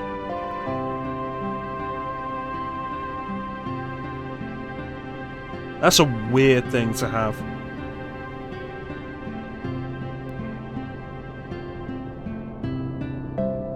That's a weird thing to have. But there is the thing with Kirby, like, the games I suggested are very standard Kirby games. And I feel like I've said before, like, it might be a bit of a problem with Kirby sometimes, in a similar way of Katamari. When you've played one, you've kind of played most of it. The standard Kirby games don't really deviate from a formula much. Kirby 64 does a little bit. With the power combinations, which is kind of an interesting idea. But then there's also the other games that are weird and interesting and do different things. Like Kirby's Epic Yarn is very well regarded, even if it doesn't really play like a Kirby game. I really enjoyed Kirby Mass Attack on the DS, but again, doesn't really play like a Kirby game. Kirby Canvas Curse on DS was also really good, but again, doesn't play like a Kirby game.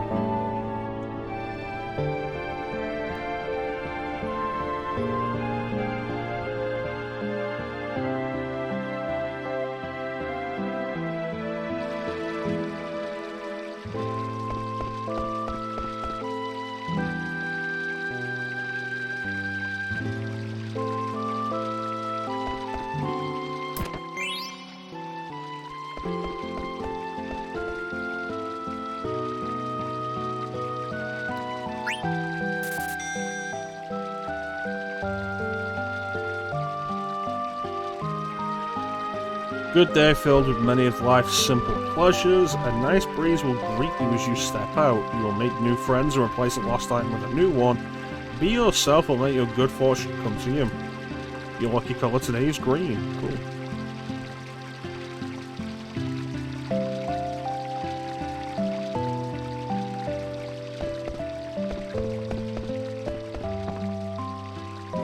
Ultimately, though, with Kirby, I feel like there isn't a bad place to start.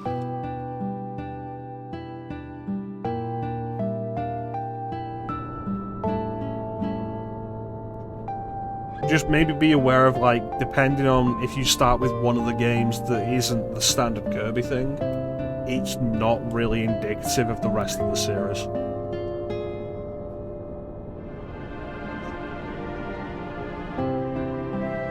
That chest irritates me because we can't get that for a long time. Because there's a woman who will be stood in the way.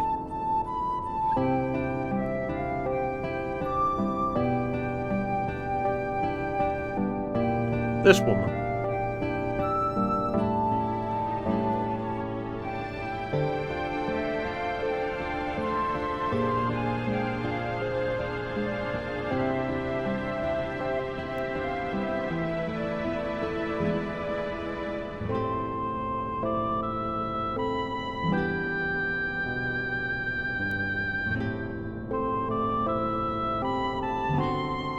What I'm doing.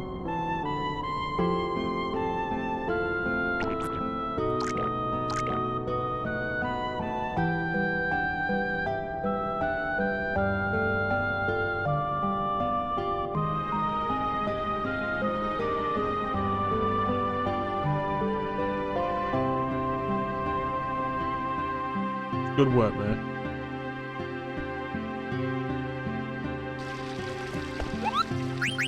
I have a letter for you.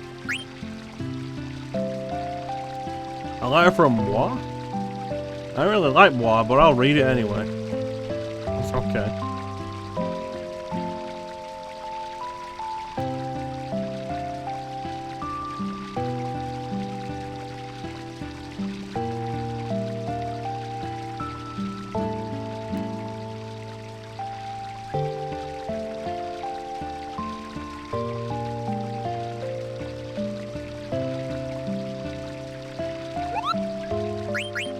Yeah, let's save here.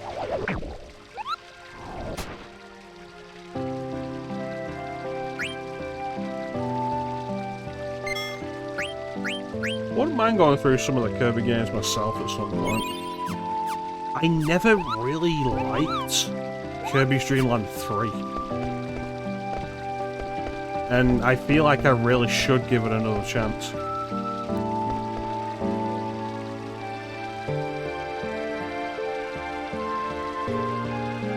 I don't want scrambled eggs.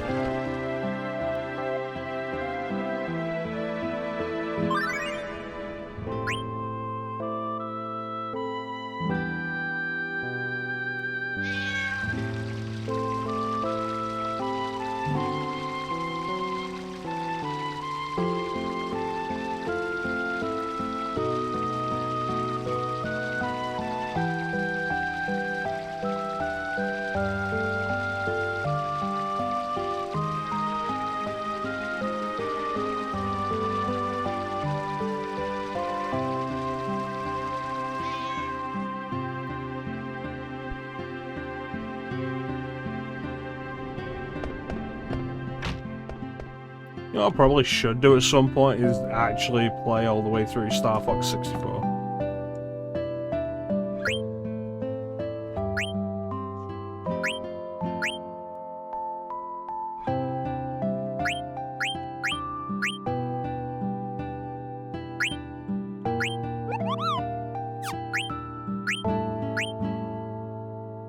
Featherheads.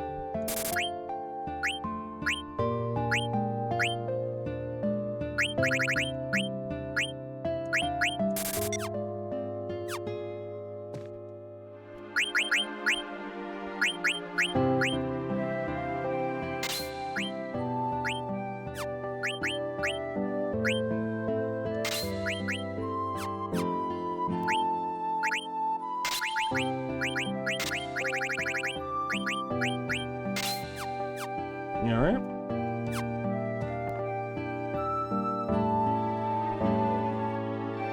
Are there any other Nintendo series I should probably play a bit of?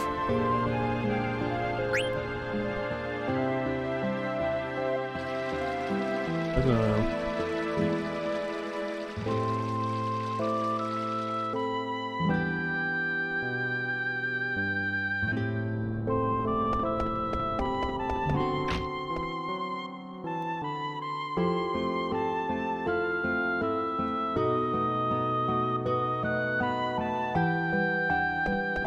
You don't get to come in here until like disc 2.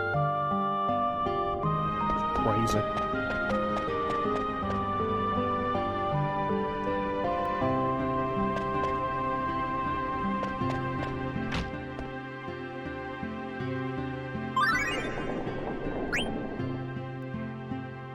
Mir tries harder.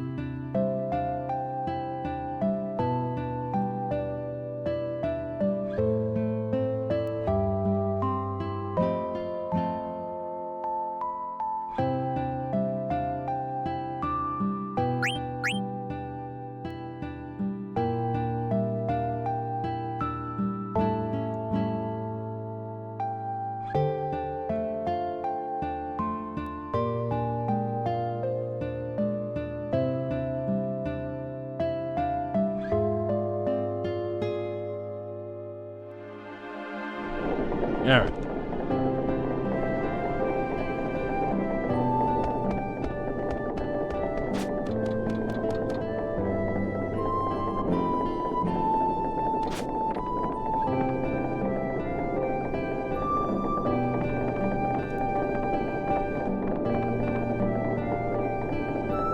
I don't even remember when I'm going to be able to get to that. Probably in Disc 2 when I'm able to get into the mayor's room.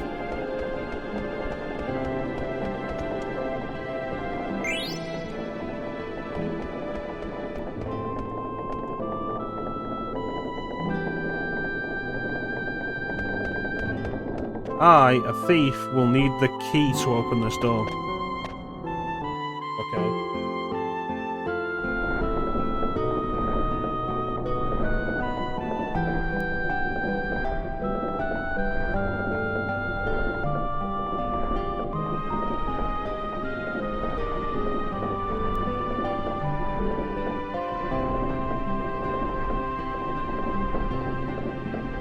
Always thinking about girls. Popular with all the ladies back in Limbo.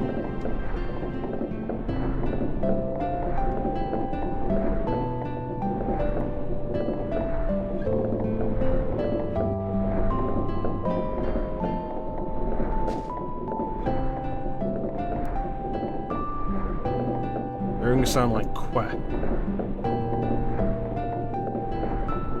You sure it's quack? It's not walk?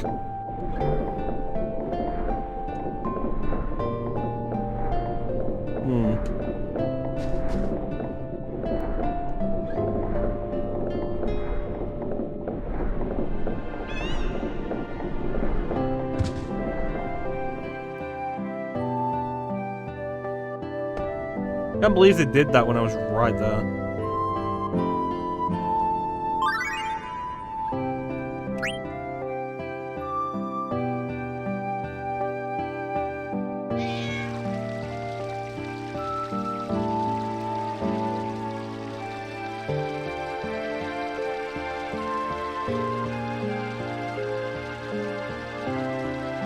So it's an interesting little bit of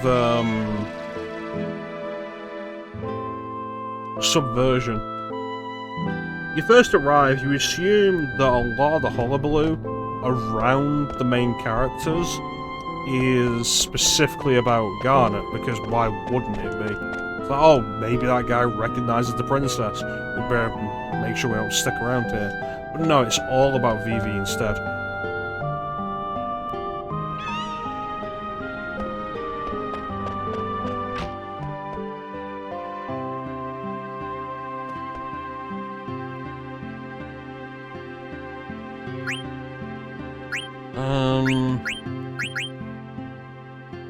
Probably enough potions.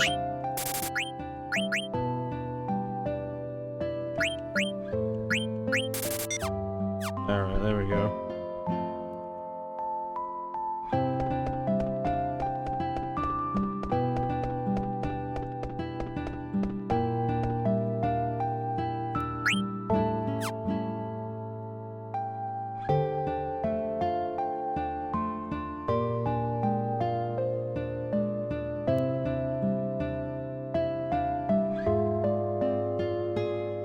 Alright.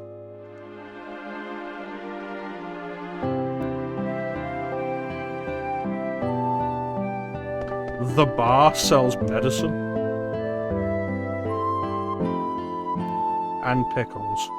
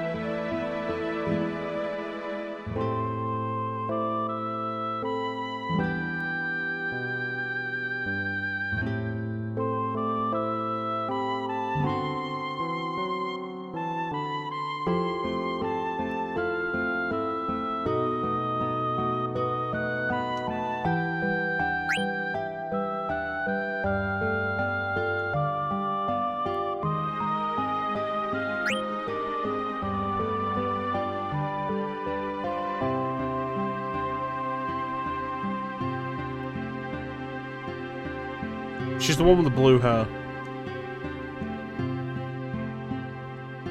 No, don't talk like Ruby.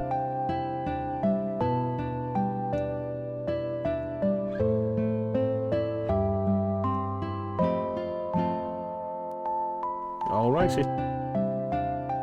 Alrighty.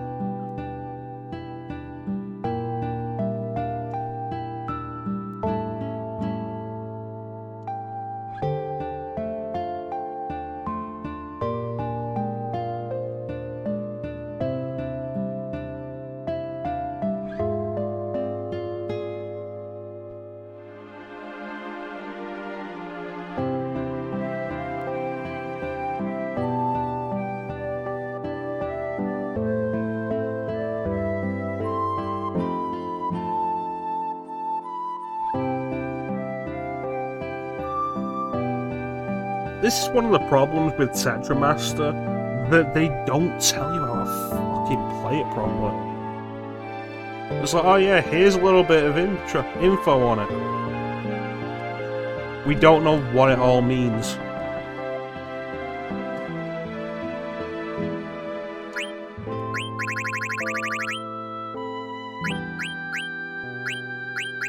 Do the Moogles actually tell you how to play it? I don't remember. Maybe they do.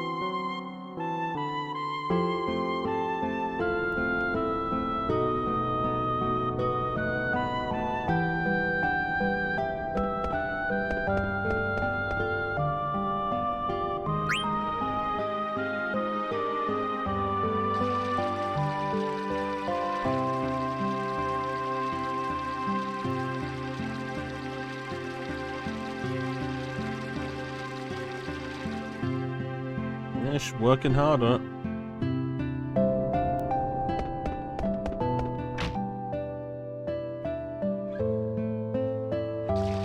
Ultimately, my real problem with Tetramaster is that you have to play it to progress the game. Like, I enjoy Triple Triad well enough, but if I had to play it to progress the game, I'd like it a lot less. And it doesn't help that Tetramaster is not as good as Triple Triad.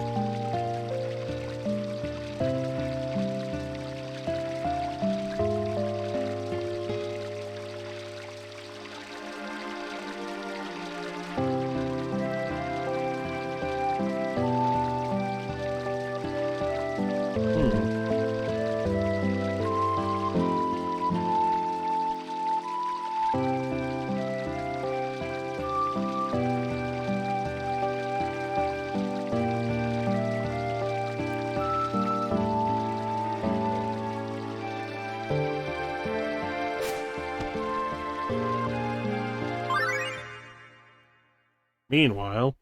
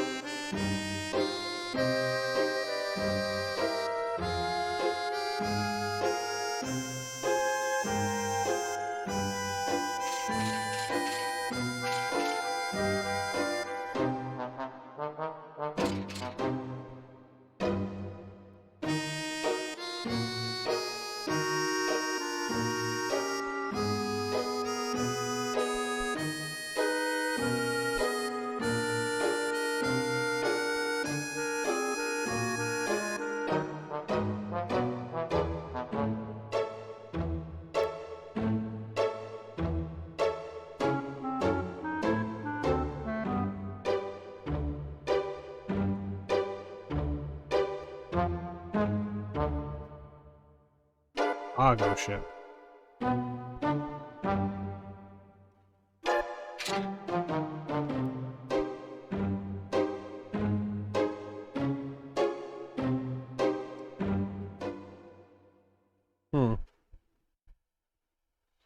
Cargo ship.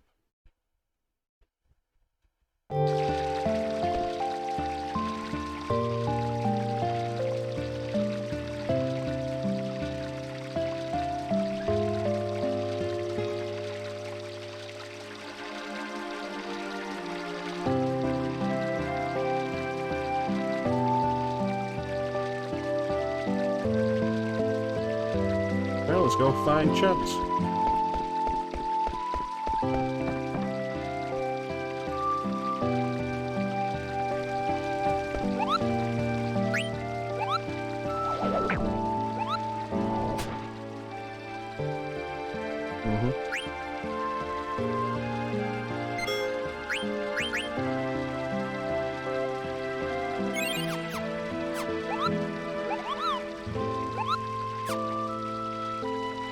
Is it worth checking Magna again?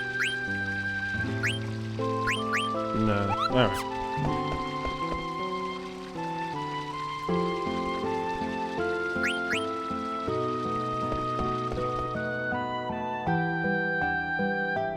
Alright, so let's go find Chance.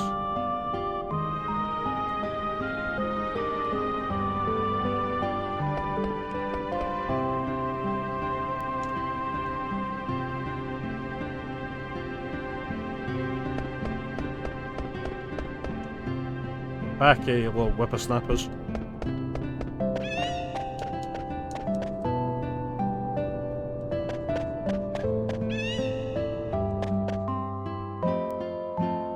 Just keep hearing chocobos.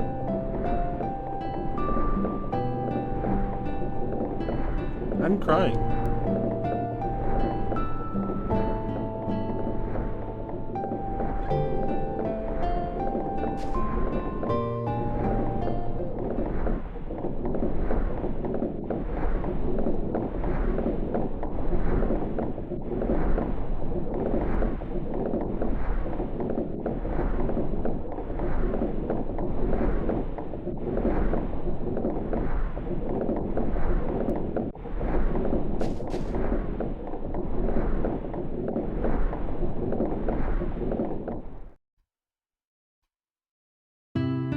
How could we possibly get underground?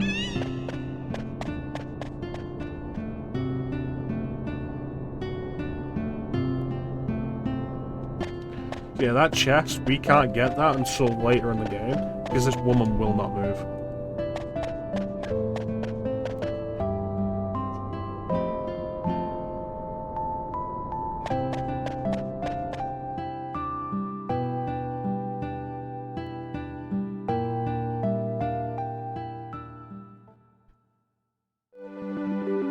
Kill her and hide the body in the field. It's such a small field, though.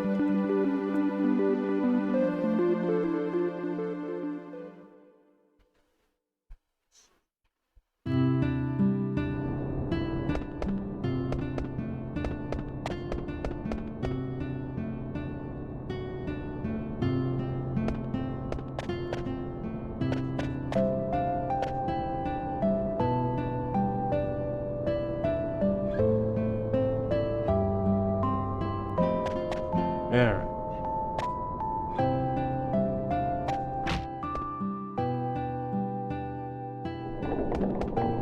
Let that guy go.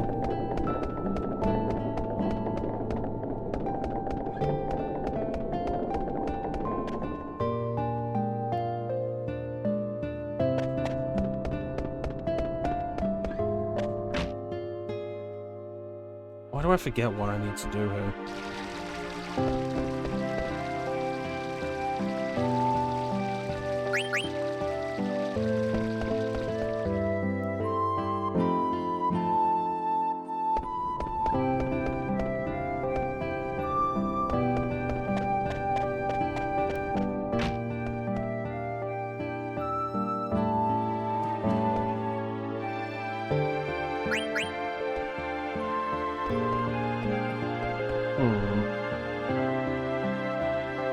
I know we have to get in through the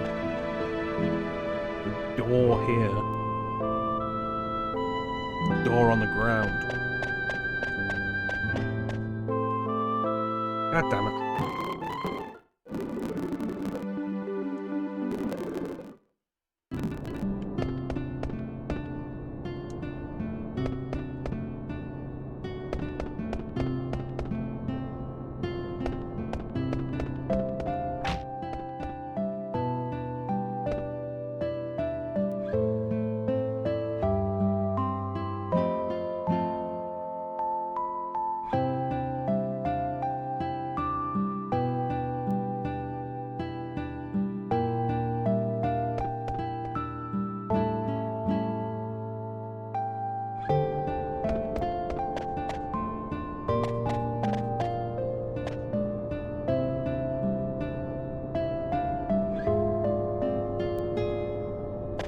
Come on. This door's still locked. This also leads to the main mansion.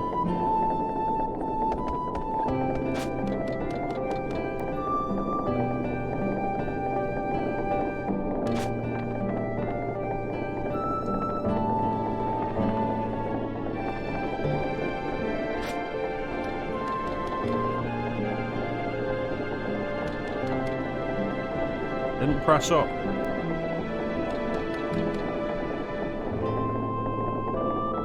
Just talk to the old woman in the field again, maybe?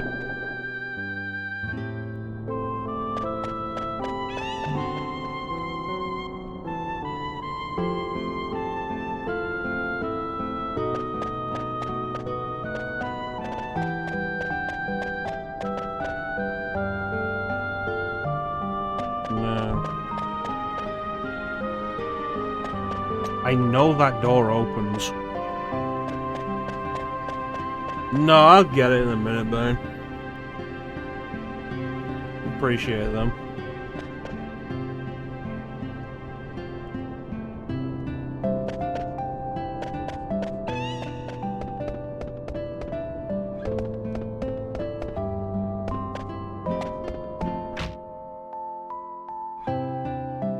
I don't have to go in the mountains, I know I don't.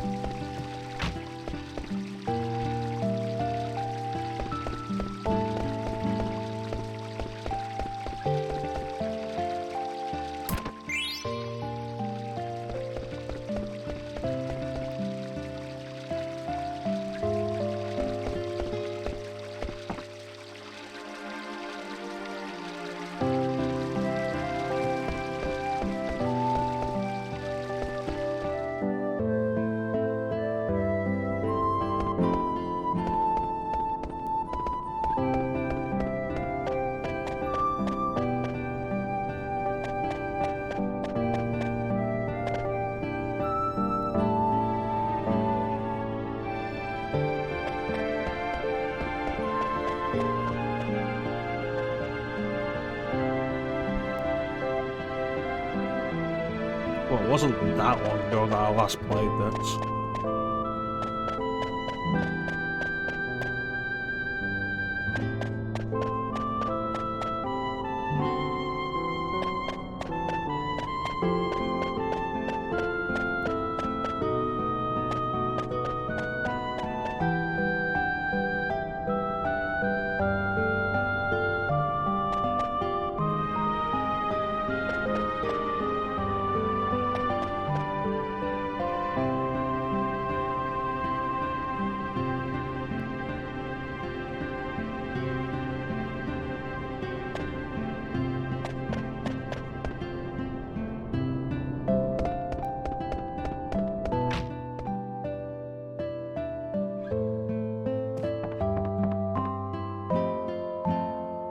Oh, I should equip Garnet, actually.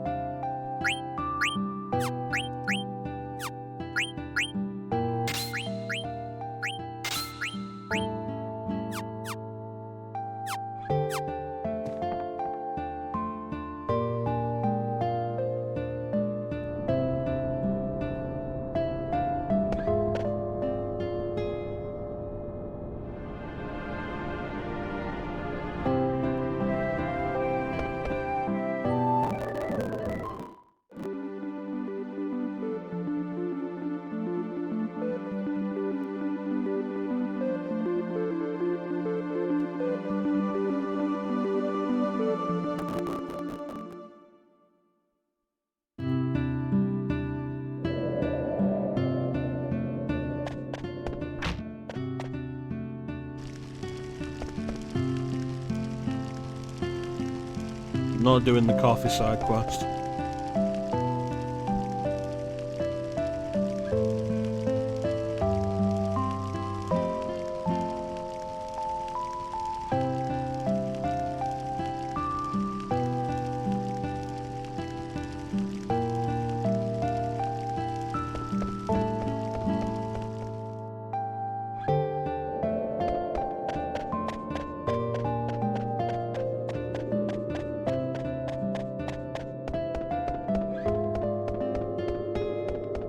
If we find his coffee, sure, but I'm not going on my way for it.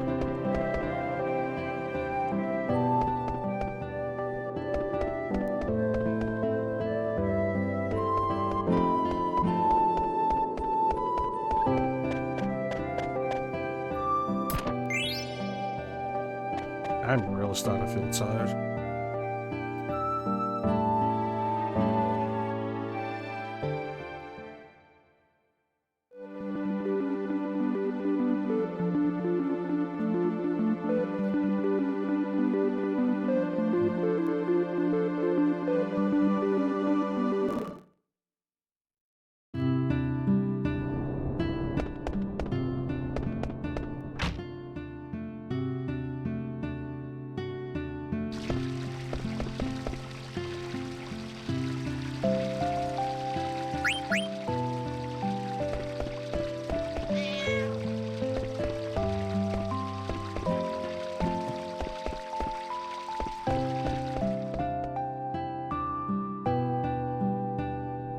What am I forgetting?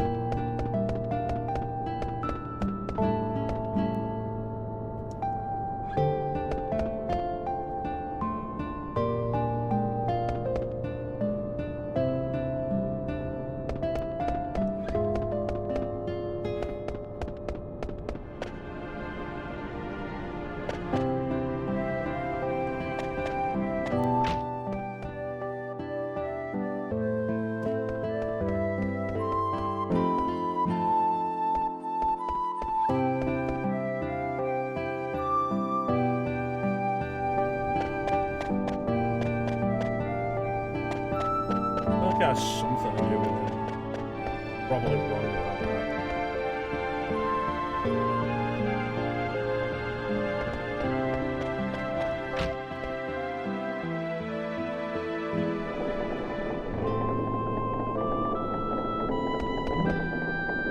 I'm an absolute idiot.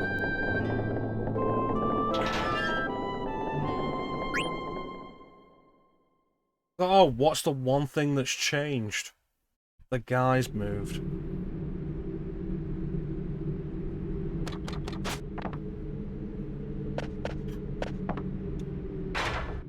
Must be feeling tired.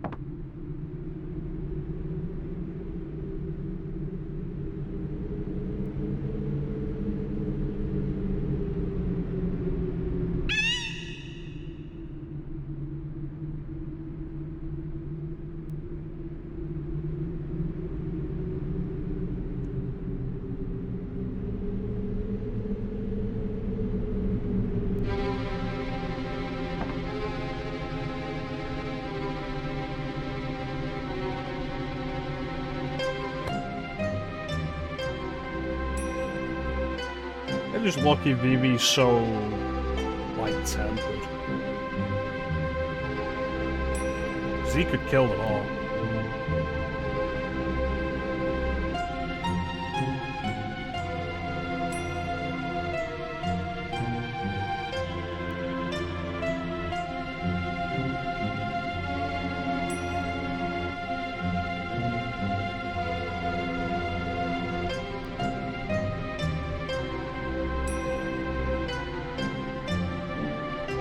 Alright, let's do this.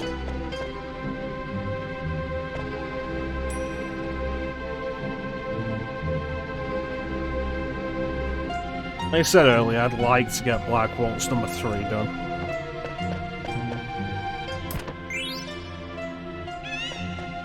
Let's see how doable that is, though.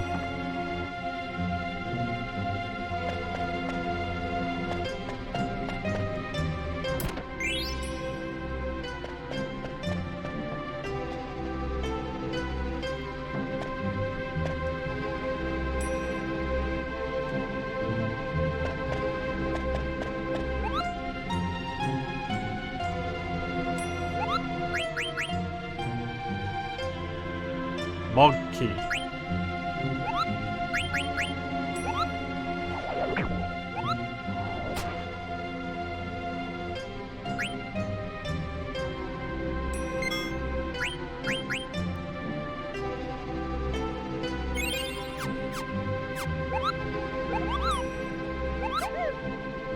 Yeah.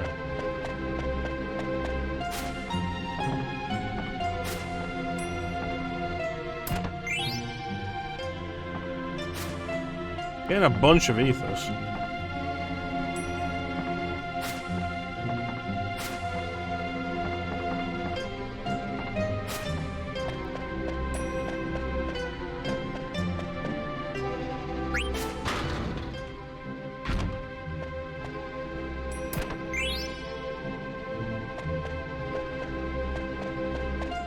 I keep thinking these chests will have something decent in them for how hidden they are, but then it's just like, no.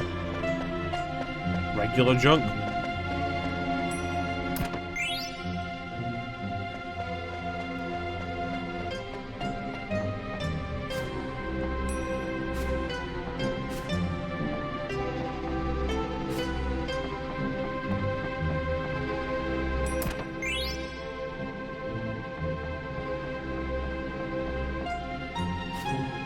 Alright, so...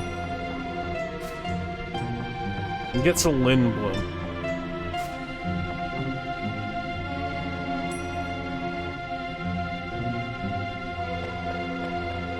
You get the Butterfly Edge there.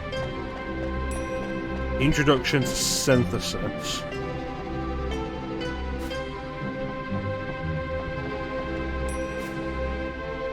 And we can also start, like, really going for the gear there, too.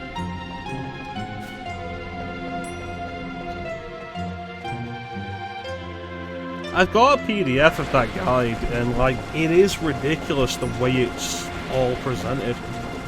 Like, you hear the stories about it, but actually reading it is absolutely insane.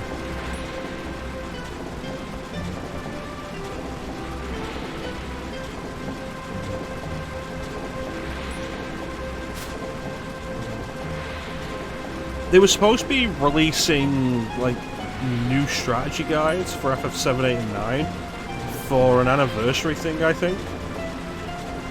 And I remember reading in the article about it that they were going to be completely redoing FF9's guide because of that. The original, yeah. Kotaku had an interesting article years ago on how those strategy guides were created.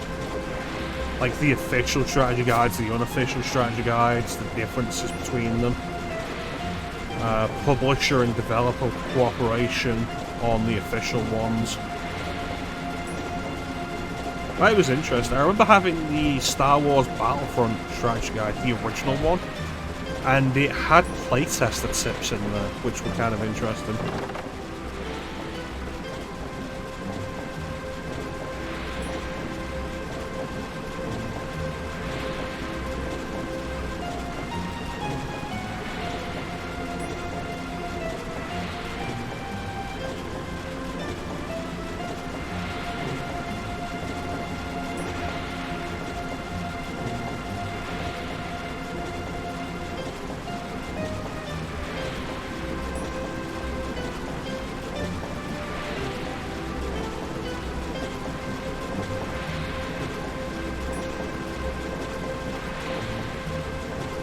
It surprises your attacker if you scream at them when they attack you.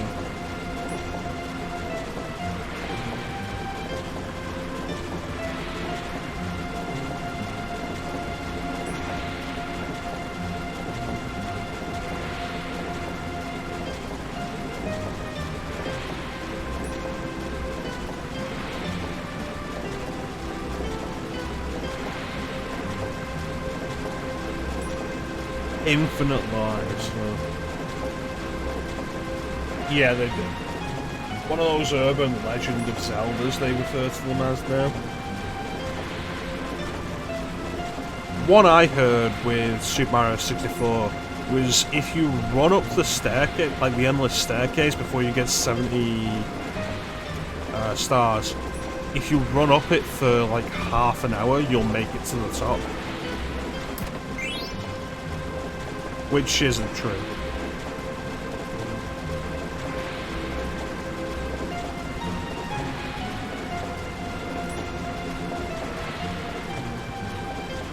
It's 25 lines. It reminds me of the infamous EGM article, because EGM used to do infamous April Fool's jokes.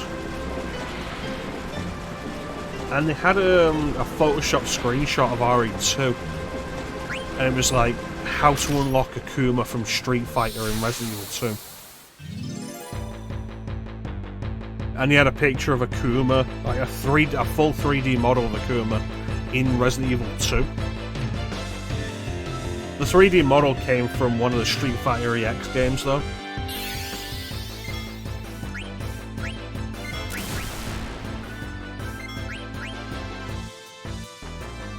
Oh, it absolutely would have been cool, and it wouldn't have been the most insane thing Capcom had ever done.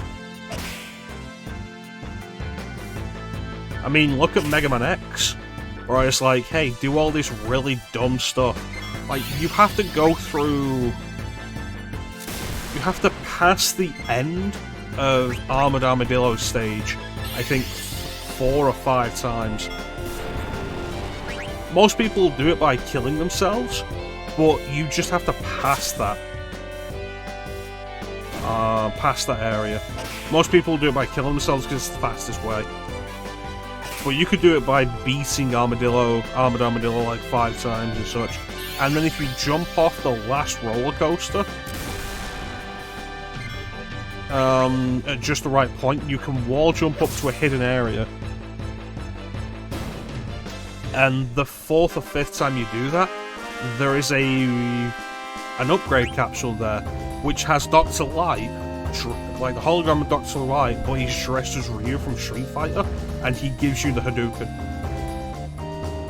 which insta-kills everything. And that sounds like bullshit, but it's absolutely true. So when stuff like that's true, it helps people believe stuff like Akuma and Street Fighter. The Lara Croft nude cheat, I've mentioned this before on stream, I know I have. I wasn't aware of any Lara Croft nude cheats. There was a cheat for Tomb Raider 2 though. And every cheat magazine I saw it in said, like, you do this button combination, it makes Lara Croft explode. And I did it because I thought it'd be kind of interesting and it was cool and it was funny. And when, like, the last command is like a jump, like a sideways jump or something, and she'll explode in midair, it's kind of funny. I found out years later that was originally presented as a cheat to make Lara Croft nude. Exactly, stuff like that. It's how these things became plausible.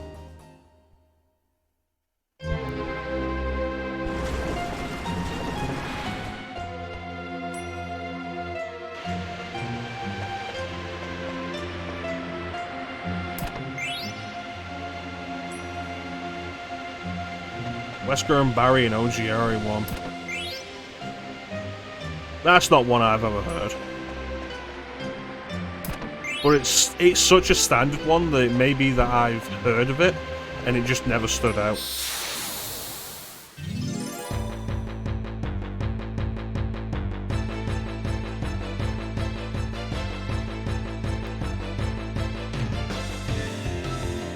Some of them are genuinely interesting though. Like, you remember the whole thing of, like, how do you unlock the Triforce in Ocarina of Time? Yeah, you have to get Surf before the SSN, and it's near the truck. Which is doable. It's not that you get Surf before the SSN, it's that when you leave that area, you can't... When you leave the SSN, after getting cut, it sails away, and you can't get back there. So the way you actually do that is you get cut on the SSN, and then you lose a battle to one of the trainers, and you'll white out and you'll be in the Pokemon Center and the ship won't sail away. And then you come back later with Surf, and you can surf to that area.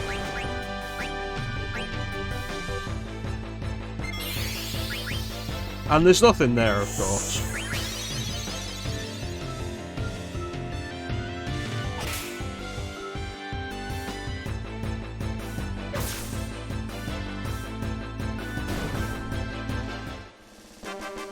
But like a big part of the reason why the save glitch pushes you through the tile, that's probably easier as well.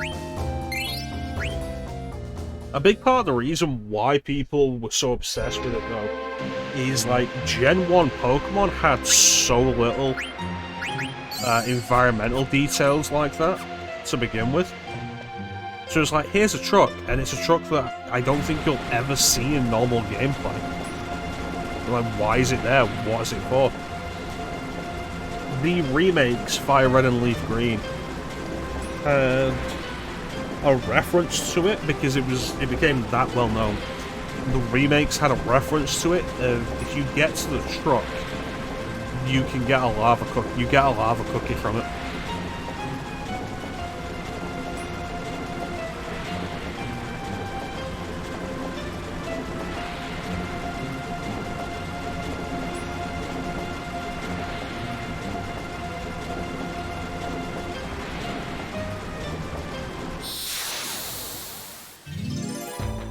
Yeah, the glitch that changes specific values to force Mew to appear. Oh, hello.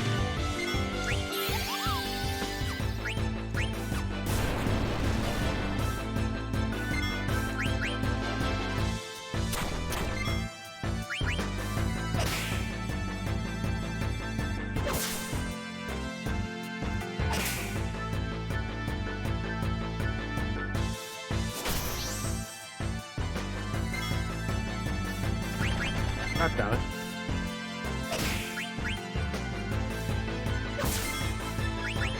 Should have stole it back.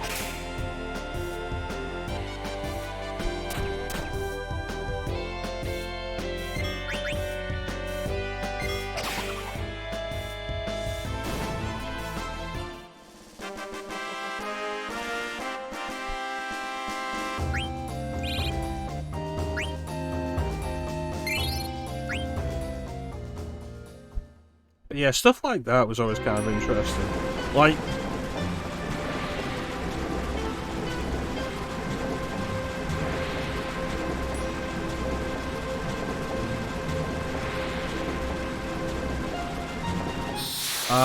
Ocarina of Time, for a long time, there was the question of how do you get the Triforce in the game? And that actually ties back to pre-release footage of the Triforce being visible in the inventory as an item, which it was originally intended to be.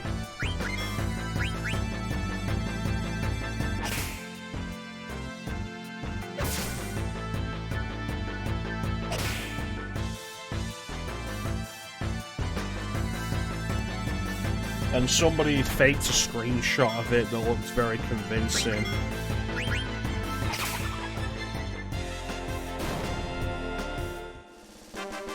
But it was from a point in time where the back, like the pictures to like show off the game on the back of the box, wouldn't always be from the final product.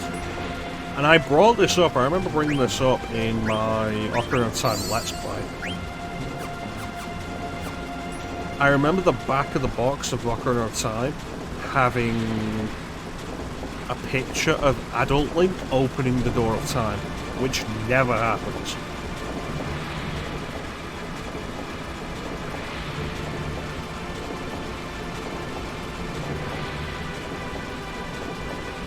Black Mages. Voyage in the very first teaser trailer, yeah.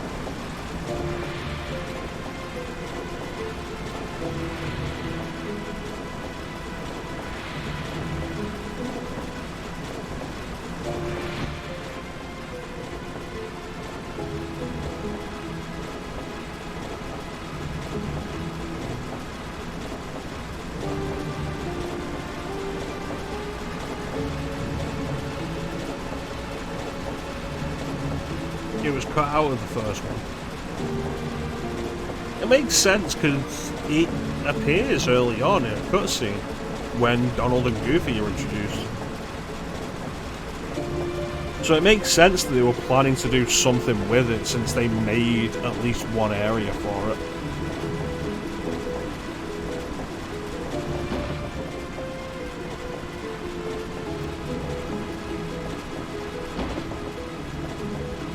Yeah, you just can't get to it, which was always weird.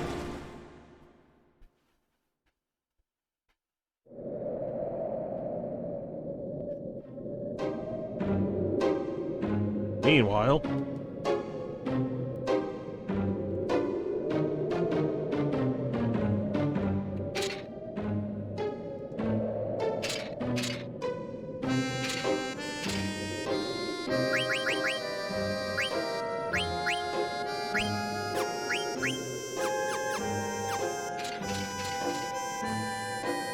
what else is there? There's a bunch of stuff like that.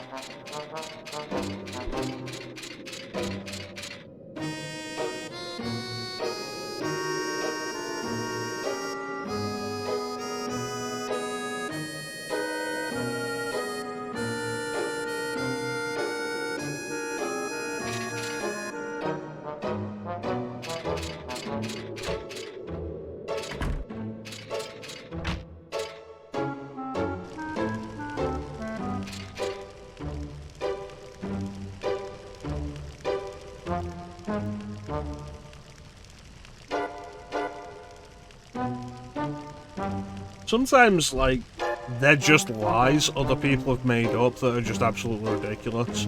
Sometimes they have basis in originally appearing in pre-release material and being cut. Like, they are sometimes fascinating ideas. Mortal Kombat was kind of an interesting one for a while. Because they had stuff like, even in the very first game, getting to fight Reptile is a very specific set of requirements.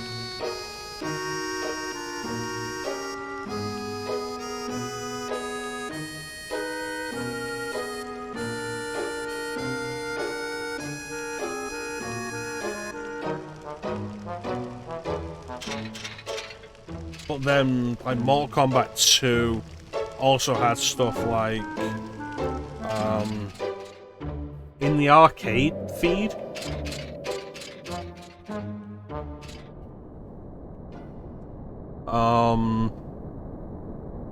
there's a list of stats, like behind-the-scenes stats, that you can see of, like, various things that the arcade machine has done. One of the stats that was put in there was listed as Kano transformations. The idea presumably being, like, how many times on this machine has Shang Tsung transformed into Kano. And of course, Kano wasn't playable in Mortal Kombat 2.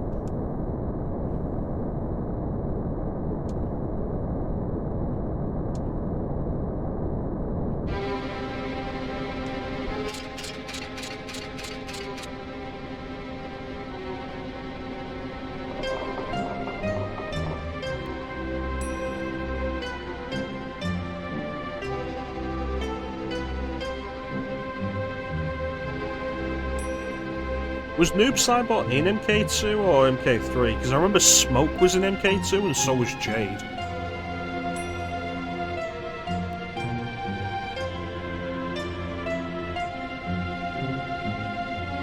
Alright, we're not going to stick around much longer, mate. I am honestly really tired at this point. But I appreciate you popping in. Thank you so much for joining us. You take care of yourself. We'll catch you next time.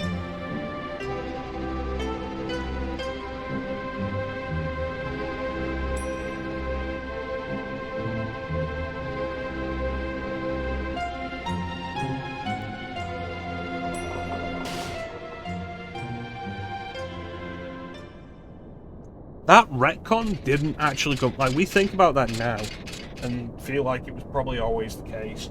That didn't come about until, I think, Deception. Mortal Kombat Deception was the one that revealed it.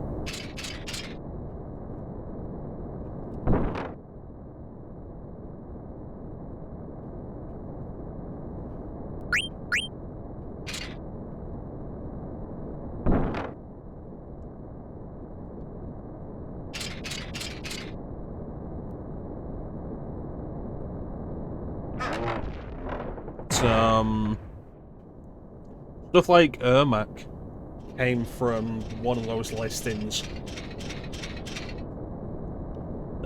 People saw them, it was like Ermac, like listed as Ermac, and people thought, oh, it's a hidden character, how do we unlock Ermac? But it was actually short of Error Macro.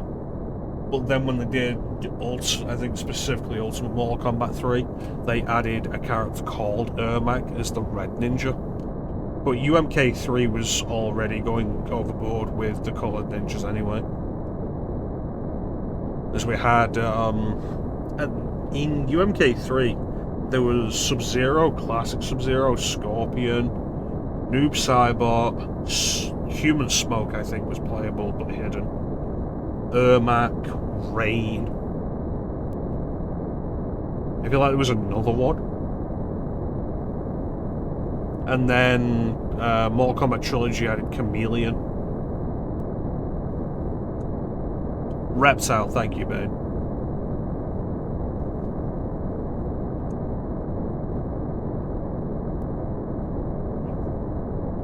So, like, in UMK3, that's 8 ninjas. 8 coloured ninjas.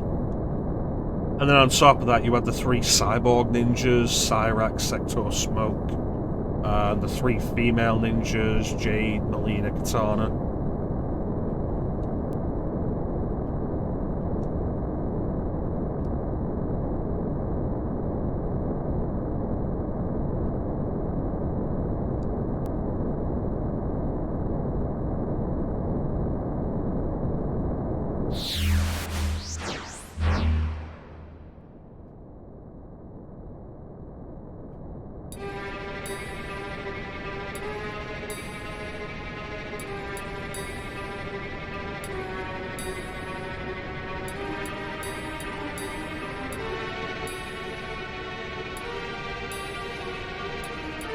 There you go.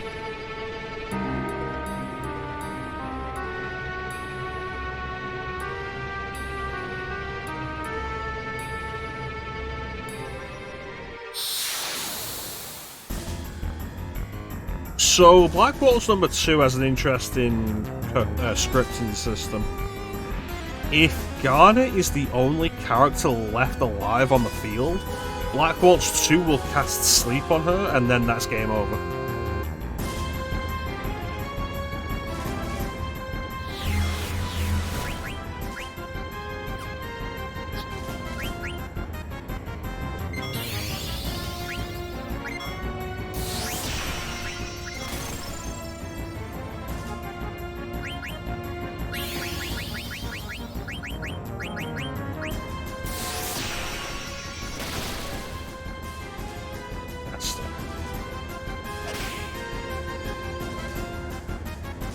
Ooh, sleep with that.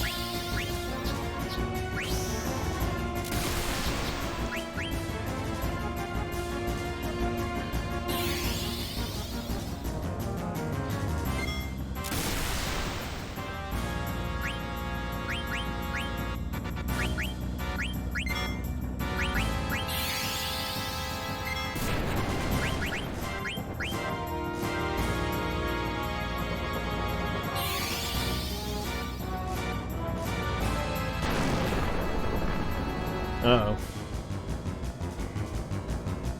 Okay, so stop doing that.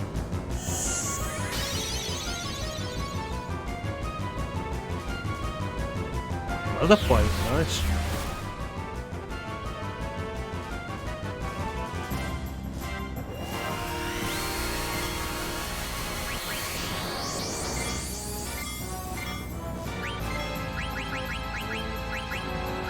Phoenix down. You're on Chance.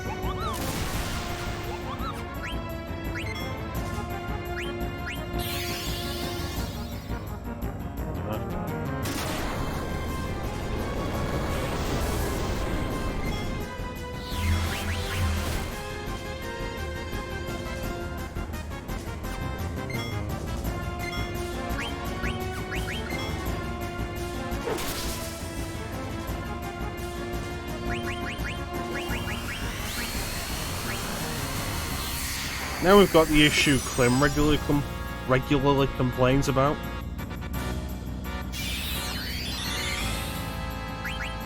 That FF9, when you use Phoenix Downs, revives characters with so little health.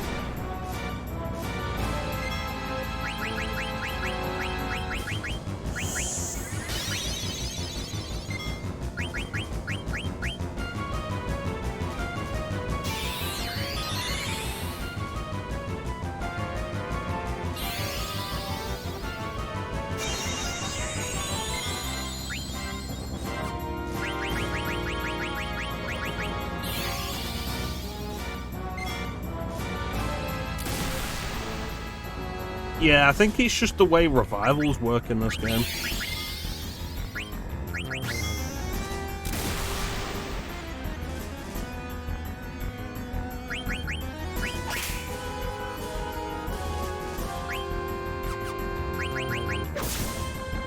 Oh, there we go.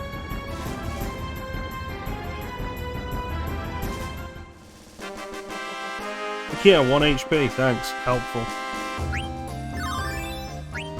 It's not as though it makes a huge amount of difference. It feels more dire with 1 HP. But when you revive somebody with a Phoenix Down in any other game, they're usually one hit away from being killed again anyway.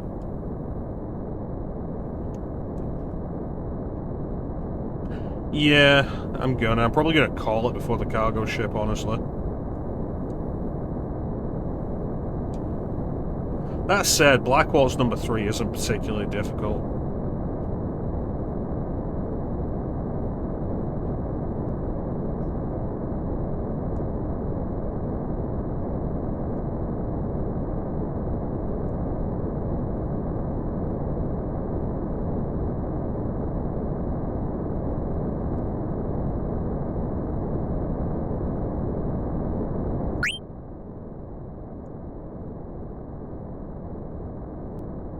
Alright, let's go do it.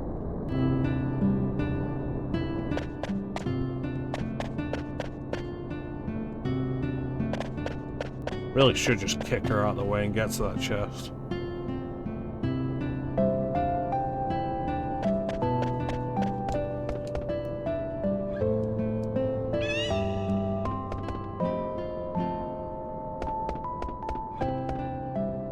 How are we doing for health? 100 gil isn't much. Oh, check the gear. Yeah. Same with the anything that's in the mayor's house. You can't get in there until this too. But it's just frustrating, especially with that one chest in the farm. The only thing blocking you is just a old woman standing in the way.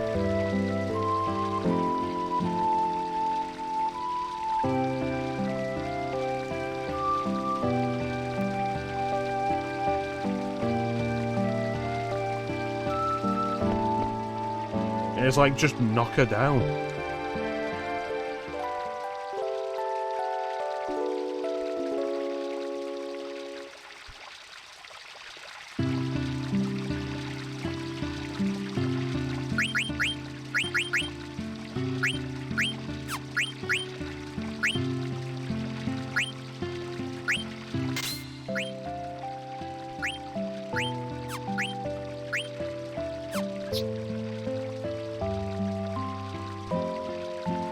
One opportunity to get it, but...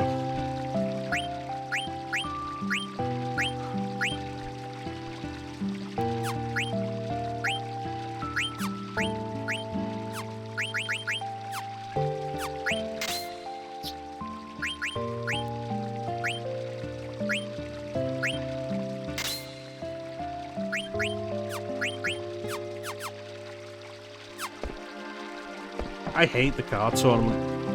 I really do. I don't like Tetramaster.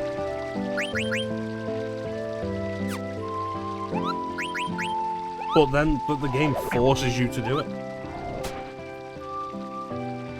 And it's like... It's not just that the game forces you to do it, the game forces you to win. And if you don't win, you don't get to progress. Awful. At least when FF10 forces you to play Blitzball, you can lose, and the game still goes on. And then you never have to touch Blitzball again.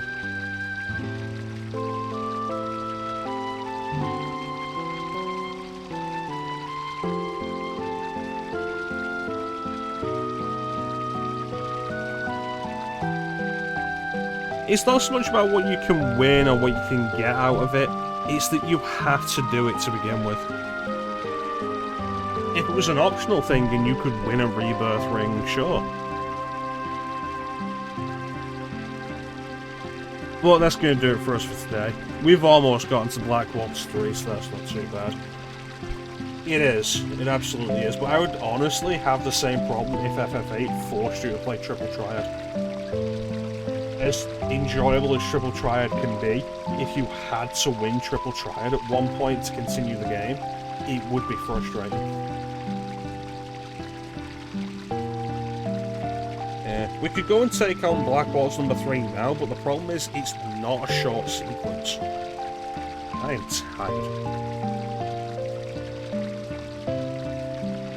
tired. So yeah, we're going to call it here. And we'll continue. We're going to be doing both Crisis Core and FF9 at the minute.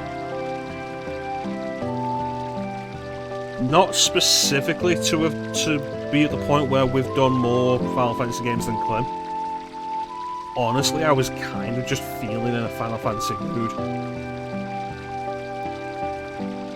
And, you know, doing 9 feels good because we finished Final Fantasy 9, and that means we've finished the PlayStation trilogy on stream. I'll be very happy with that.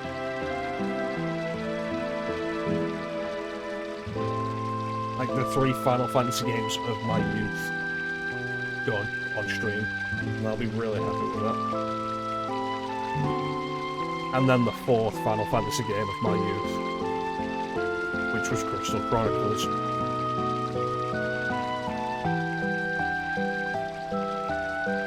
I have no idea if or when I'll ever do Crystal Chronicles. Maybe sit down with Teak, have a discussion with Teak about the viability of multiplayer through Dolphin. Well, that's a discussion for another time. But yeah, I want to thank everybody for joining the stream. I always really appreciate the support. Big special thank you to everybody in the chat. Chat is always the best part of the stream. Clem, Mir, Flame, Teak, Moonman, Nelson, Bane,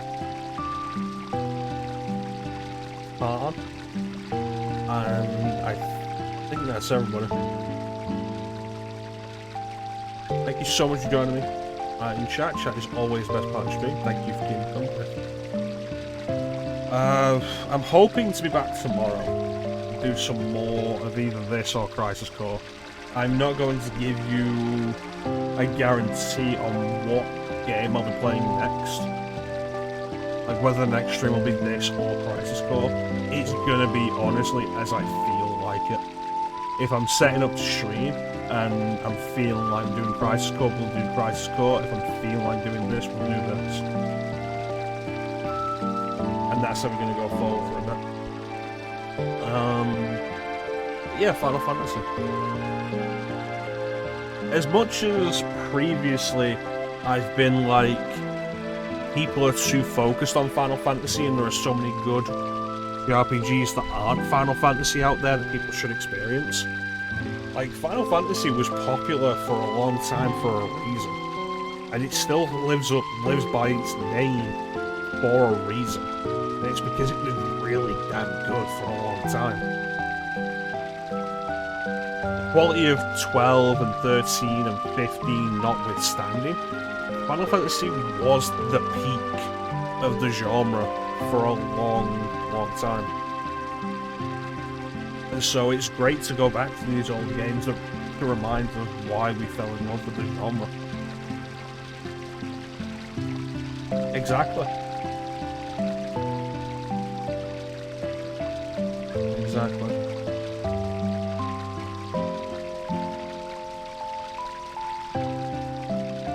And it's not really a stretch to say that Final Fantasy IX is one of the best looking and sounding games on the PlayStation. If you're into PlayStation visuals, FF9 is an absolute treat.